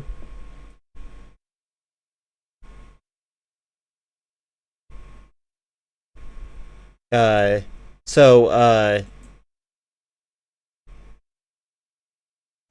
I'm in the wrong window. Oops. I thought this was funny. What's wrong with that guy? Yeah, it's so funny. It's 1993, and Doom E1M1, Jar Carmack says, "We need an enemy launching fireballs down at us to prove that it's actually 3D. Hence why the imps are high up in the acid room. The sole purpose is to convince you it's 3D. Sandy, I appreciate your interest in Doom. However, this is inaccurate. Doom was our 5th FPS. Everyone knew it was 3D already. The imp was in the game several months before you joined, with fireballs. Also, E1M4 was Tom/me. I just gotta look at a little bit of this because I think it's funny. Also, 1983, I had just built E1M1 myself. John Carmack said, just learned how to make skybox, put outdoors stuff in this level. I was busy with episode 2 and 3, so Romero threw out my level and built a new one with a skybox. Romero's level was magnificent. Kudos, Mr. Romero. This is not accurate. Your job was only E2 and E3. You were new to the level design. I owned the first episode. JC never said that. He had skies, not skybox, working before you joined. E1M1 went through several revisions over months before I called it done. Same with E1M2. Like, this is just incredible. In E3M6, Mount Everest, John Carmack had the idea of a secret exit. He said, make them rocket blast backwards off a ledge so that into the secret area. We thought that was the only way to get there, but y'all found other options too. Boo. Hi, Sandy. Hope you're doing well. This is inaccurate. Tom Hall had the idea of the rocket jump that put that idea in E3M6 before he left the project in August 1993. Those are the entire levels. The entire level, E1M1. That's like that's episode 1, mission 2 or 1, like that kind of thing. Like in 1983, we gave 1/3 of Doom for free. The first episode, we sold 100,000 copies. Millions were pirated. In 1995, Doom 2 was a normal boxed product, nothing innovative or free. We sold over 1 million copies, and I built my house. Hi, Sandy. Hope you're doing well. Sales of the registered Doom game in 1984 were significantly more than 100,000. Just wanted you to know. And I like this meme. He's like the ultimate corporate boss. Like, he's like, I would describe him as like lawful evil. But he's doing good things. Like, it's so funny. The funniest part is, though, not only does John have a good memory, not only does John Romero have a good memory, but Sandy has a habit of immediately backing down when John says something. It's so funny. And it gets better, by the way. So recently, this happened just like 3 days ago. Sandy goes and says that he hates pirates and stuff like that. He's like, 90% of Doom's players pirated it. If not for that, we would literally have so much more of our workspace and upcoming projects. Quake may have been it's just like crazy how it's like weird levels of cope. And then John comes in, says, hey Sandy, hope you're doing well. I have appreciated the recent discussions. I do not agree with your framing. Regarding piracy, Doom is a complicated example because shareware was the model. Doom's first episode was designed to be freely copied and passed around, uploaded, installed, and played. That enormous unpaid audience was not the same thing as piracy. It was the part of how Doom reached the world. And that's the thing. Like, it was literally like, hey, you get this part for free, and if you want more, if you like what you see, you can pay for the rest of it. That was the model back then, and it's crazy how he's just like very well dominating him. It's great. There's actually a great video on the topic. I don't know if you guys are interested in it at all. There's a fantastic video on it about Sandy, just like he's known for making the worst maps in Doom 2. And I think that everything we see from him is like him coping with that terrible reputation he has. Do you want to touch what you see? Do you want to spend money on what you see? Hi Sandy, hope you're doing well. It's like Columbo hitting the killer with a just one more thing. Yeah, exactly. That's a perfect way to describe it. This video is fantastic. He does a great job. I've seen a couple of this guy's videos. Some of them are like very lazy, loose effort. But this one was a really good video. I liked it. Just discussing drama is great. Sometimes. When I say great, I mean like great for their income and whatnot. Let me just... I'll just see a little bit of this. We've actually... I'm pretty sure I watched this on stream already. I have seen Columbo, yeah. I have I have all the series, and I have the movie. I don't know what's up with this. I'm not like being negative with this eye, but like I feel like with any amount of money, I would be investing to my cosmetics, or at least wearing an eye patch. I guess that's just the way I put it. Story that involves H.P. Lovecraft. Despite his many problems, H.P. Lovecraft was a very, very talented author. He was unparalleled in crafting the vibes of horror. And while I know it would give this guy a freaking aneurysm if he ever heard me saying this, I'm actually a really big fan of his work, problematic or not. I mean, like I said before, he's unparalleled, and there's a reason why a lot of authors to this day in many mediums take inspiration from what he wrote. He was a big old coward who was afraid of basically I wish I could make you feel better about it. Unfortunately, that sucks. I'm sorry.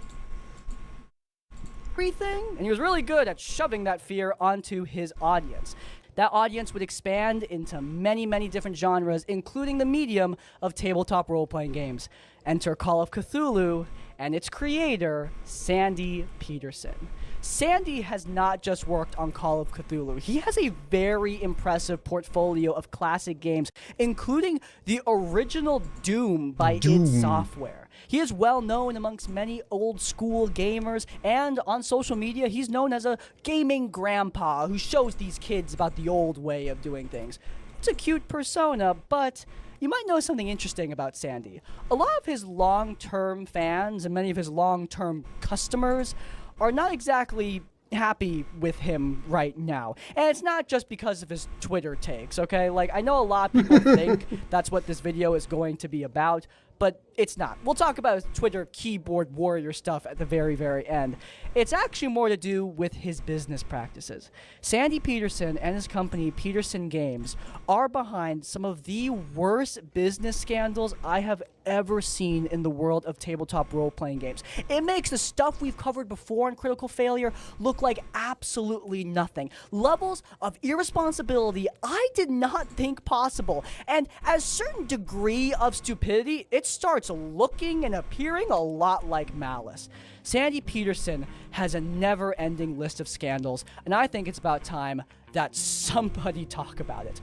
So today, we're talking about unfulfilled Kickstarters, angry customers, lawsuits galore, and of course, ending it off with some Twitter warrior nonsense. So without further ado, guys, what the hell happened?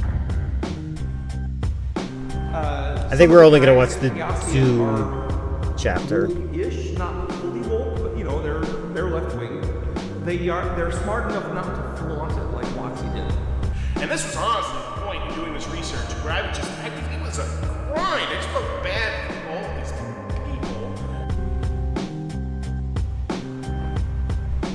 Okay, so how did Sandy get on my radar? Although I do like Call of Cthulhu, I don't know enough about it to know its history, and I had no idea who Sandy Petersen was up until a couple weeks ago. So, how did you get on my radar? It wasn't Call of Cthulhu, it was Doom. I was just browsing on social media when I saw a meme about Doom's story. Now, the original story was very simple, and the new story is very complex. Sandy Petersen responded to this meme. Okay, looky here, whippersnapper. I wrote the original Doom backstory. First off, it's not to blow demons back to hell. Second, well, I got nothing else. You hit the nail on the head. Cute response. Went pretty viral, though. 80,000 plus likes on Twitter. But, you might notice that there is one of those neat little community notes at the bottom. Literally the only thing that Elon Musk added to the Twitter app that is any good. And this community note has some interesting context, courtesy of another one of Doom's developers, John Romero. Hi, Sandy. I hope you're doing well. However, you are incorrect. That Tom Hall wrote the story for Doom long before you joined id Software in September of 1993, already 9 months into production. Summarizing Tom's story in 2 sentences does not equal writing the Doom story. Not by a long shot. God. It really is weird. He might as well just make his own version of Doom, right? Really. Yeah, awkward. Sandy Peterson taking a little bit too much credit for someone else's work. Now, normally, this would be just a little footnote in the story, especially given what we're about to talk about. It's great because, like, I hate when CEOs are ideas guys. And John Romero is essentially a CEO, but he's making sure that things are properly handled. However, I made this an entire section because John Romero, this guy is on demon time. He's a former developer of id Software, just like Sandy Peterson, and Romero has his own fascinating history with Doom and Wolfenstein that I don't have time to get into right now. But the point is that these two former id developers... I think you're not wrong. I really think that he could make a career off just making more WADs. Like, he could probably just, like, release one WAD every, like, 6 months. And people would be willing to give him, like, enough money to live for the rest of his life. Been beefing for a while.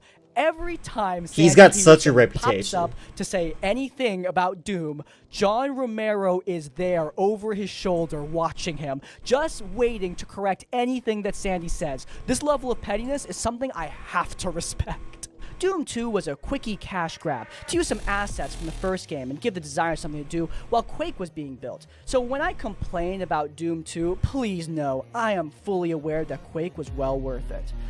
Doom 2 followed a long pattern of id development. It was a retail sequel to our previous game, just like Spear of Destiny was a retail release of Wolf 3D. Same with our Keen games. It wasn't a cash grab or something. Hope you're doing well. This is inaccurate. Tom Hall had the idea for the rocket jump and put that in his E3 M6 before he left the project in August. Not accurate. Your job was only E2 and E3. You were new to level design. I owned the first episode. JC never said. To clarify, this is incorrect. We gave the license to Reaper Miniatures, and they produced an entire collection for sale in 1997. Romero does this a lot. And again, this is just some social media beefing between two game devs. It's funny, but it's not nearly as much of a big deal as what we're about to talk about. Default menu The options. reason why I'm including it at the top here is because, one, it's how... You mean the non-Geneva violating version of Doom? The story existed. But two, it acts as a bit of foreshadowing. You see, Sandy, he has a bit of a theme with his... let's generously call them misremembrances when it comes to Doom. He often explodes his own importance when it comes to the game development and downplays the involvement of many of his team members. This isn't what he does in every single one of his posts, and let me make it clear, when Romero calls him out, Sandy does sometimes respond and admit that he made an error in his initial claims. However, it is troubling that somebody would act like this in game design. I mean, this sort of egotistical me mentality is common in a lot of creative industries, unfortunately. Yeah. But in game design, an industry where so much is going wrong, literally 24/7, where things are if I ever work on it with a team to make something, which I would like to work on a team, I think I would try my best to articulate we instead of me. I would try my best. I feel like I'd be compelled to say, oh, this was my idea every single time. I will be honest about that. I really worry about that. Incredibly complex and So be incredibly conscious expensive. to try not to. It is crucial that developers are unified, that they're working together. If you trace bad game development to anything, it's usually this sort of conflict, this sort of me mentality. And that's both for video games and for tabletop games. If Sandy is carrying this kind of mentality publicly on his social media, publicly getting Twitter noted for misremembering how the development of Doom went, then how bad is it at his own company? Well, yeah, that's what this video is about.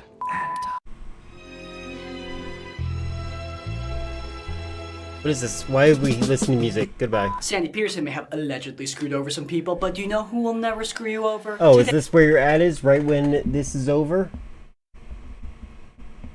Alright, looks like we're done. I just wanted to see the Doom chapter. I'm sure there's more about Doom that can be discussed, but that's good enough for me right there. Saw a thread of Call of Duty Zombie subreddit wondering if PS4, Black Ops 1, and 2 will have the swastikas, and I was like, here we go again. Oh my... Ugh, they should replace the swastikas with rainbow flags, just to please everyone. I'm kidding, by the way.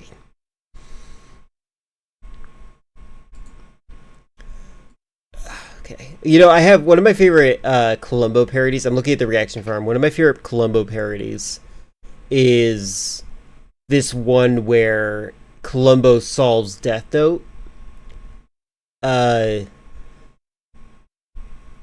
But I don't think I can watch it here purely because I'm not sure how many people watch Death Note in here. Like, I don't even know if Chris has seen it.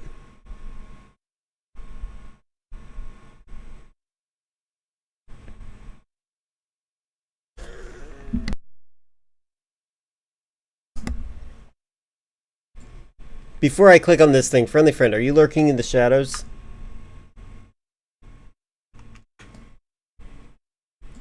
But historical accuracy. I'm, for a mode about zombies, yeah.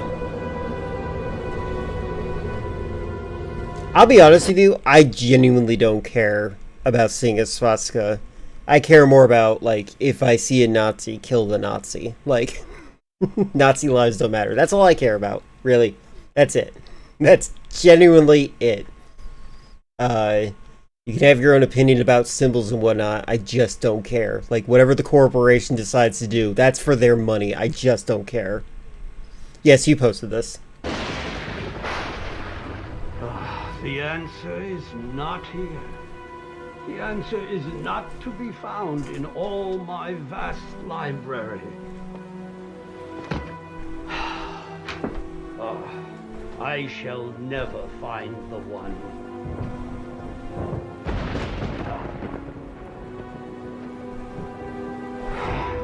Whee! Someone learned After Effects. AIDS! I'm kidding. Yes. So current state of things is that they'll put a swastika in the campaign, but not multiplayer zombies, which makes sense to me. Yeah, that's actually reasonable, I think. Especially because like people would put like swastikas in their clan logo and whatnot.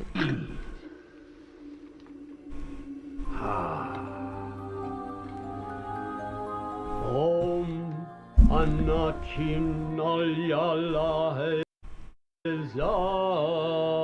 You can speak Native American, apparently. I'm kidding. I don't think I can guess. I don't think I have enough information right here. At all. Oh, is it The Simpsons? Are we about to cut into the couch gag? The Simpsons. So why do you care? Bring them with me to work every day. I care about my United Healthcare members. Oh. Adventures in safety. Okay. Safety. Steel proof. Safety and steel proof.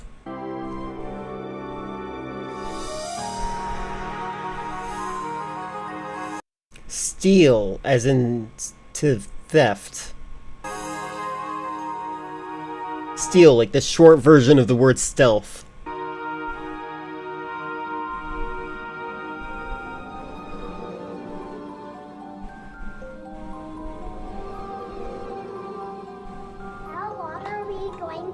Jenny, just stay by me. I want to be home in time to make dinner for Daddy. Wage theft? Let me get that for you, ma'am. These things get stuck all the time. These things get stuck all the time. Go away. Theft of services? Oh, look. Don't flirt with each other, please. She's way too young for you. long, Mom? Shouldn't be more than about 10 minutes. Can I go This kid is dressed like it's 1996. check out the video game? You can get me there when you're done. We'll be leaving soon, Jenny. Come on, Mom. Please. I don't want to have to go looking for you.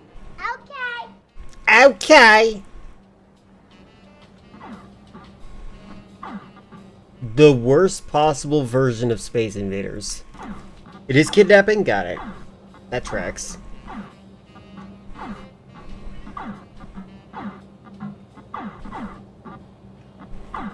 Hey, how's it going? Hey, you're pretty good. I remember when I was a kid, and I would see my mother like tilting the controller when she'd play a video game. I was like, that does nothing. What are you doing? That does nothing. And now we have tilt controls. I never get this far. No kidding.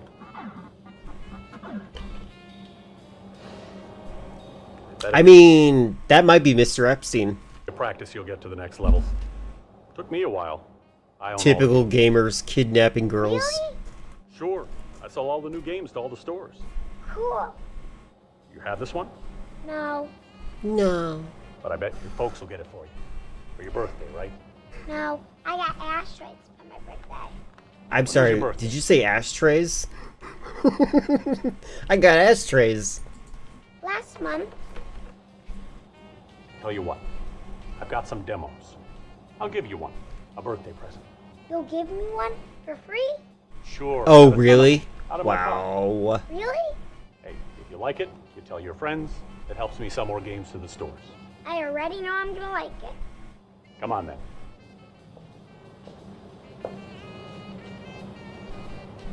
I have to get going, so if you want one, you can follow me out. But my mom's going to be looking for me. My ma'am. Okay. Maybe next time. See ya. See ya. Let's hurry though. I gotta get back before my mom. Oh my god. No problem. I will say, What was your name? I was looking at a map of somewhere that I used to live. Let me just, I might reveal this. Hold on, so I might quickly find. When I was looking at a map of where I used to live, and oh, perfect. Alright, I used to live, this is another area in Arizona that I used to live in. And I lived specifically where that little red blip is. Everywhere you see is where I was allowed to wander around, and there were mountain lions in this area.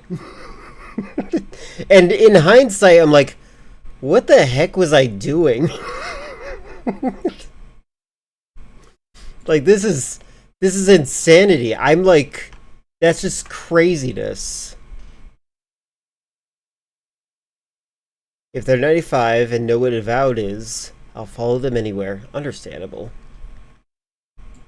Look at this. Like, I just can't, like, right now I'm watching this video. And I'm thinking to myself, like, why would you let a kid wander around here? This is 2002. I was no older than 8 years old, wandering around here in Arizona. Yeah, I had an open world for childhood, exactly. That's why I was kind of excited playing Death Stranding 2. I'm like, oh wow, this looks like Arizona. And then I found out it's Mexico. I'm like, oh, that's cool. So, like, Death Stranding 1 takes place in, like, a weird hybrid Eastern America Irish place. And now I get to see Mexico and Arizona again. By the way, this part right here is like a mountain. This is actually, we would hike from like here, we would go up. I definitely remember like here, there's like a place you can like jump down and it's really high up. This bush right here is really interesting. There's like, it's like a giant canopy. You can be inside of there. It's like a tent. It's pretty cool. Here's a nice hiding spot. Right here, it's telling me to go home. Duh. Also, just south of here, there is a trailer park. And in this trailer park, I found 2 cats with bent tails there. There's definitely a child that lived there that was abusing cats. Like to bend their tails at a 90-degree angle. Alright, back to the video. My name's Jenny. No problem, Jim. Right? Yeah. Horrifying.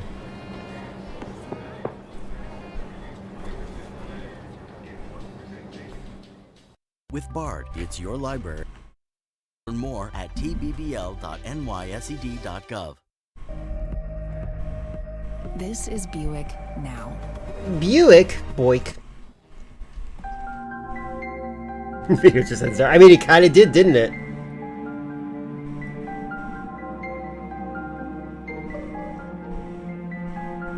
You know, one way you can prevent your kid from being kidnapped is if you feed them a lot and then they become morbidly obese, then they're heavier to pick up and run away with.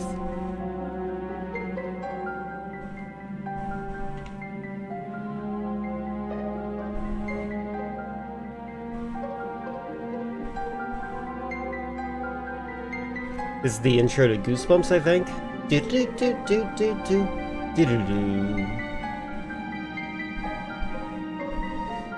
I did not hear about the 7-year-old that died at 300 pounds. I can't imagine weighing 300 pounds. What a horrifying existence.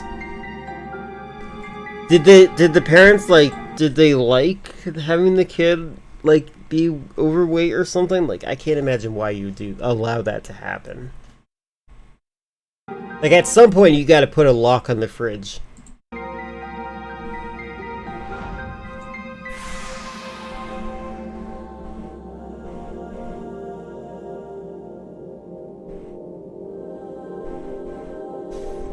Yeah, they probably should. Like, that's really messed up. Like, that requires an investigation.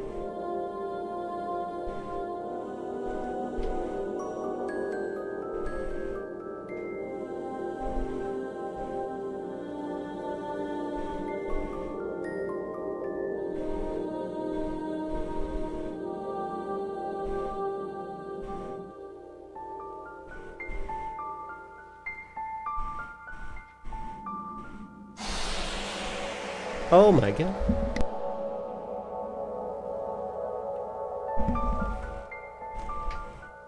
Typical 90s kid. New terrors in the video game aisle of your local superstore. Video game aisle. This was the scene today after a young girl was saved from what local police believe was a random child abduction attempt. I'm Paula Green. I just realized I had a TV like this. Did anyone else have a TV like this? I feel like everyone did. Live at the Tri-Town Superstore, where just hours earlier, store manager Chris Tate prevented a tragedy. Yeah, I saw the little girl come in with her mother, and they split And up. basically, She was heading for the toy department, and her mother was in housewares, and that happens all the time, you know. Anyway, a little while later, I just happened to look over, and I see the same kid leaving with a man. they literally just gave this guy an improv script. She didn't come in with. It did have a remote. I still have the remote. That's actually something. When we were moving, I was like, "The heck? We still have the remote to that TV that we haven't had since Arizona." And we're like, you know what? Let's bring it with us then. I don't know why, but I thought I better Until follow. 1997. As soon as the guy saw me, he just ran to his car and took off, leaving the kid behind. Do you consider yourself a hero, Mr. Tate? Yes. Well, Say yes. Just say you're a hero. It's stereotypical to say I'm no hero. Just say yes. I'm the biggest hero. Do you consider yourself a hero, Mr. Tate? Well, I mean, I just did what anyone else would have done. Although Tate was unable to recall the suspect's plate number, a description of his car has local and state police on the lookout. I'm here with Detective Pike, expert on child abduction. Detective, what kinds of tips can you give to the parents out there to help keep their children safe?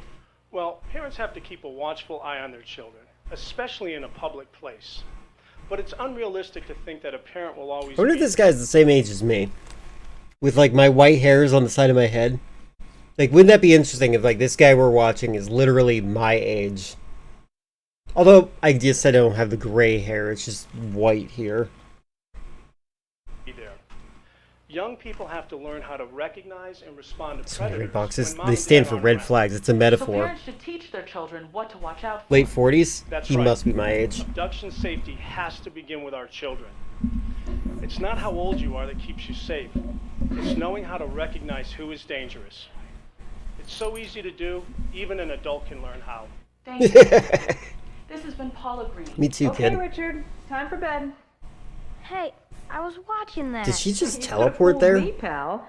Last time I looked in here, you were reading your new book. Okay, why is she wearing... Good. Hold on a Eldred, second. he's the wizard. Sorry. Why is she wearing the couch fabric? Does she love stripes that much? Of Mazak. He's teaching his two apprentices, Grimbold and Silver, to defeat the 10 evil warriors. Well, see, isn't reading more fun than watching TV? I can do both at the same time. Oh, so I see. Mom, will anyone ever try to take me away? What do you mean? On TV, I saw it.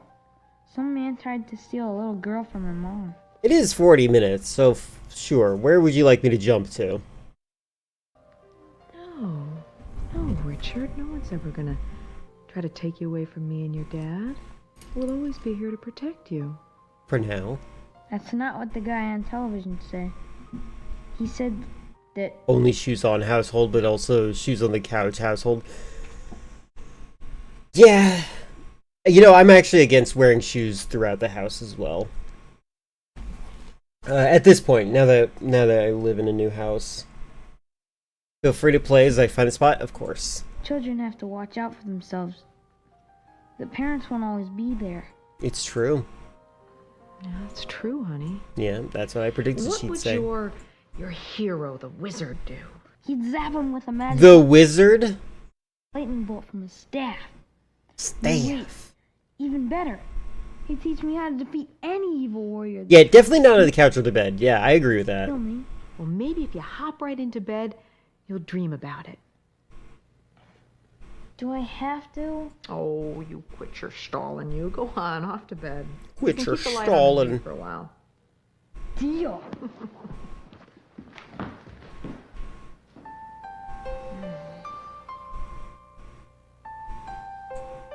What is she doing?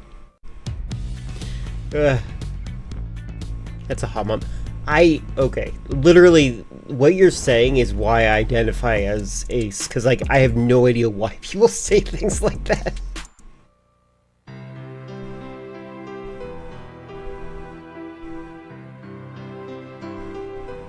Hey, Sandy, hope you're doing well.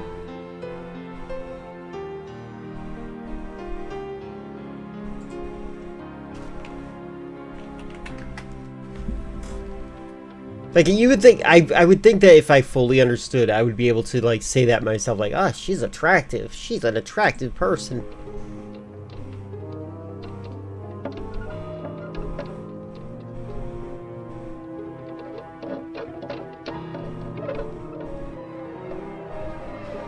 I don't even want to know.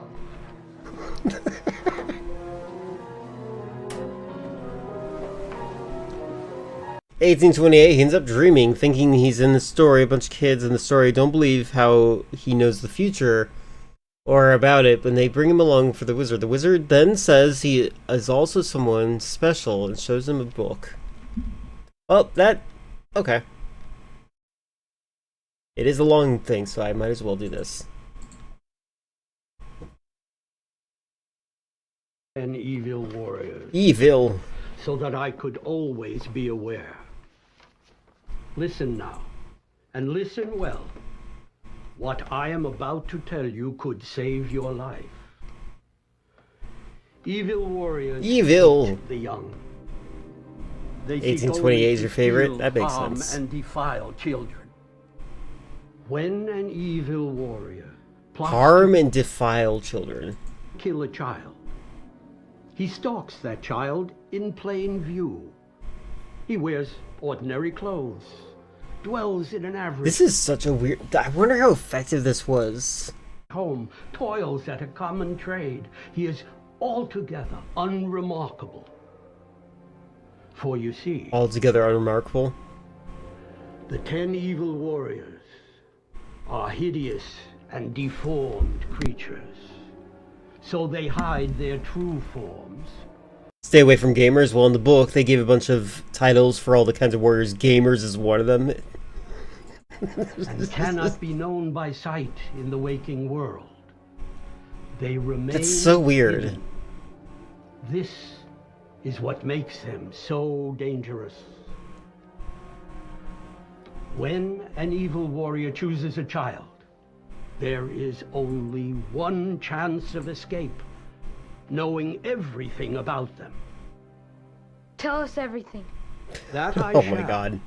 Sounds scared. Now I will show you each of the 10 in their true forms, the forms that these cowards hide from waking eyes. Ludwig looks so fake. Behold, Nah, I'm sure he grew it out for the role. I mean, why would you assume otherwise? the gift giver. Gift giver? With gifts, treats, and treasures, he will tempt you, try to lure you away. His eyes. Beware, he is patient, and may offer many gifts. This is disturbing. Over great. This almost feels... Okay, also, ethics-wise, this feels like it's giving strategies to potential kidnappers. I should move this a little bit. Oh. Oh, it's a little loose. I have to tighten that later. That's why it's like that. Stretches of time until he gains your trust. But in the end, he will always steal you for his own. And only men kidnap kids. Take anything. I think that the stereotype of men being the ones who do this is why people like Ghislaine Maxwell get away with it. Ghislaine. But if you do, never keep his gifts a secret from your parents.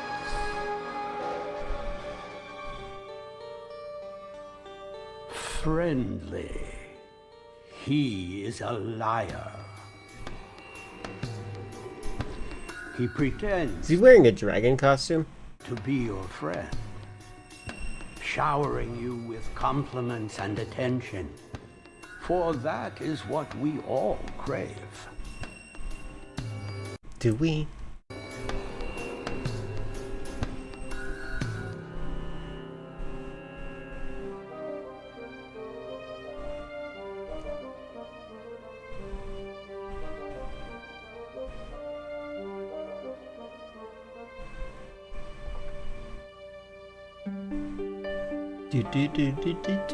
Savory music.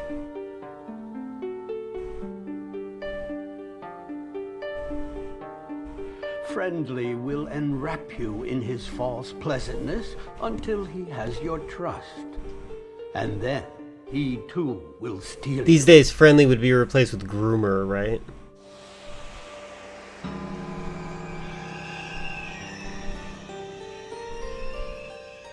Beware the Oh game my god. player. Game player. He will try to trick you. He will ask you to play what he calls a game. Nothing like these sickos. I steal stuff from kids, and I am openly hostile towards them, and keep them as far away as possible. I treat kids like adults in the sense that, like, I just listen. Like, if they say something to me, I'll be like, that doesn't sound very rational. Could you explain that better to me? To see you, to touch you is what he is after. This game will cost you your innocence. The game player will beg you to keep his game a secret. Never keep secrets from those who want only to protect you. Thanks, metaphors. This one is not at all fierce when he wears his disguise, for his evil is as strong as his deception. He is the one called Helpless. Helpless uses your compassion against you. You may see him with his arm in a bandage or his leg in a splint, perhaps walking with a cane. So, Ted Bundy type. Will ask for your help, only to lure you into his trap. Never help adults when you are alone. Never help adults in general. I think a good lesson to teach kids is like, what are you gonna do? You're like 5. Like you're 4'2" and you can't do anything. Yeah, this is too much abstraction, I agree. This evil warrior may come to you as a stranger whom you trust. Also weird to like have it depicted as like martial artists. Perhaps a constable, those called policemen or security guards in your age, Richard. Sometimes you will know this evil warrior. A teacher, the parent of your best friend, even a family member. I feel like Trump needs to narrate this. The leader will order you, come with me. Yes, You have been taught to obey your elders, but remember this. Never go anywhere with any grown-up without your parents' permission. Look you now upon Oh my god, how are they going to remember all these characters? and learn his ways. Don't listen to cops.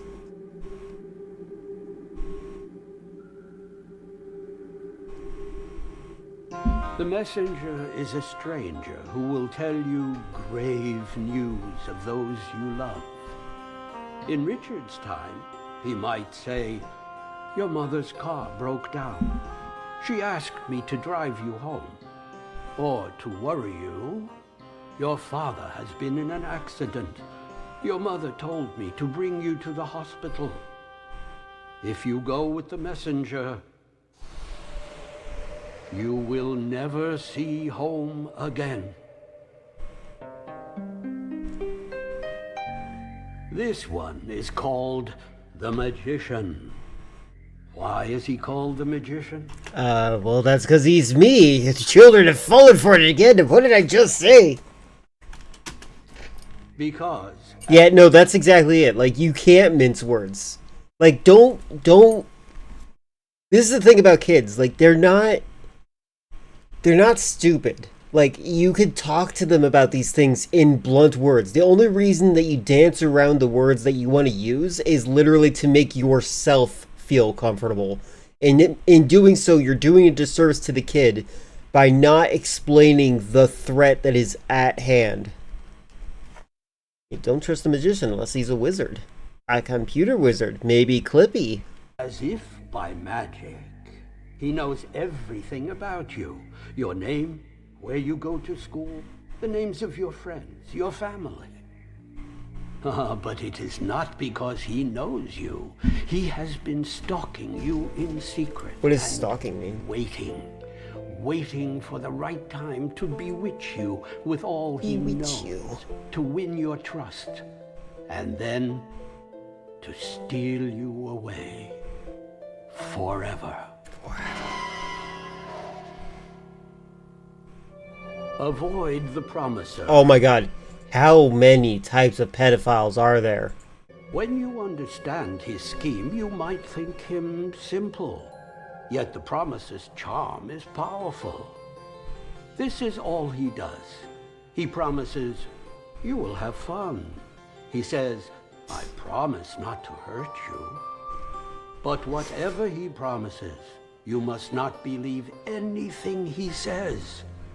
Because if you go off with him, the next thing you will experience is terror.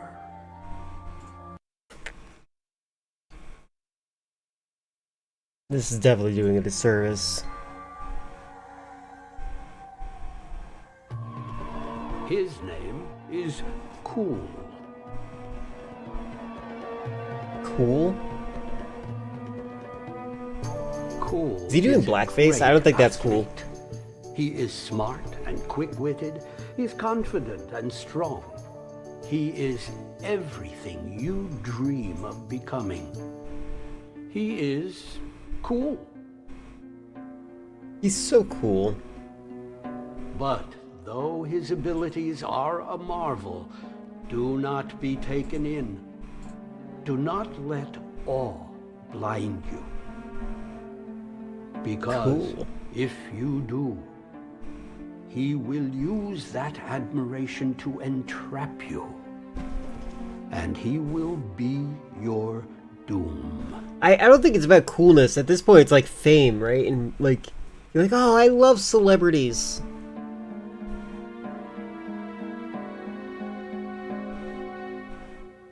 This one is called Scary. God dang it, this is so stupid. Beware of Scary. His attack. Imagine having a parrot that gets you this tape instead of having an honest conversation with you. Direct and deadly.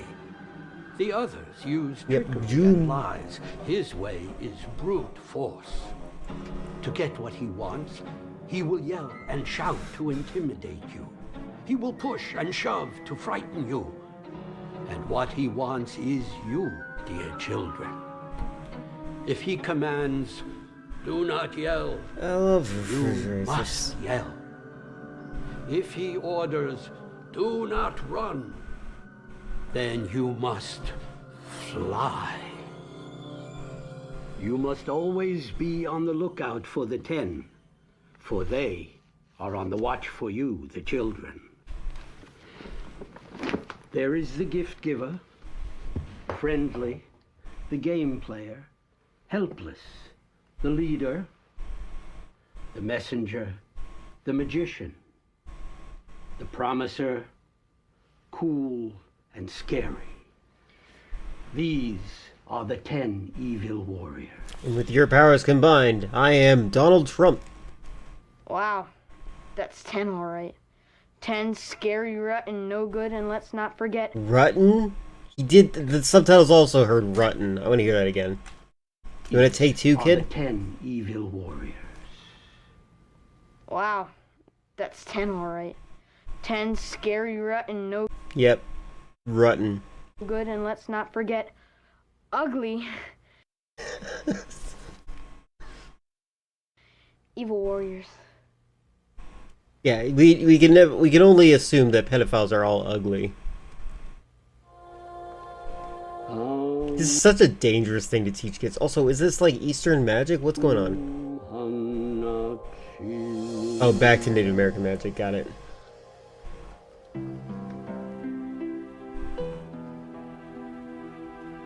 The amulet's glow will guide the way when your insight never strays.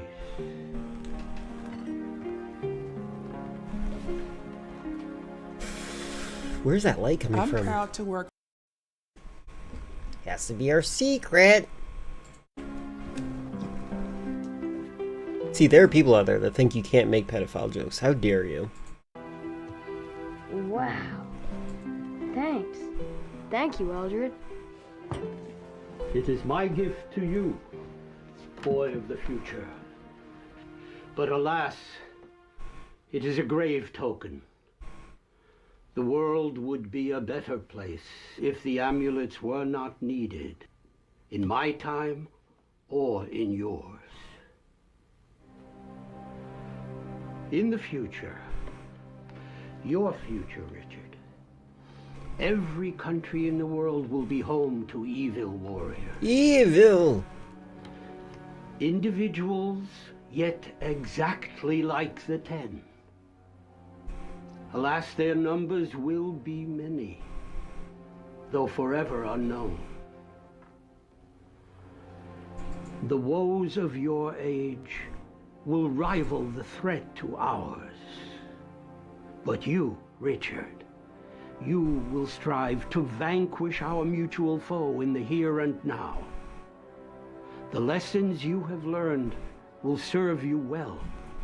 And if you try... Yeah, there's a lot of red flags going on here. I guess he's not ugly. Right, Chris? I need help. I need help identifying. Is this guy hot? Your mastery will help all whom you... It might be because he's hot, Chris. Future. That is No, he's not hot? Okay, thank you. The Even with that bulge in his hat? seriousness of the foes in our own time, not least of which is the Master Evil Warrior. He is the leader of the 10. We're almost exactly there, so... He is master of all the ways of deceit and guile. He has all the powers of the 10, and tenfold more. He stands apart from them, but they look to him for example, and they do his bidding.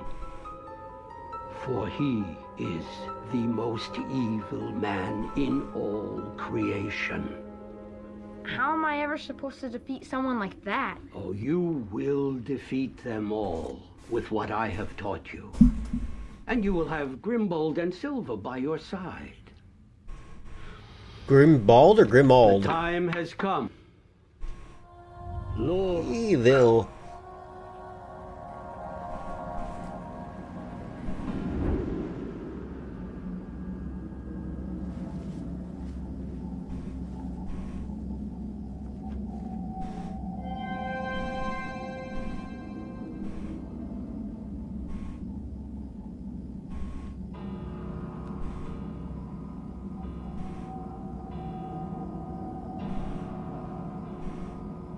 Know your ways.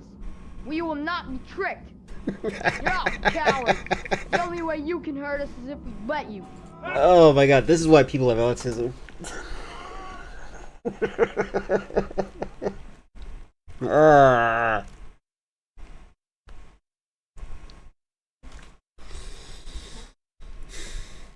This is the longest video to a Call of Duty Zombies map you've ever seen.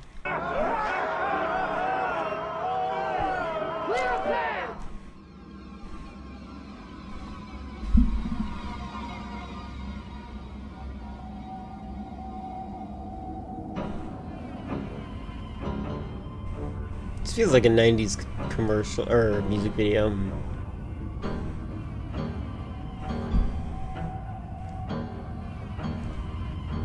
master evil warrior. Was that a cod piece? Yes, yes it is. Got it. So you're saying we need to bring back chastity belts? You cannot resist me. Weird choice of words. You're mine. Nothing can save you now. I feel tempted! We do resist you. We must. We must. No matter how hot he is, we have to resist him. What makes him strong? Go back. This is so cringy. Oh my god, it got so much worse. Ugh. Back to the darkness where you came from. We are not afraid of you.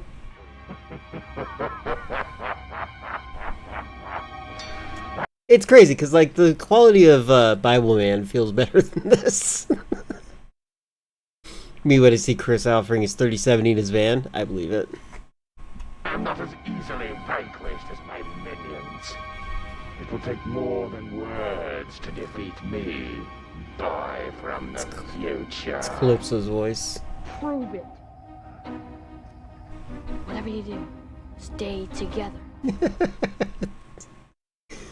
What is going on? Why are they tempted? They're acting like they're being tempted to go over there. He's not even like asking him to go over there. He's just like you will not be able to resist me. And the kids are like, oh god, he's right, but we have to stay strong. Remember what Eldred told you. This is uncomfortable.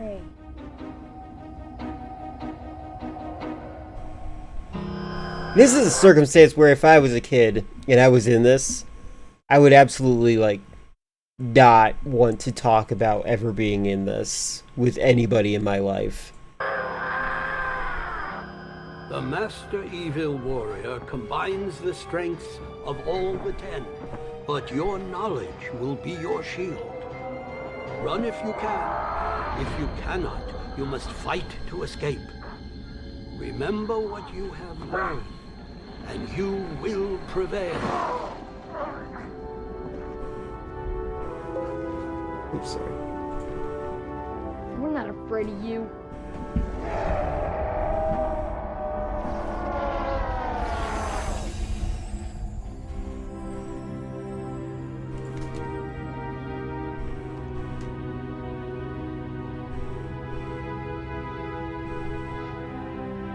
You thrive on your own terms. Yeah, me too. You defy definition. What was that VR Rowan headset? University. Clem's not a morning person or a people person, but he is, and I can solve this in 4 different.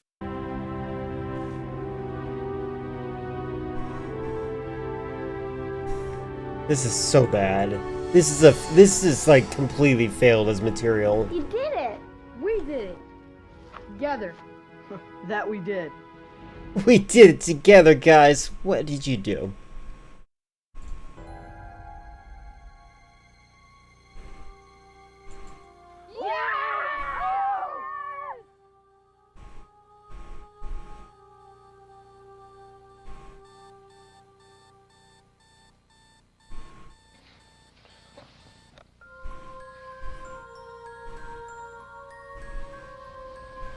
You are the one, Richard. You are the steel-proof master. Whoa. was really there. Oh When my a grown-up god. decides to steal you, they look for three things. He must be able to talk to you without your mom or your dad around. That's the first thing an evil warrior needs. Access. Say it with me, kid. Access. This guy kind of gives me vibes of somebody who acted in Grease. Ready? Access. Very good. Now, this is why you don't want to take that shortcut to school, your best friend's house.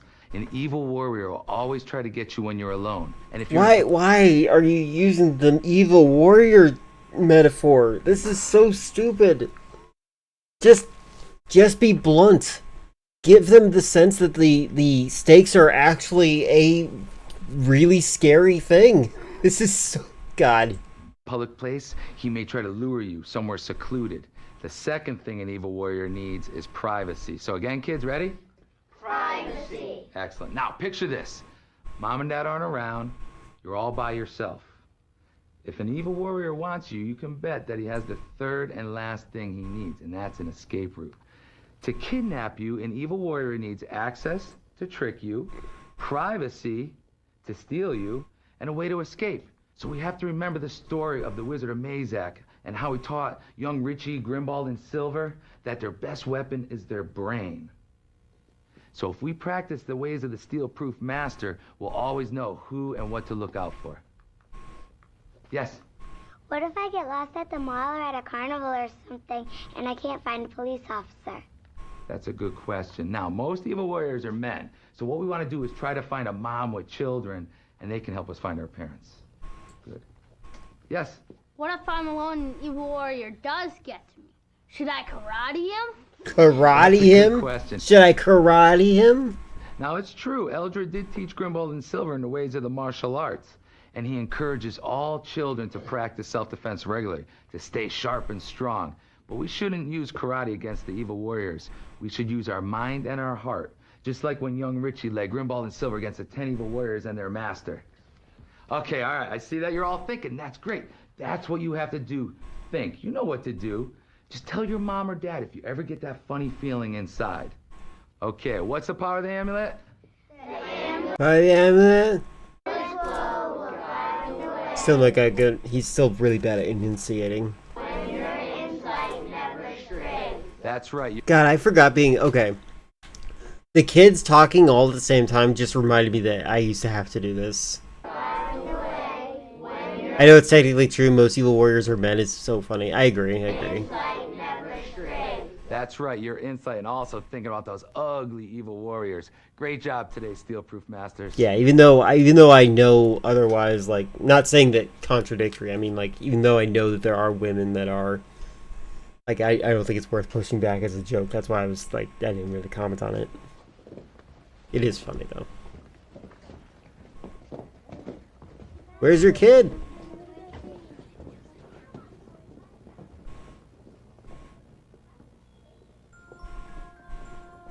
And that concludes our trafficking seminar. Nah, couldn't be.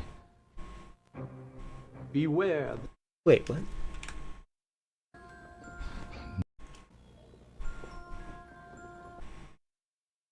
Are those the kids that were with him when he was with the wizard?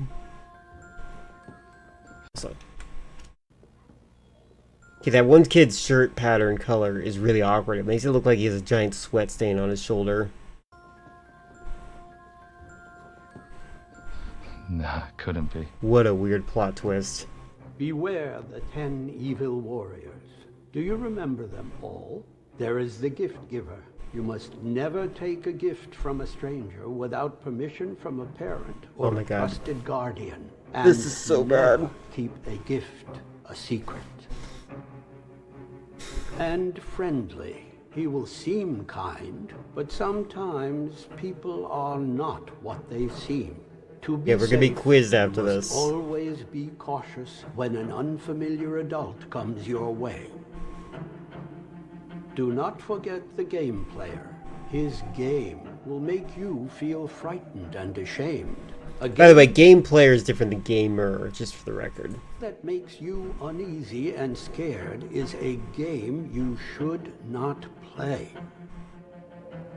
Helpless. He may have his arm in a bandage or walk on crutches. He will ask for your help. And though we all want to do good deeds, you must not help unfamiliar adults when you are alone. Remember, grown-ups should ask other grown-ups for help.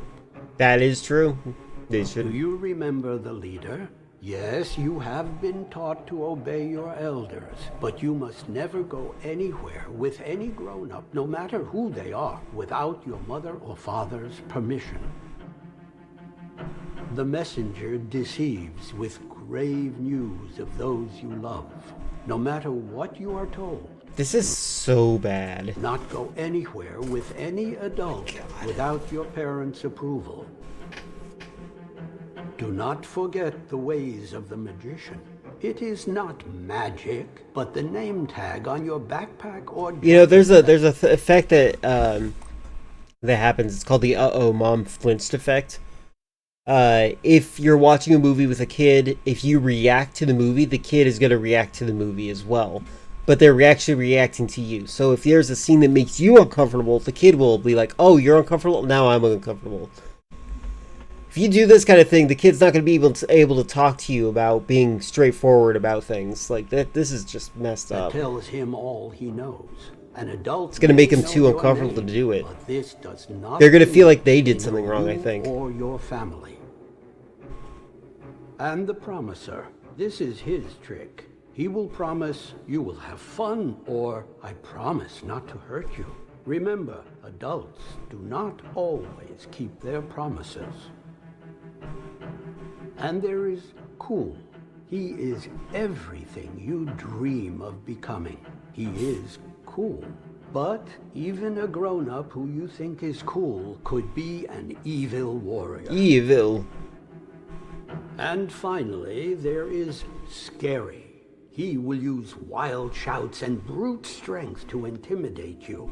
If he commands, do not yell, you must yell. If he orders, This just sounds like Donald Trump's giving a story voice. run, then you must fly. There are trucks. Oh my god. And then there's the 2026 GMC Sierra. I don't want a truck. Do not forget the 10 evil warriors. Evil. Run screaming from them if they cross your path. What's that? You ask, how will I know an evil warrior when I see one? When you learn the ways of the 10 evil warriors, your instincts will be sharp and keen. When you learn to trust your intuition, you will recognize danger with or without a magic amulet. I, Eldred, the Wizard of Mazak, have guided many brave boys and I wonder if this was like part of a seminar and like they would hand out the amulets to kids afterwards. girls on countless quests to see through all fear and always be safe. So, tell me, are you a steel-proof master? I think so.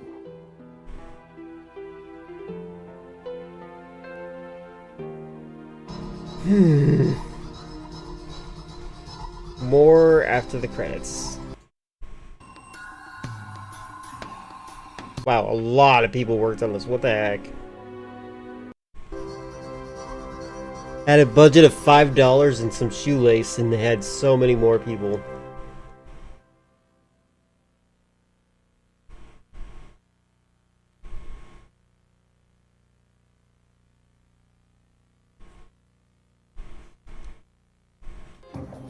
To reinforce the concepts we've just explored, Adventures To in reinforce the concepts. Safety also offers a range of supporting products, from fun light-up amulets that remind kids about the power Yep, of there their we go. intuition, to reflective safety bands featuring Eldred and his two You know what? remind kids I think I recognize that amulet. I bet there were kids that I knew that watched this. about the power of their intuition, to reflective safety Horrible. bands featuring Eldred and his two apprentices. We can also provide you with child print ID kits and Child Shield USA video registration kits, powerful systems for safety education, prevention, and child recovery. Please visit us at adventuresinsafety.com to learn about these and other ideas available to you for safety's sake. Well, now I'm curious.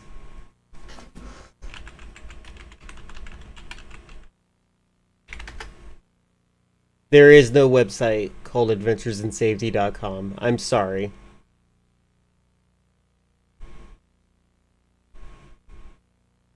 Now you know why there's a whole narrative about evil warriors to sell products. Oh, yeah, at the very end, it's to sell products, yeah. I just need to see something real quick. Did I... We've just explored. Adventures in Safety also offers a just range the of amulet? supporting safety bands featuring Safety Shield USA bands. video registration kits, powerful systems for Sam to learn about these. Okay. Are there collector cards, do you think? That really hurt my brain because I'm like trying to think of like what kind of parents would do this to their kids. It probably is on Internet Archive. I just wanted to see I wanted to see if it was available there at all. Like immediately. Like I'm sure it's on archive.org. Oh my god. What a tragedy.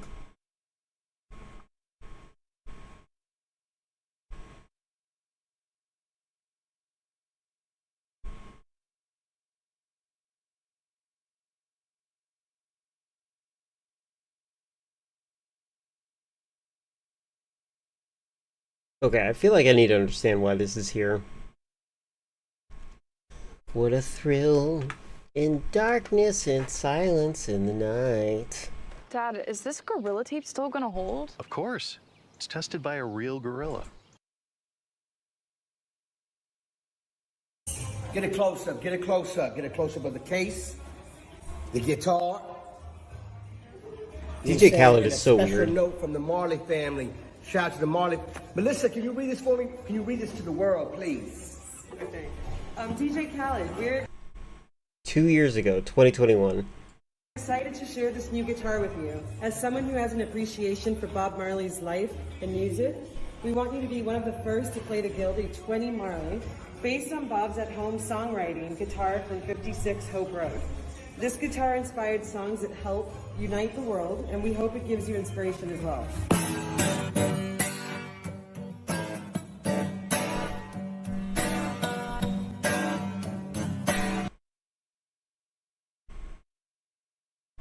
It's like Trump when he gets behind the wheel of a car. Oh my god, what the heck? What is he doing?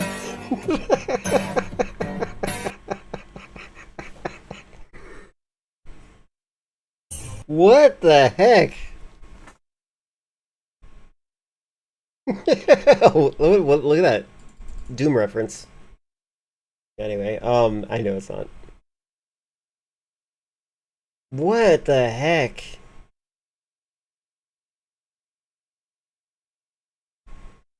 I'm gonna see if I can find this real quick. The image of Trump that I'm thinking of that's like stuck in my head brain.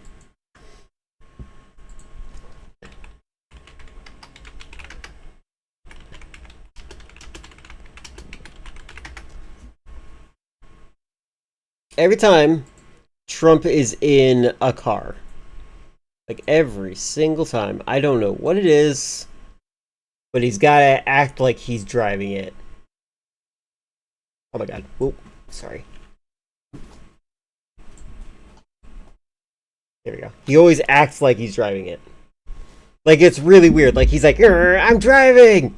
I'm driving! Get out of my way! It's like a guy who's actually never driven in his life. It's really weird stuff.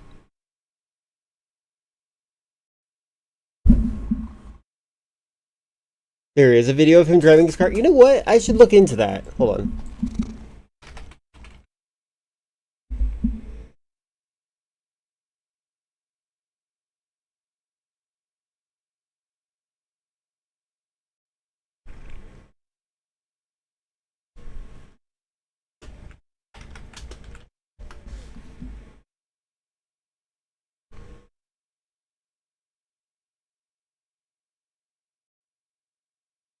All I'm seeing is like stuff like him like pretending to drive a Tesla.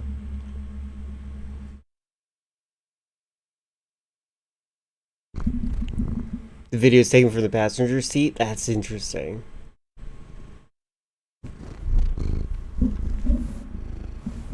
Maybe this is just how he handles cars, because he's not a car guy.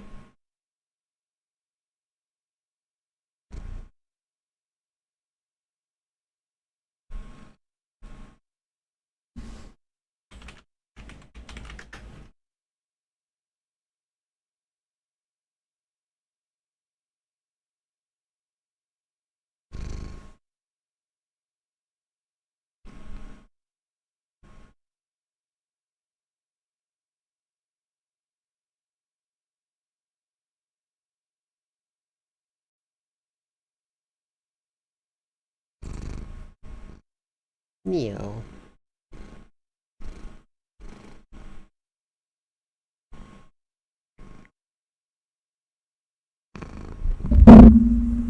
Meow.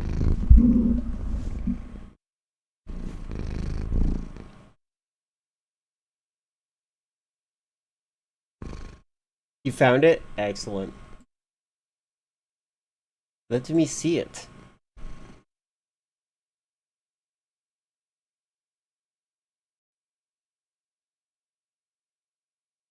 Kind of fan of the actual video, but a short of it. Melania posts a video of Trump blasting Taylor Swift on a Rolls Royce. Okay.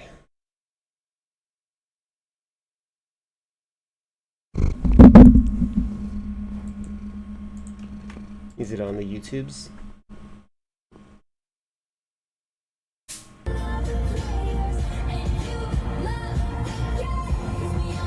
Okay, this feels like this is something that just goes viral. 8 years ago was 2016. Cat, could you not be on the mouse? No, get out, out. Psst, psst, psst. Get out of here.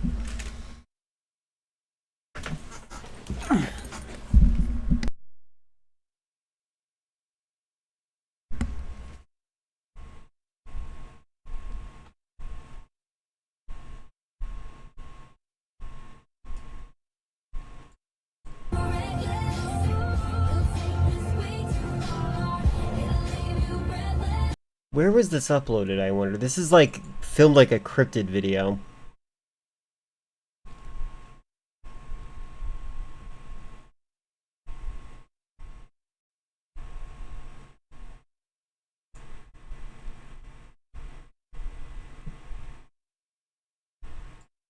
That's your most popular video, I'm assuming?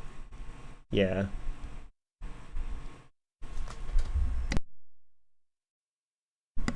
It's Taylor Swift. What do you mean by this? You mean music-wise? Because I guess it is. I don't know. I don't know. This is way too cryptid looking to me. I guess he would have awkward silences while driving. Oh, you mean the audio? Yeah. Well, hopefully I made it so that my music doesn't get me muted on the VODs that Chris is downloading. I gotta test that still.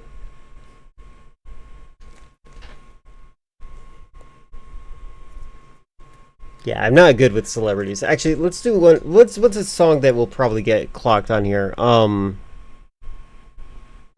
What's a song?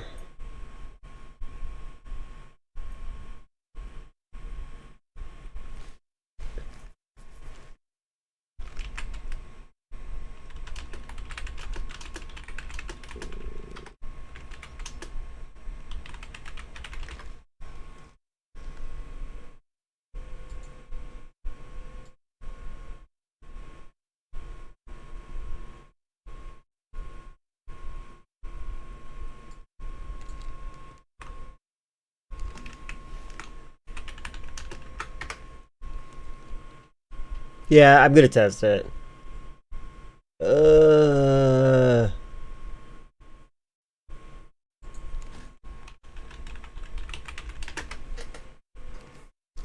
it is. Is it not available on you? Oh, there it is. This will work. This will be a test to see if I get muted. Because I'm curious. At least I think it's one of these songs, right? No, it's not on here. It's another song.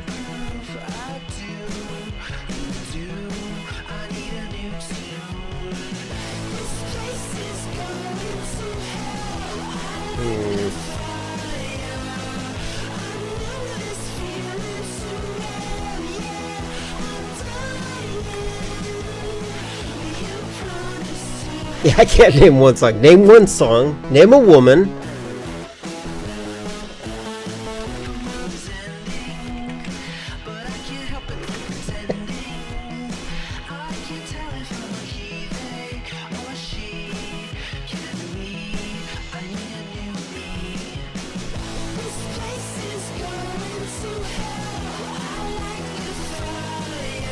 I can only think of problematic things. My life is problematic. Let's try this one. We're gonna be doing all sorts of this is just the test part of the stream. Ew. Ew, they're starting to think that I like music now. Immediately got a song ad. Flight, you can get that fixed. Get out of here. Again, we're gonna find out if I get muted fully.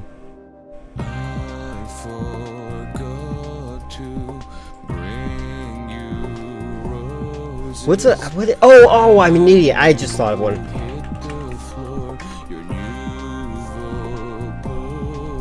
Let's see. What is the most popular one of this? Oh, they are such scumbags. All right, hold on.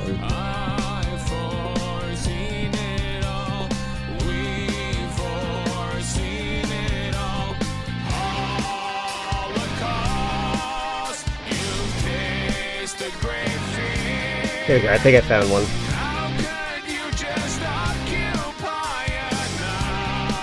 You're gonna take the video with these songs. You could play the music videos I posted in your Discord. Actually, what I'm gonna do is one that I know will work. Probably this. Just took off the tracker. I always take off the trackers whenever I post on here. I don't know anything about this band. I actually don't think I listened to them ever in my life. This is the one that usually gets you in trouble.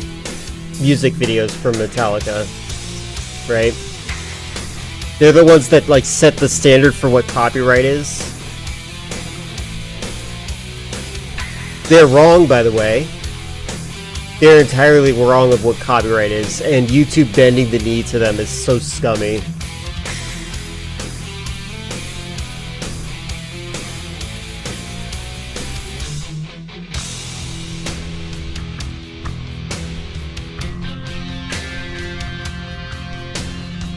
Oh my god, is it literally just a giant intro? There we go. I probably shouldn't skip it, my god. That's not how I get clocked.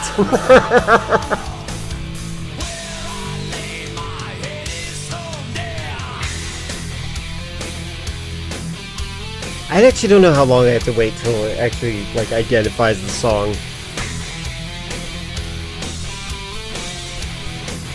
Is it done yet?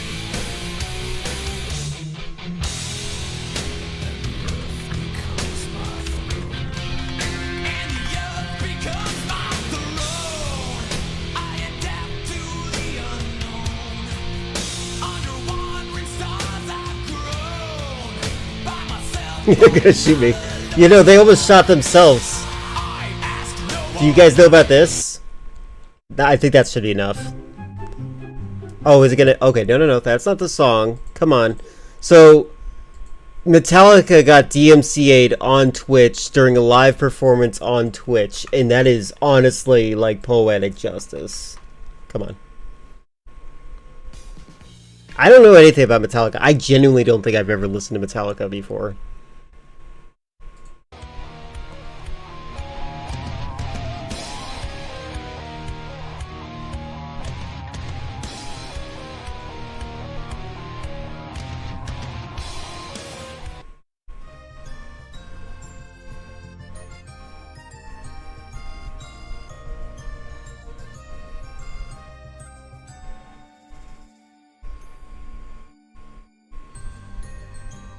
This is so funny.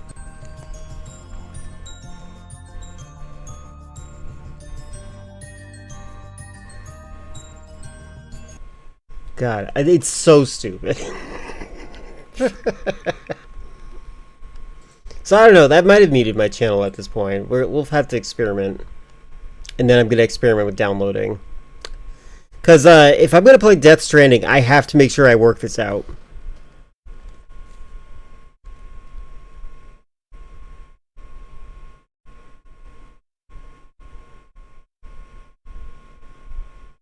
Oh, is this the one?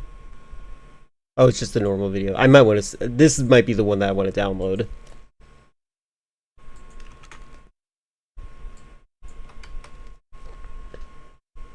You aren't going to believe this. Read this tweet. SkillUp says right now the official Twitch gaming channel is playing copyright-free music over the top of Metallica's live BlizzCon performance so as to avoid copyright striking themselves. Look at this one. You know DMCA is a problem when Twitch has to cut the music of Metallica. It's a major problem. I hate DMCA. And this is exactly what they have done. Look at this footage.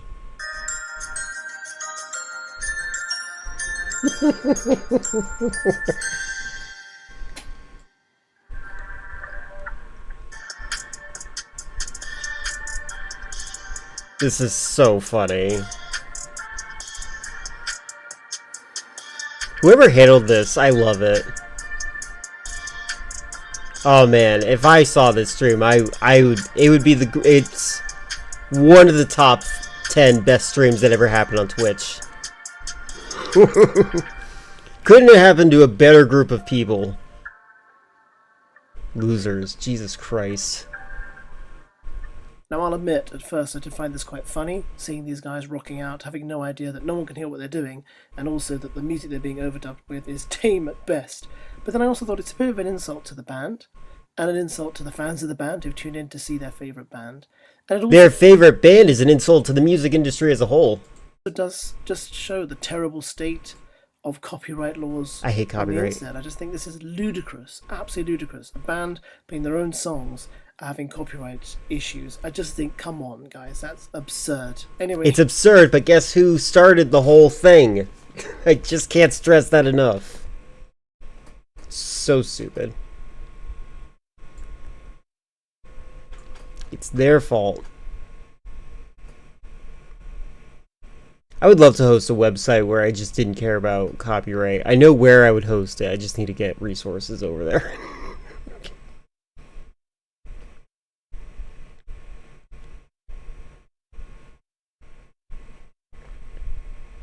Alright. I think I'm going to raid out now. Let's see. Let's see,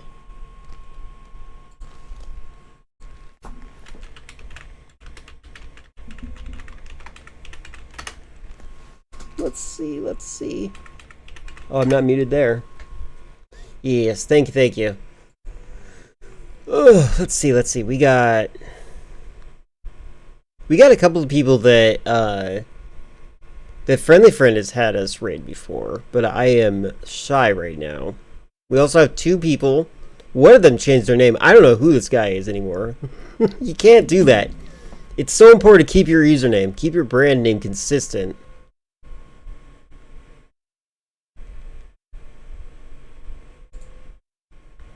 Yeah, go look for your stuff. I'm just gonna end my stream because I just want to. I'm not really in the mood to be social right now. I actually am feeling antisocial, in fact. So I'm going to end by crashing my stream. Thank you very much, everyone, for hanging out. Appreciate you for your conversations, your coming to your time. Sorry for being a shy mess. Enjoy your day. I'll be back on tomorrow where we will be playing Wednesday things. Oh yeah, I beat Crash Bandicoot. I might be playing Crash Bandicoot 4 tomorrow. It's About Time. That's the name of the game. It's About Time. So yeah, have a good night. Bye.